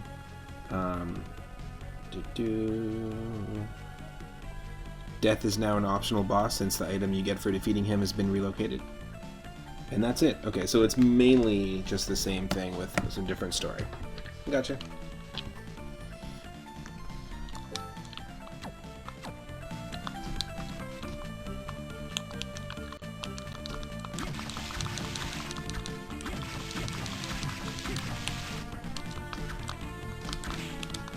These games are really fun. You know, they take the RPG elements that you get from maybe Castlevania 2 and Symphony of the Night and just blend it really, really well with, really the kind of, basically they're just like I see these games as the children of Symphony of the Night, if that makes sense. Just like how I see, we're playing Super Mario RPG right now in full on the stream, and I kind of see that as like the grandfather to the Mario and Luigi series.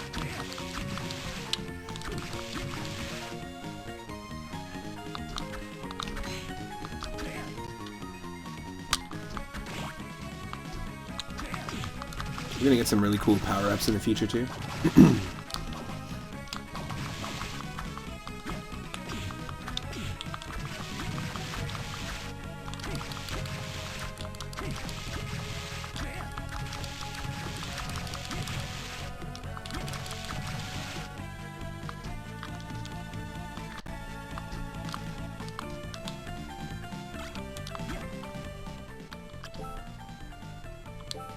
Equip the short sword.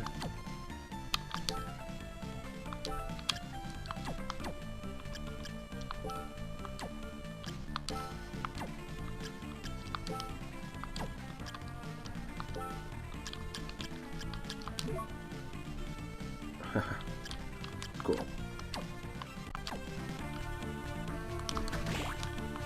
Nice, we got more range here. And we just unlocked Gravekeeper. Backdash by pressing L. Hell yes. Hell yes.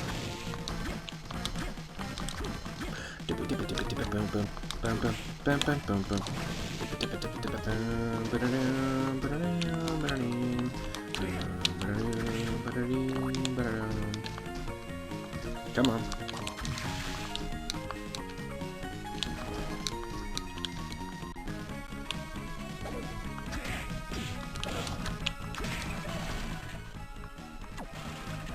There's our map. Okay. 1.4%. There's a lot to this game.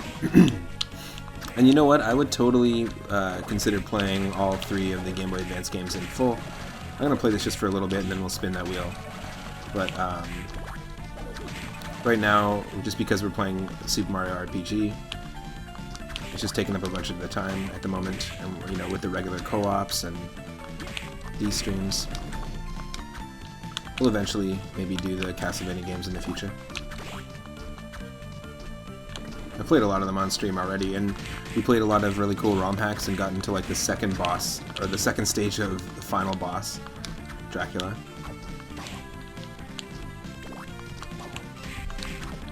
And then someone spun the wheel right at the end, which is hilarious. So we technically haven't beaten those games. Like technically we beat Castlevania 1 and Castlevania Dracula X on stream. Different ROM hacks of each one, but still. Except we didn't because we didn't beat the final boss, so it doesn't count. Woohoo! Creaking Skull.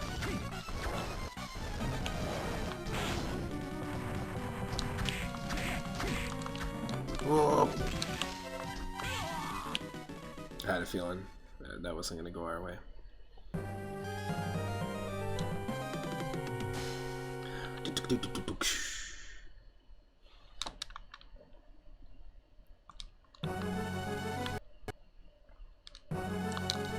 Do we have to start from the top?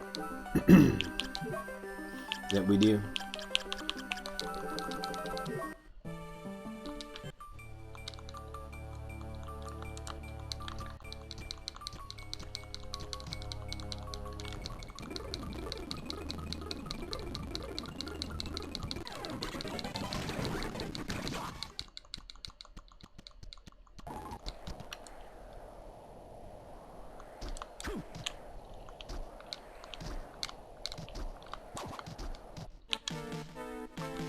Here we go. From the top.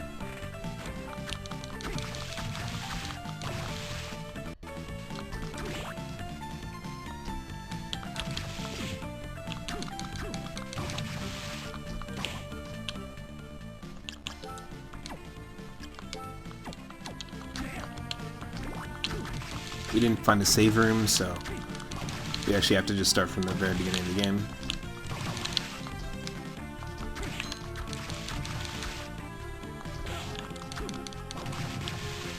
We're probably super close to a save room as well.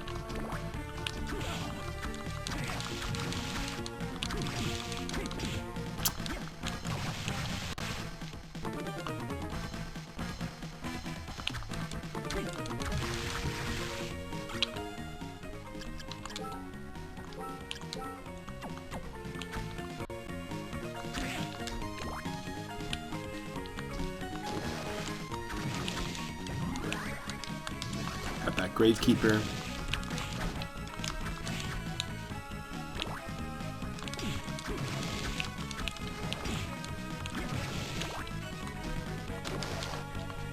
Oh. Okay. Save room. Nope.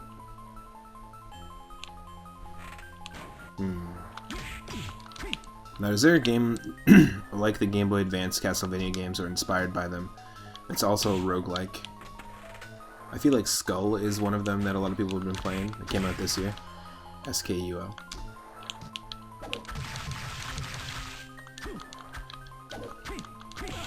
But I'd love to play like a game exactly like this. Imagine a roguelike game, like a dungeon crawler, that looked and played similarly to this, you know? That'd be cool. Ooh, now we can throw bones.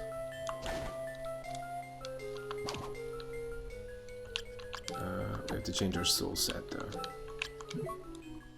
Throw me a bone, dude. Okay. That. Sure.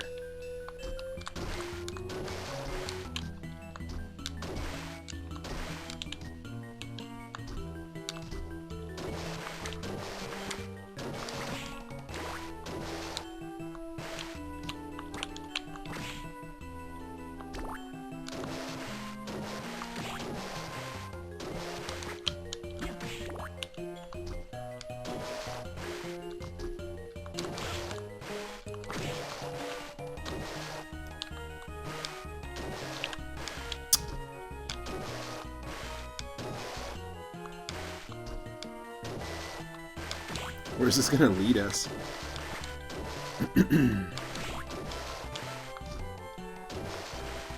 What is this? Tasty meat. Tasty meat.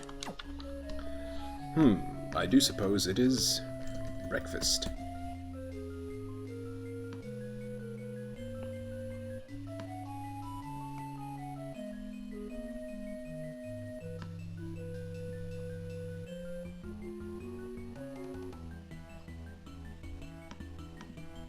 Nope. 1 second. I don't know why my computer just keeps, there we go.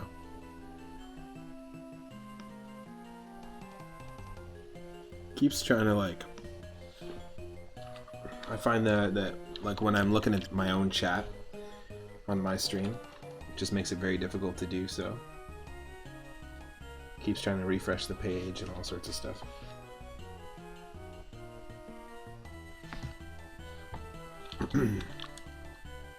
I kind of want to do this. I wasn't a huge fan. Excuse me.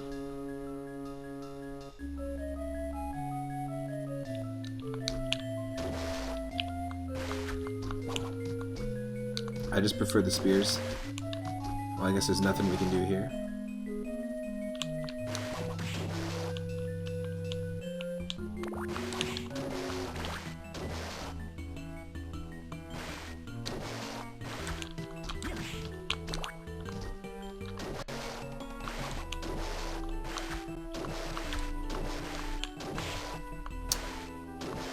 Not worth it.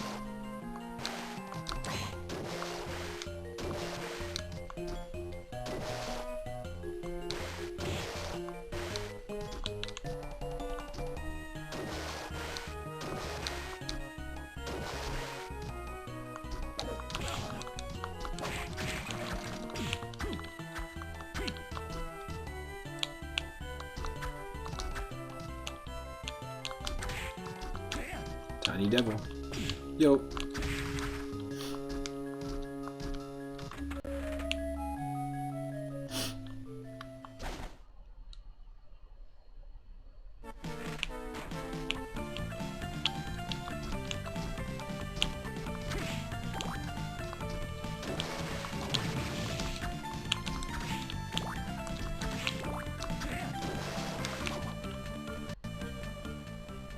Ooh. Yes, there we go. There we go. I knew it was super close by.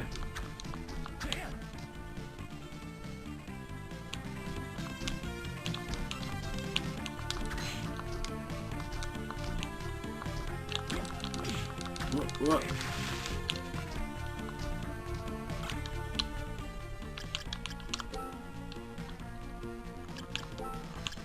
Got the cape, the unexceptional cloth cloak, but it's gonna help our defense. So let's put it on. What's the pendant gonna do? Up our luck. Okay.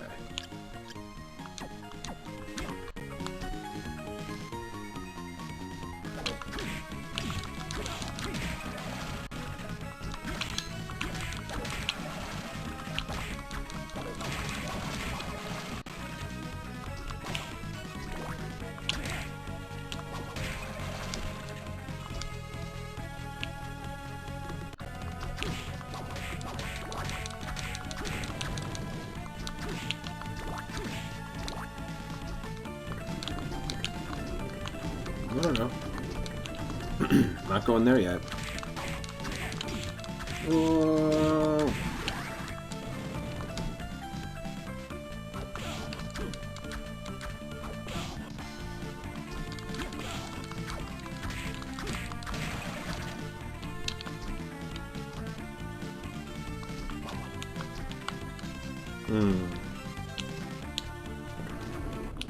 Guess this is where we have to go.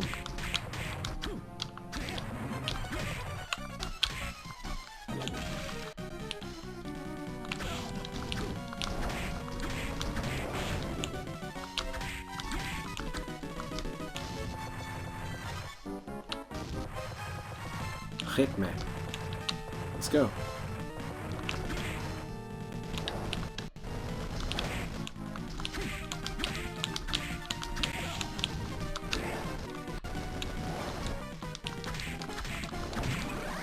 Level up. Yes. Awesome. Yes. Yes.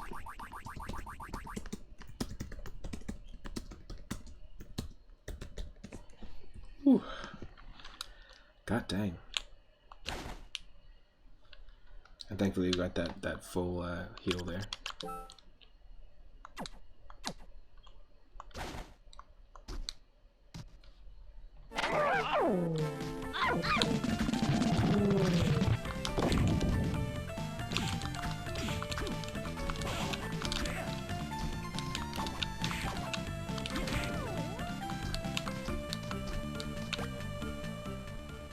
Castle map 1. Okay.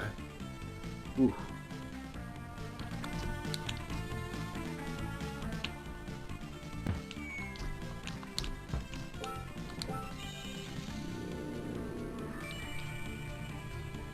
Are you gonna drive to the house? Glad you can kick it for a bit. Yeah, thanks so much. Thanks for the resub. Wow. The drive safe. Yeah, definitely. If you're not following Abby Jams, go give them a follow. Highly, highly recommend it. Wow.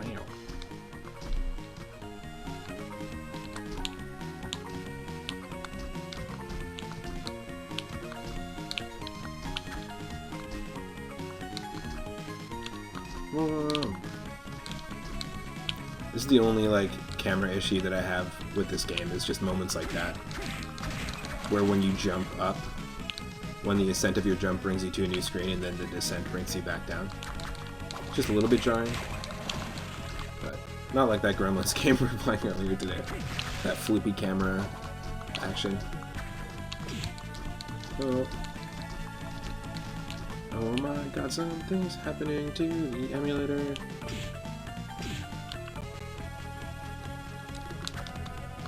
There we go. You just gotta do this again.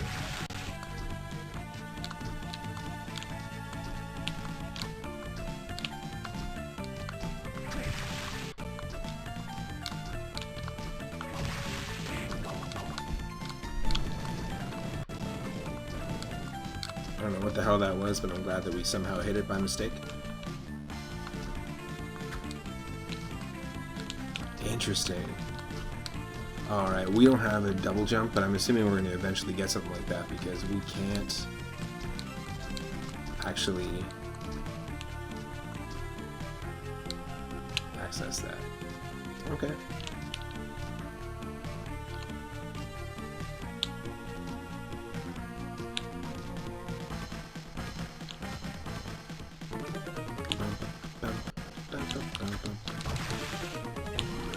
Ooh, attacks using supersonic waves, alright.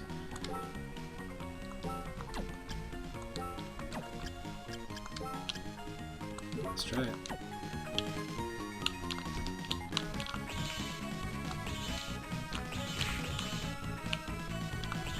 That's kinda cool. I'll roll with that for a little bit. Just to see how useful it is.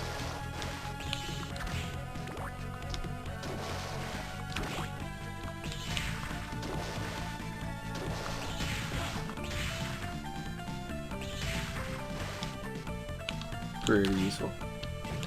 That is the flying armor. Falling speed slows down and your jump distance now increases. Interesting.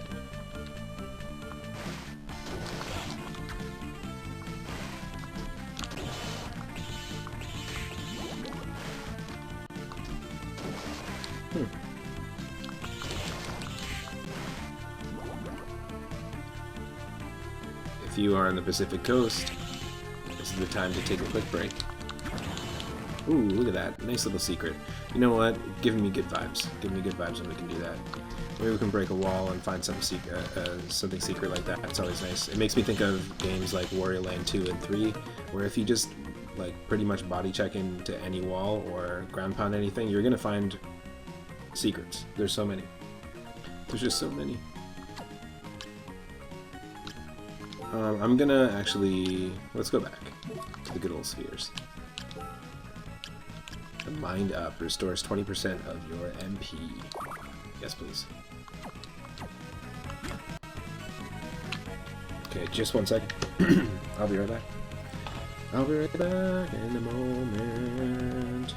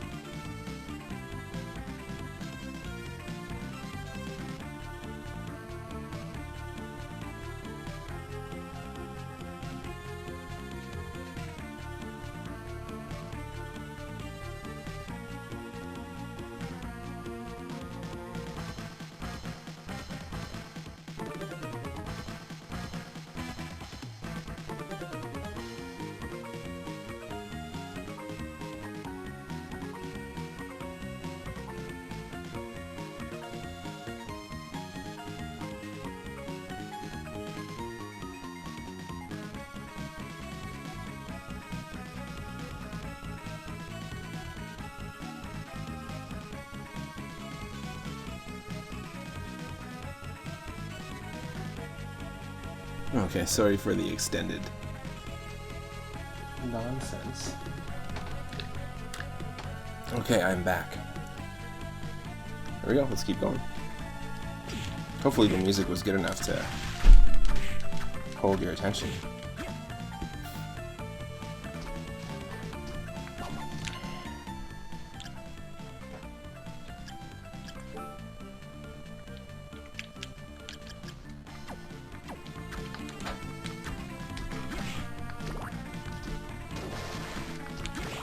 Wasn't there like another ability? Did we get it over here?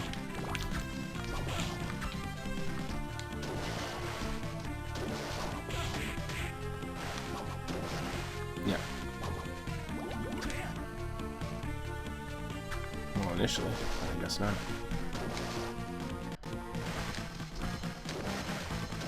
Apparently the distance of our jump was supposed to be affected.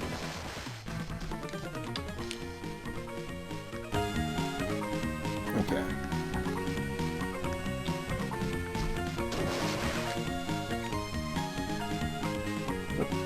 Come on, pull me up there.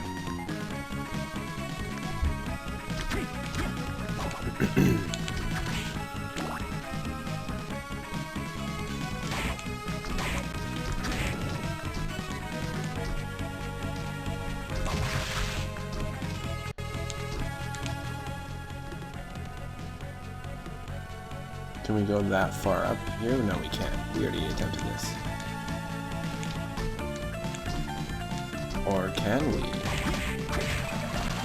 Now that we have that ability.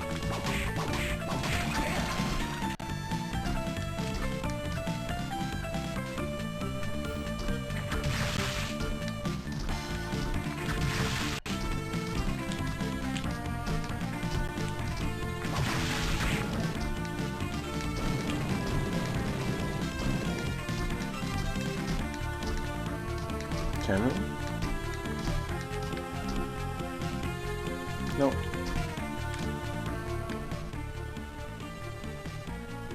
So where do we go?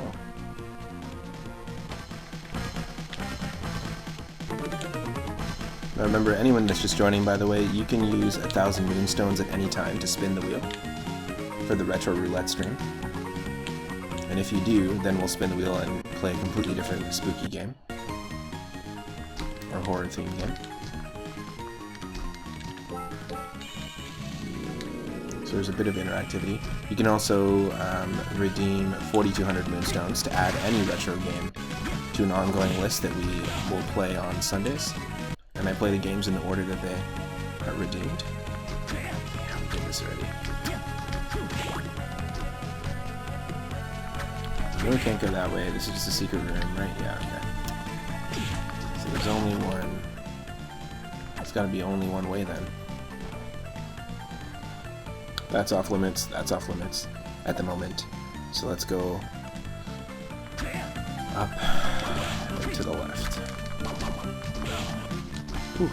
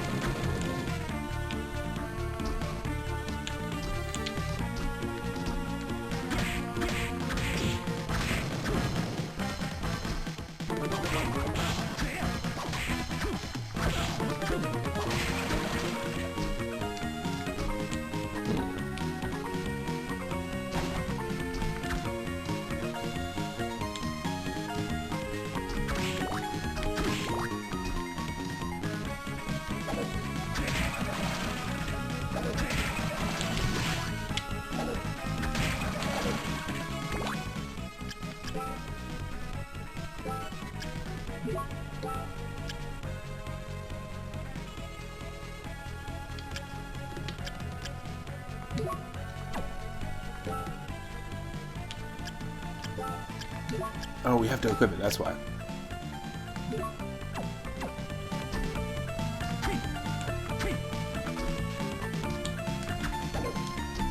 Oh, that's what we do. There we go.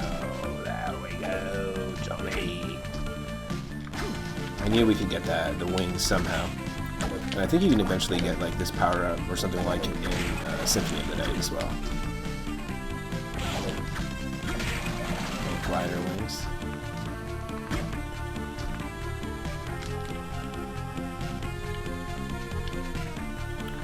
Okay, so that changes everything.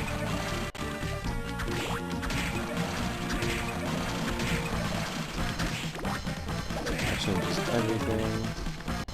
Because yes, we can now go to that area.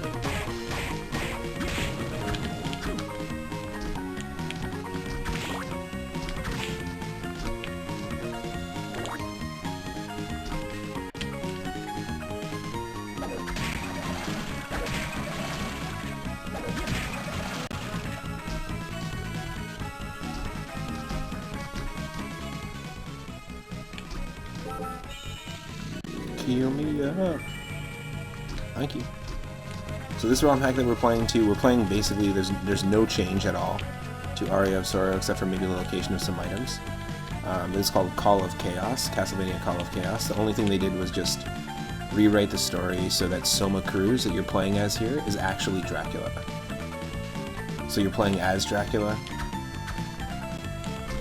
but nothing else has changed. They just decided to like try to make that fit into the universe, that Soma is like a human reincarnation of Dracula. Or something like that. Skull Archer fires enchanted arrows. Hell yeah, let's check the shit out of this. What is this? Enchanted arrows, let's go. Yes, please.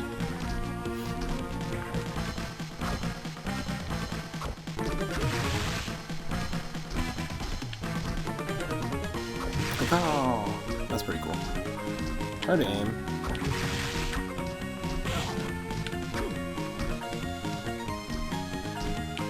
Hard to aim. I'm not gonna do it. I honestly think Winged Skeleton is the best one so far. Is there anything else that we didn't equip that we can't equip? No. Okay, so I think we can actually make this. Nope. There we go. Perfect. I'll take this. I'll always take a potion any day.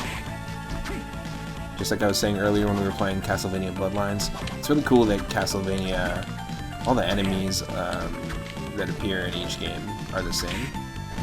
Ostensibly, like the way they attack you and stuff, but the way they're designed is slightly different in each game. Like these bone dragons, all the zombies in each game, the skeletons in each game, they're all just slightly different. They're the same enemies. And I just appreciate that from like an aesthetic, like art and design perspective. Like if you were to like look up what each bone dragon looks like or what each zombie looks like in every Castlevania game, and just like look at them side by side, it'd be pretty cool. Oh.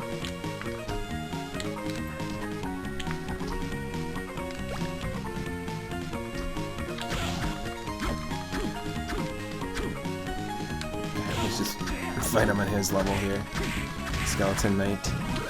Ooh, strength increased by 4. Yes. What do I do? Strength increased by 4. Yes, please. Thank you for your power. Nice. We were doing 14 damage, now we're doing 20. At least to those axe things. Before we go that way, let's check this out. Another plate. Yes, please. Yep. That works for me. I don't think there's shops in this game. I don't know if someone can correct me if I'm wrong. But I know, you know, it's an RPG, so there might be a place, like a shop. And so far nobody has suggested one yet, but if anybody knows of any good roguelikes, or dungeon explorers, or dungeon crawler games, games that are different every single time, or just dungeon crawler games in general, or maybe even a roguelike game that feels and plays kind of like this, like an action platformer roguelike, please do let me know. I'm always open to suggestions of games. Also puzzle games, if there's any puzzle games that you played recently that you'd recommend.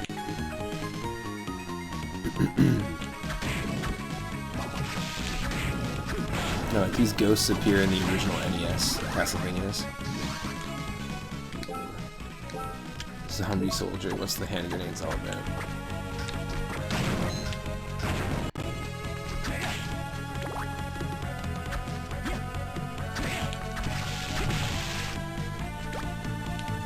And meat. Oh yeah, we do have tasty meat.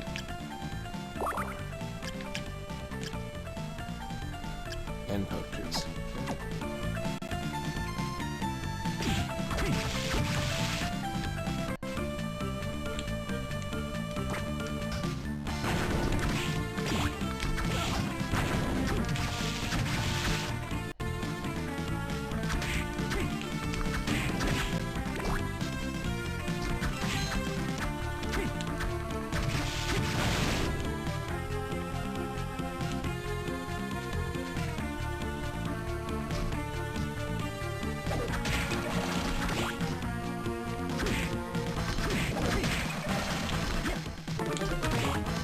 What?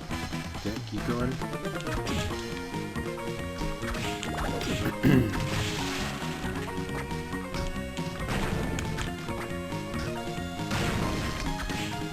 I would not want to rely on grenades if I was fighting zombies. No, thank you. I mean, if you have a few backup ones, sure, whatever, but, like, that's great. We're changing this up. Again, out of all of these, I still feel like the spears are the best one.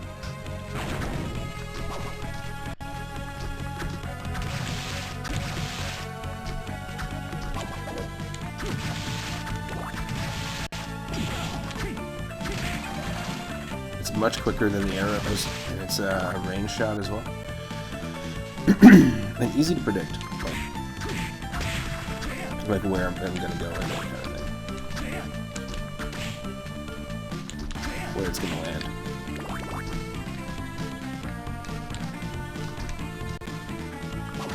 Ooh.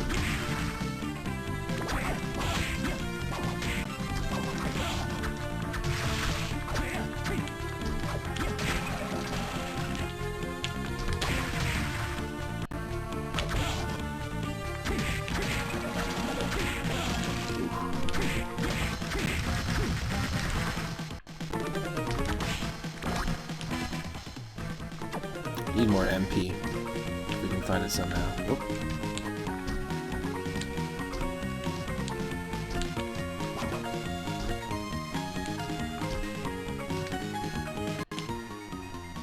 Oh, there we go.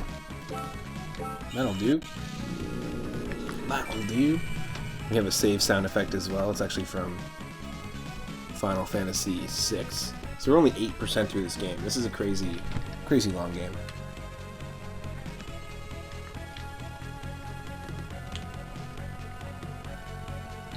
Play for a little bit longer and then we'll spin that wheel and see what's going to happen. There's our save sound effect. What the hell? My prince. Olrox, I require your assistance. You seek the one who now holds your power. Who's done this? Who has done this? They're shielding their energy. I cannot locate them. I see. If you find anything, inform me immediately. As you wish, my prince. His little suit legs. Little suit wearing ass. Get out of here. Get out of here.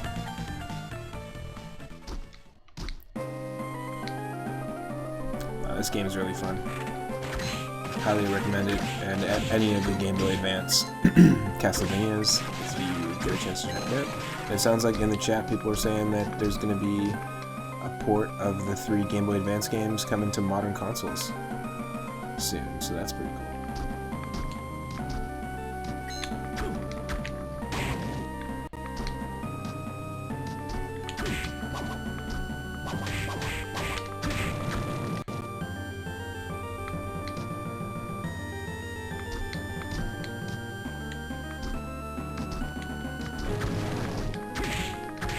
Bone pillow, that's what these are called.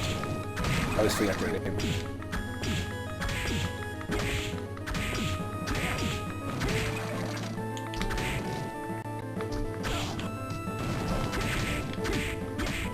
But yeah, these are always completely different in each game. Like, very different in Bloodlines that we were playing earlier.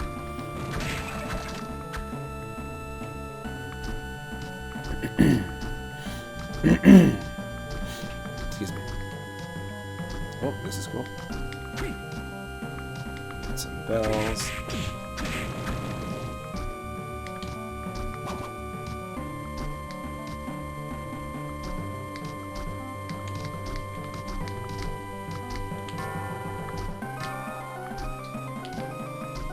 That's pretty cool.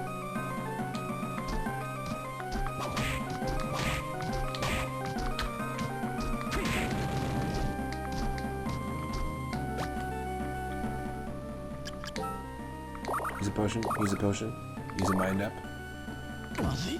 Uh-oh. Shouldn't have eaten that rotten meat. That was a bad idea.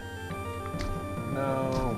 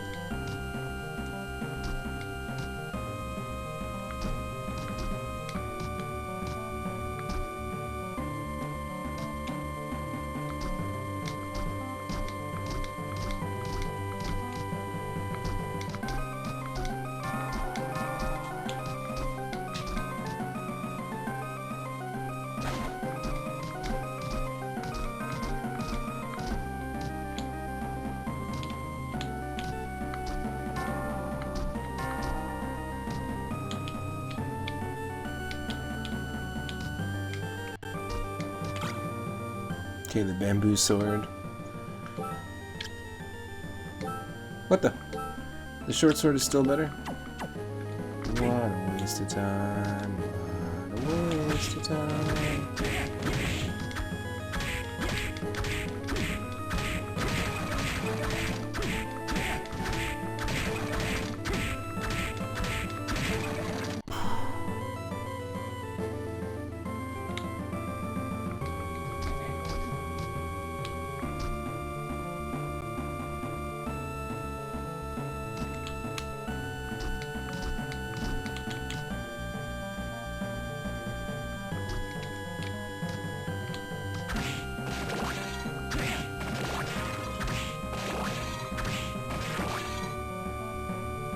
Oh my god, I think there's a save point on this side. Pretty sure. So if we can get there, run past these ghosts.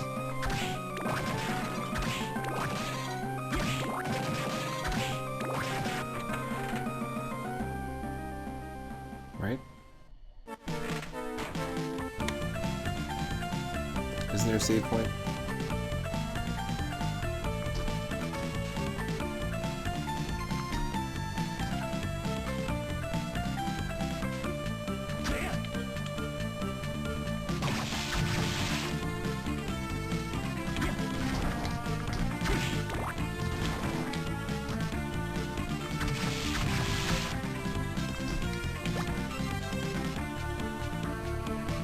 There's a potion.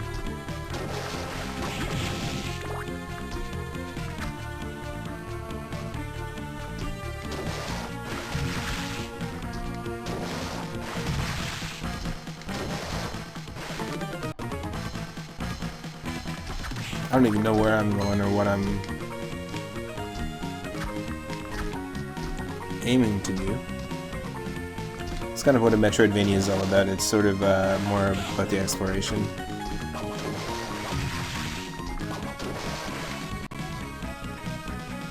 Without looking at the map, I'm trying to find a save point. Could look at the map. Don't want to look at the map.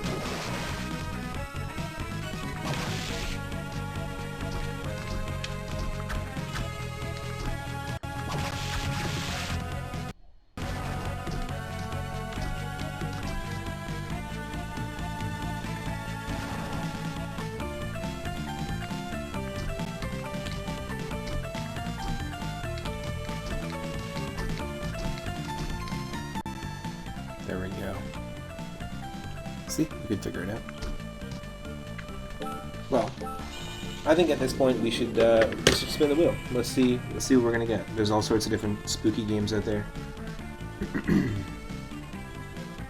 Let's do it. Again, if you haven't played the Game Boy Advance games, look out for the new ports of them apparently coming out, if that's a thing. And we're spinning that wheel, and we have game number 89. What is game number 89?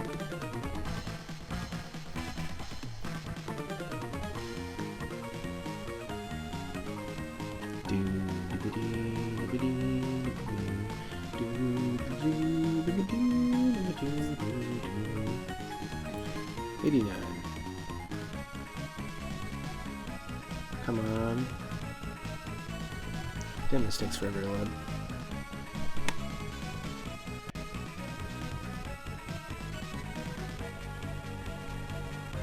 Okay. 89 is The Adventures of Dr. Franken on the Super Nintendo. Alright, that's what's up next. Stick around for that. I believe we are playing as Frankenstein's monster in that one.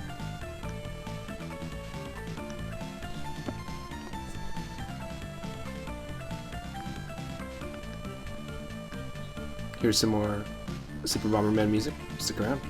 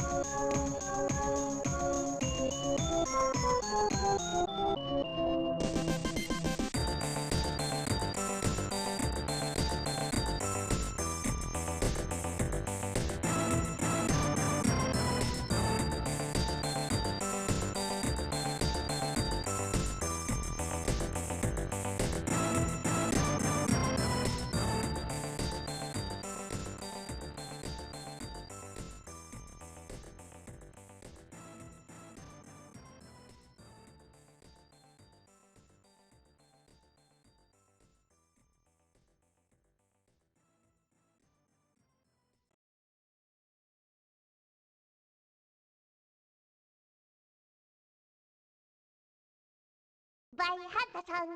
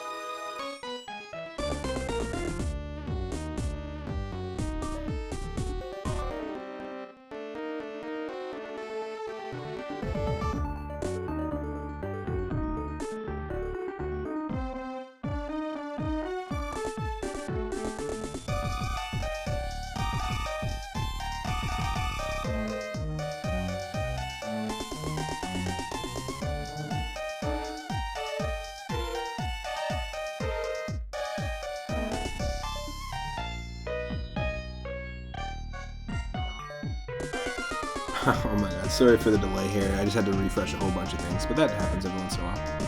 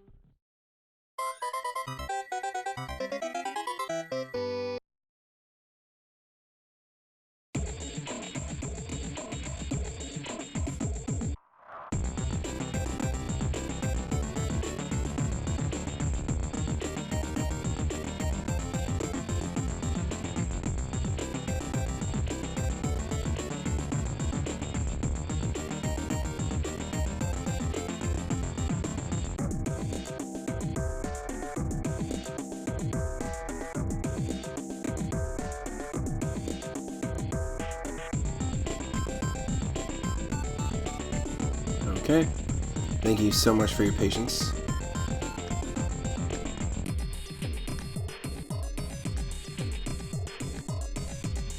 Should be able to see it. This is Adventures of Dr. Franken on the Super Nintendo.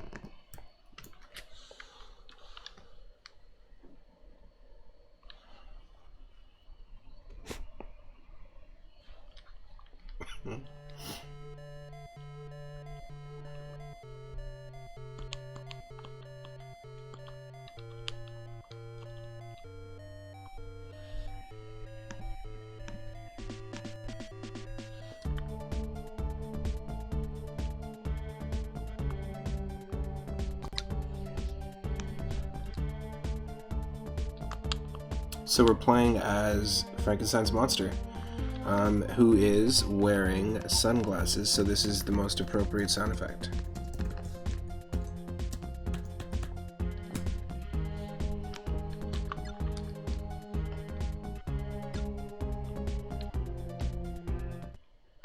There we go. Excuse me while I put on my sunglasses.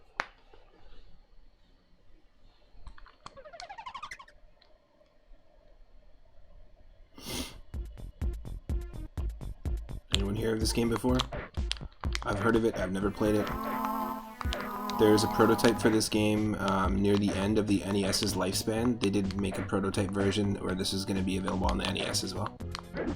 It does give me a ton of Addams Family, Pugsley Scavenger Hunt, and Addams Family vibes. The game where he plays Gomez or Pugsley. Controls similar to this. Nice. Yeah, I'll give this a shot for a while and see if we can get good at it.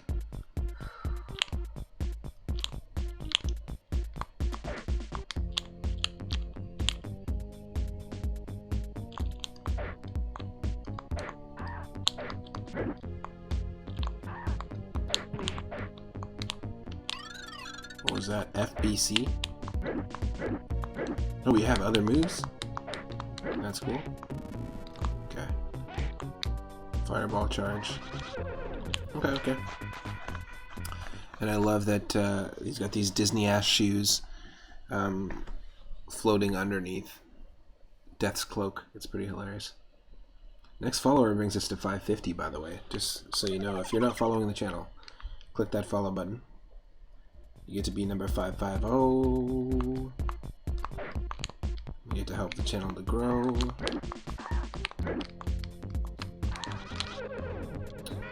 God dang, that's a toughie. Gotta get used to the moveset here.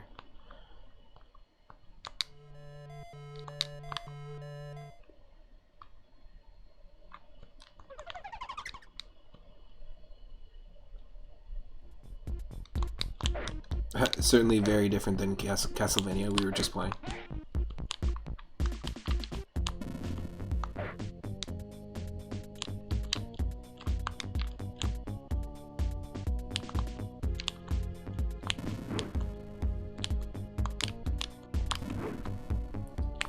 Zombie chefs. Zombie butchers. Okay, we just picked up a pea. I have no idea what that is. But pick up your pea, you know? Don't just leave it around. Actually, how do we even know that that was our pea? That could have been someone else's pea. Just lying around there in a mansion.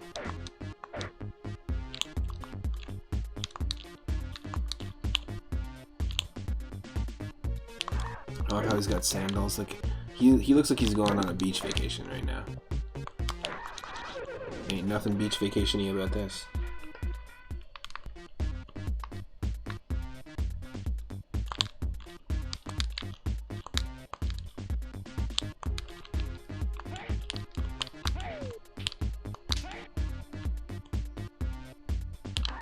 What the hell is that? Who is this? What kind of enemy design?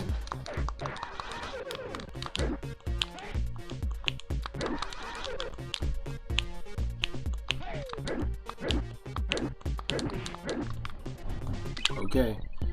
I don't know what that was that we picked up. I think that actually filled our meter up.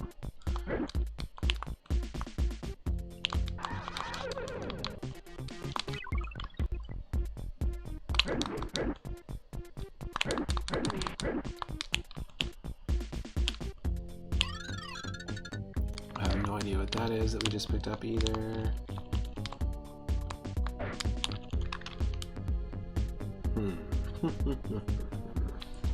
What do we do?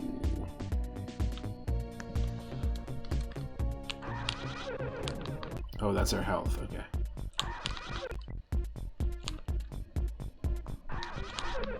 What the?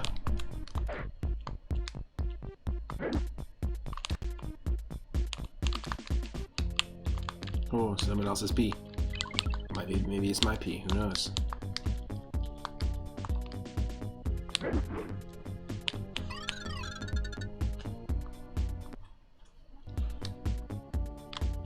If we press pause, oh, that's cute. If we press pause, 2 paws literally show up underneath the time.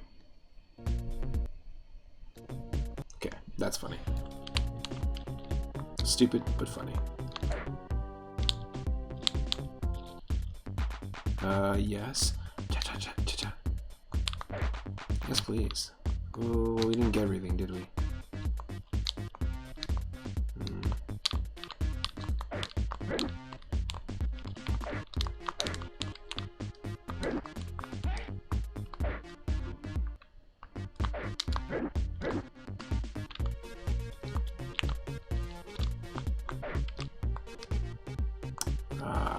Is it gonna not let us?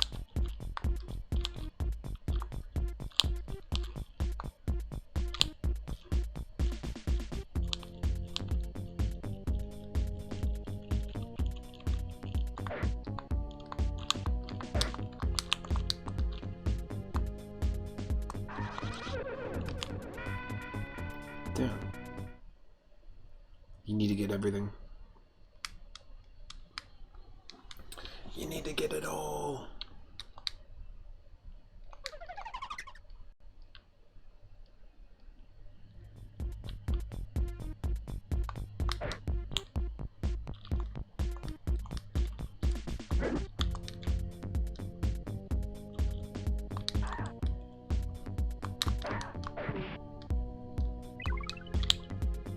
Pick up the P.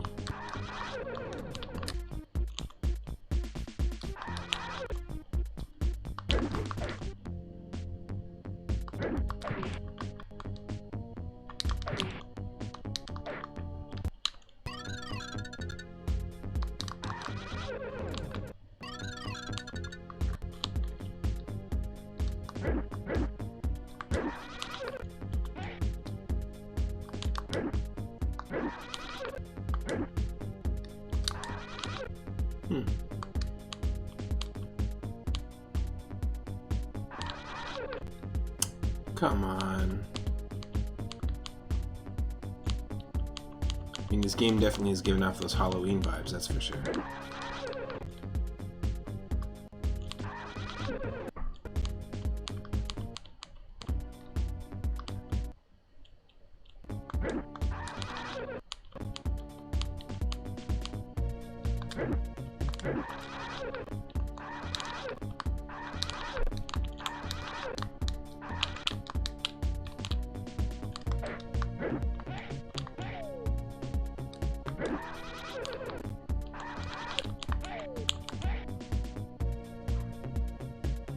Get out of here. Ah, what?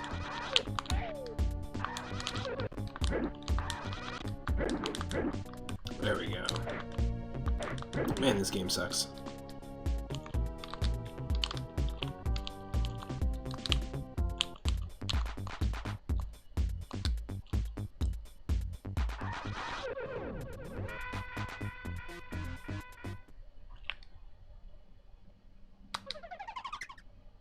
It's just trying to trick you with some cool-ass Battletoads, Sonic, Jazz Jackrabbit style music.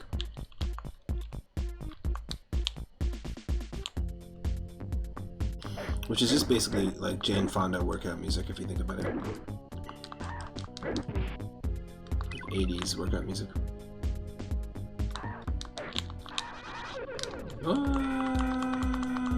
Okay.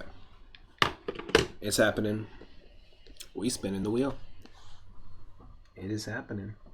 I'm going to be making dinner here for the roommates in just a bit. We'll take a short break. But game number 256, which is...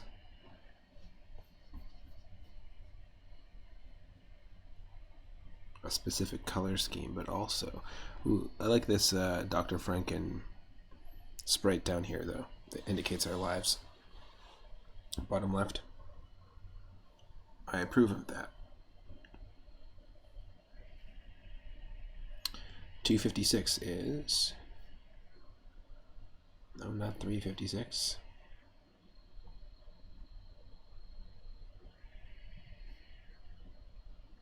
Come on.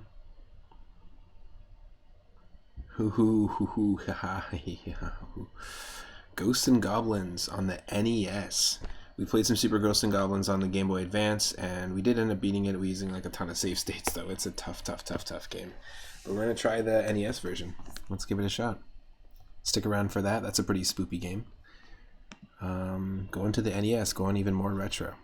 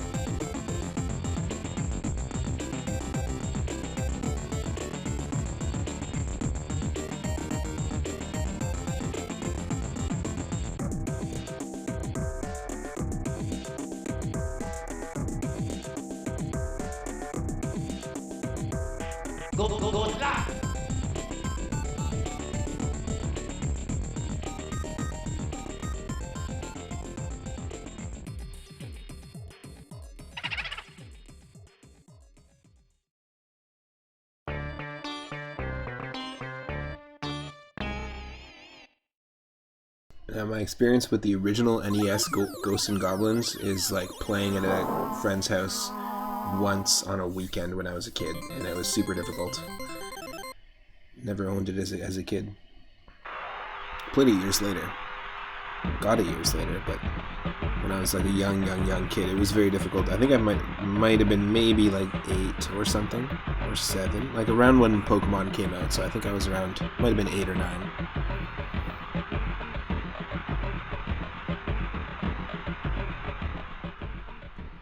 Let me see if I can get a copy of it. Going up here.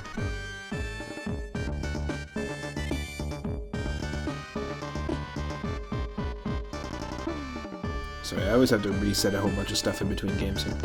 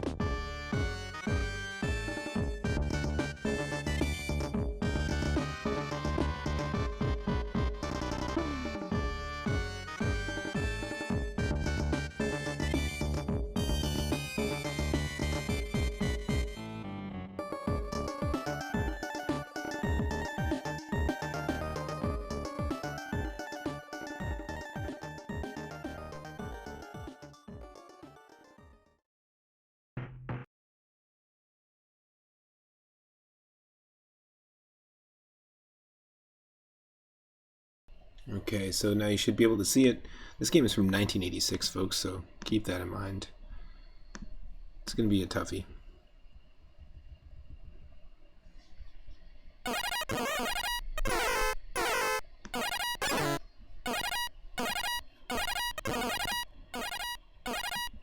Okay. There we go. Hopefully there'll be music.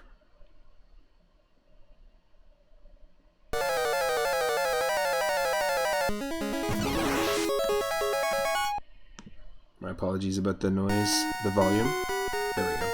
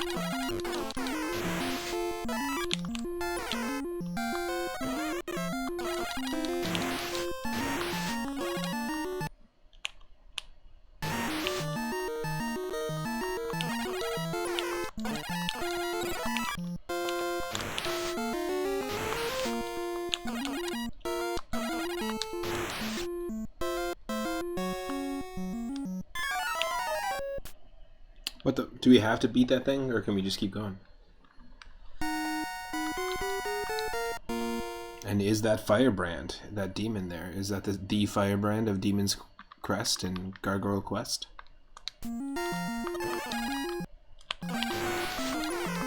Did I just realize that both of those games that star Firebrand, the main villain of this game, or at least like one of the main antagonists, rhyme. I didn't realize the titles of those games rhymed until just now. Gargoyle Quest on the Game Boy and Demon's Crest on the Super Nintendo.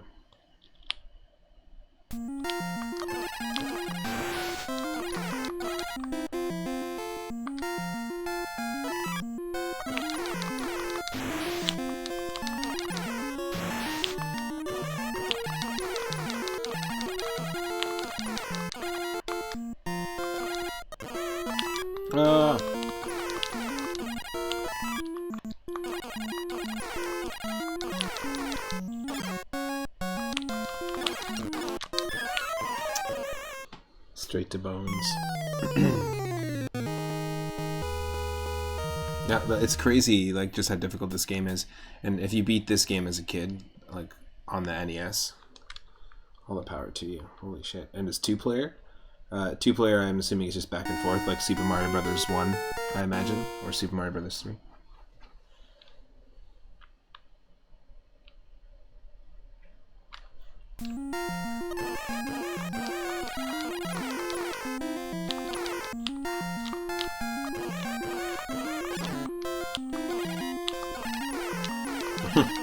I looked over at my partner and she had like just a sour face on for whatever reason, and then she just like moved her headset and said like it's a really bad song. Isn't it a shame that music can do that to people? But also it's amazing that other music can do other things. Other things. I Am Robot.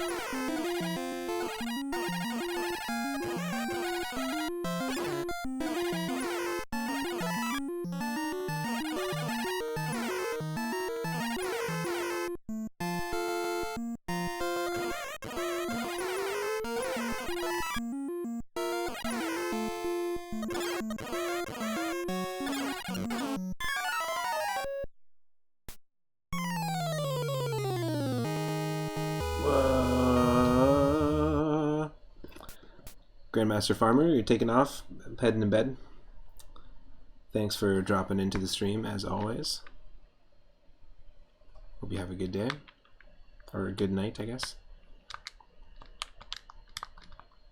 Yeah, this has been a fun one. This episode specifically has been a fun stream. We got lots of cool horror games and Halloween games.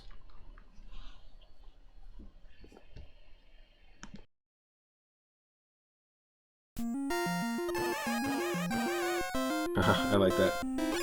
I like all the variations of the emotes today. That's awesome. Yes. Yeah, there's no way I'm gonna get past this first level here. Not even once. Not even once. But we'll have some fun with it for a little bit. Before dinner.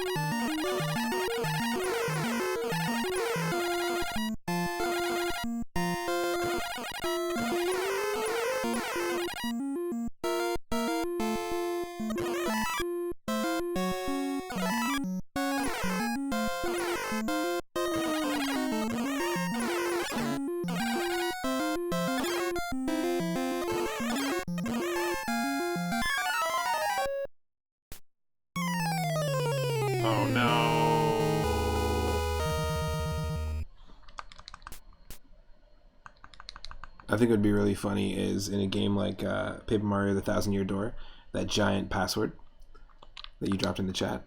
Imagine there's like a puzzle where you had to go into each room and then fight like a battle or something, or like fight a mini boss, and then you got a character of a password after fighting each boss. We're doing like a little puzzle, and then the password was actually that long. It was just like AAJABBCAA lowercase I, and just keeps going on. Like that's just half of it. That'd be pretty fun. If you made an RPG and just as a joke to reference like those old school passwords, you made the player go through like a whole gauntlet of rooms like that, just to get each character from each enemy.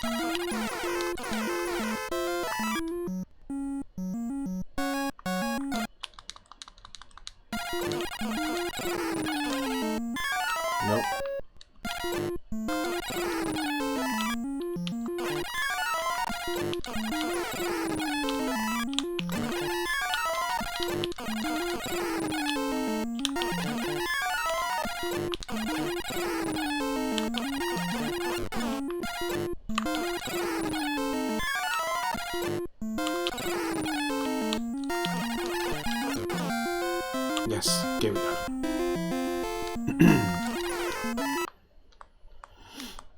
Yikes.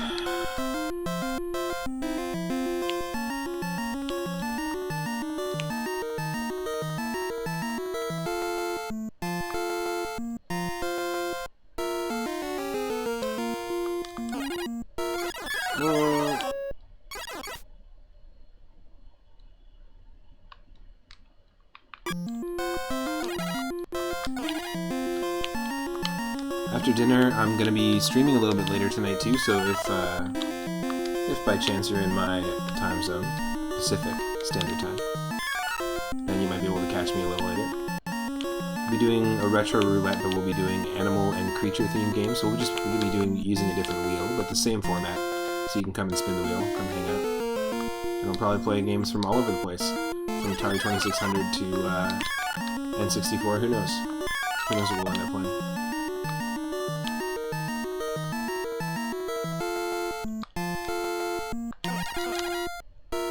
Yes, please. Armor.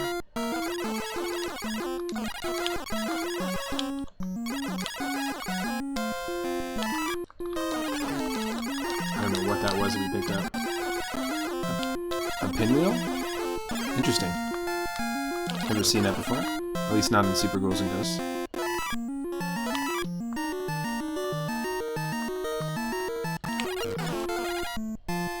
Another one there. Oh.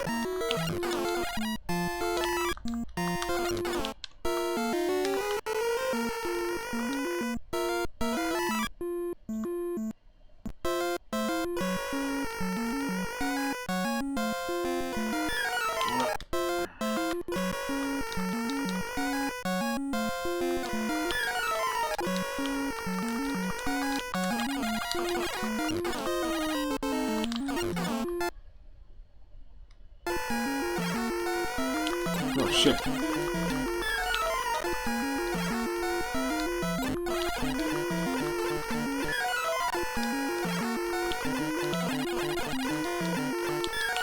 Oh no. That timing.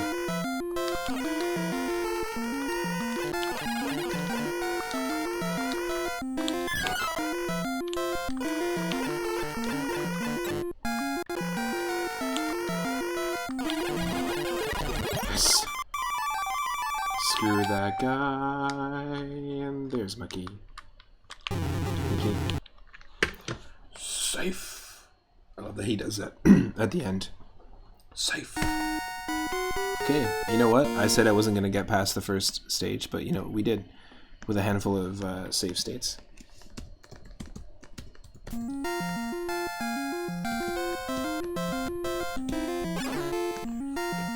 we're gonna die. I knew it.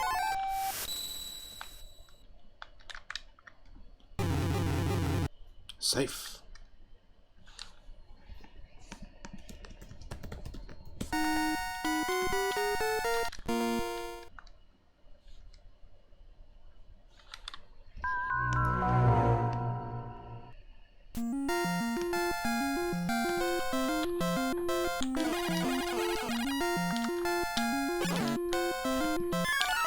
What the?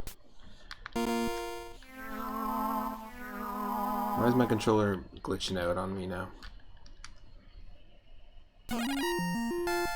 Just 1 second. I'm gonna make sure my controller's actually working.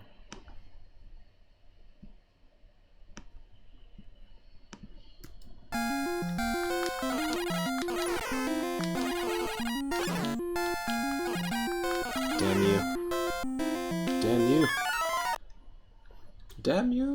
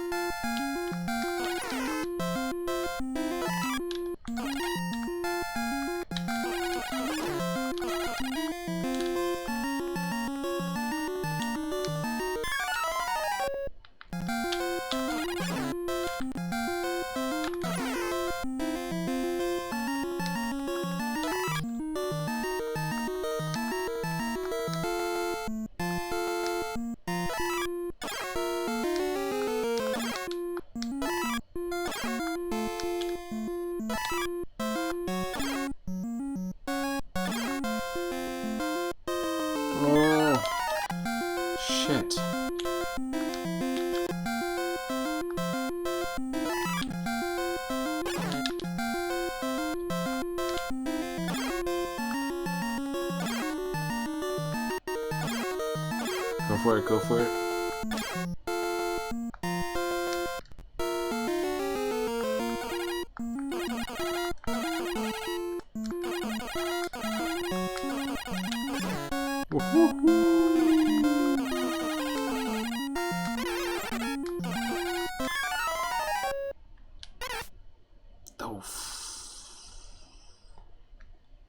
Oh, I missed.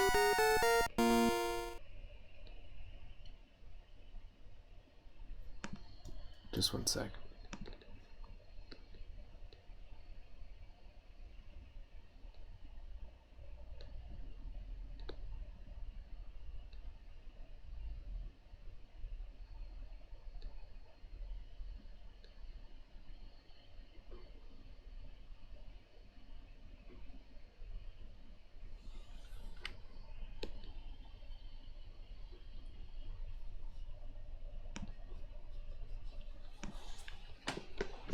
All right, you know what? We're gonna.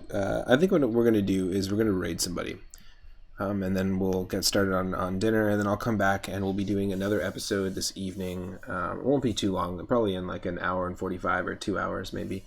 I'll be doing another stream. We'll be doing another episode of the Retro Roulette, but the animal and creature themed wheels. So the same idea. We've got games from Atari 2600 to N64 that are all fitting under a specific theme, and yeah, it's lots of fun. You have control over the wheel as well.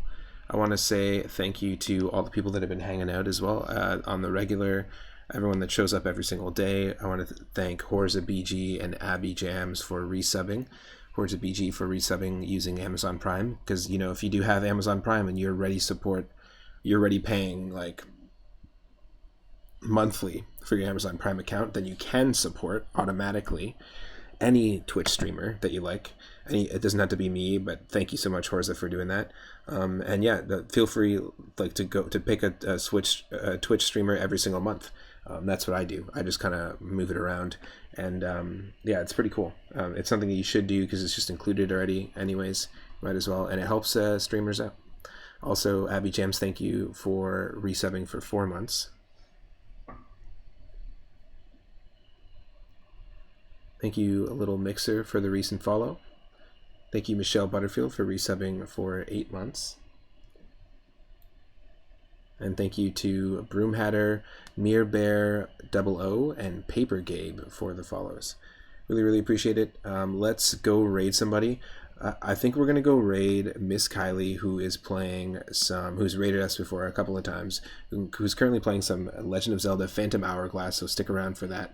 Phantom is in the title, not as spoopy as a game as you would think, and a lot of the games that we've been playing, I've had a lot of fun tonight, but don't worry, I will be back this evening, so we'll be doing animal and creature themed games, and also the other thing is that tomorrow, we're going to be potentially either streaming with Rathe V. Marie doing Pokemon Sweet Nuzlocke, or we'll do some Super Mario RPG. Friday is Retro Roulette Friday as well, but we're doing food and food-themed games, eating-themed games, cooking-themed games, all retro as well. Saturday, I'll be streaming during the day, and in the evening, I'll be doing a co-op stream of Tetris, a whole bunch of different versions of Tetris with my partner, Michelle. And then on Sunday evening, we'll be doing viewer request night, and we'll do a stream Sunday morning as well. So you can always catch me every day from 1 p.m. Pacific. Tuesdays, I've been doing a volunteer shift, so we've been streaming a little later, but I will see everyone a little later, and I'll see everyone in Miss Kylie's chat. Go give them a follow if you can. They are a Nintendo ambassador, and they're currently trying to go through every single Zelda game. This is not their first time, or potentially, yes, their first playthrough of Phantom Hourglass, and it looks like a lot more fun than I initially had anticipated, and as a kid, I didn't really dive down the Nintendo DS route, so I will see you in Miss Kylie's chat, and thanks again everyone for tuning in and sticking around and earning those extra moonstones for being part of the raid.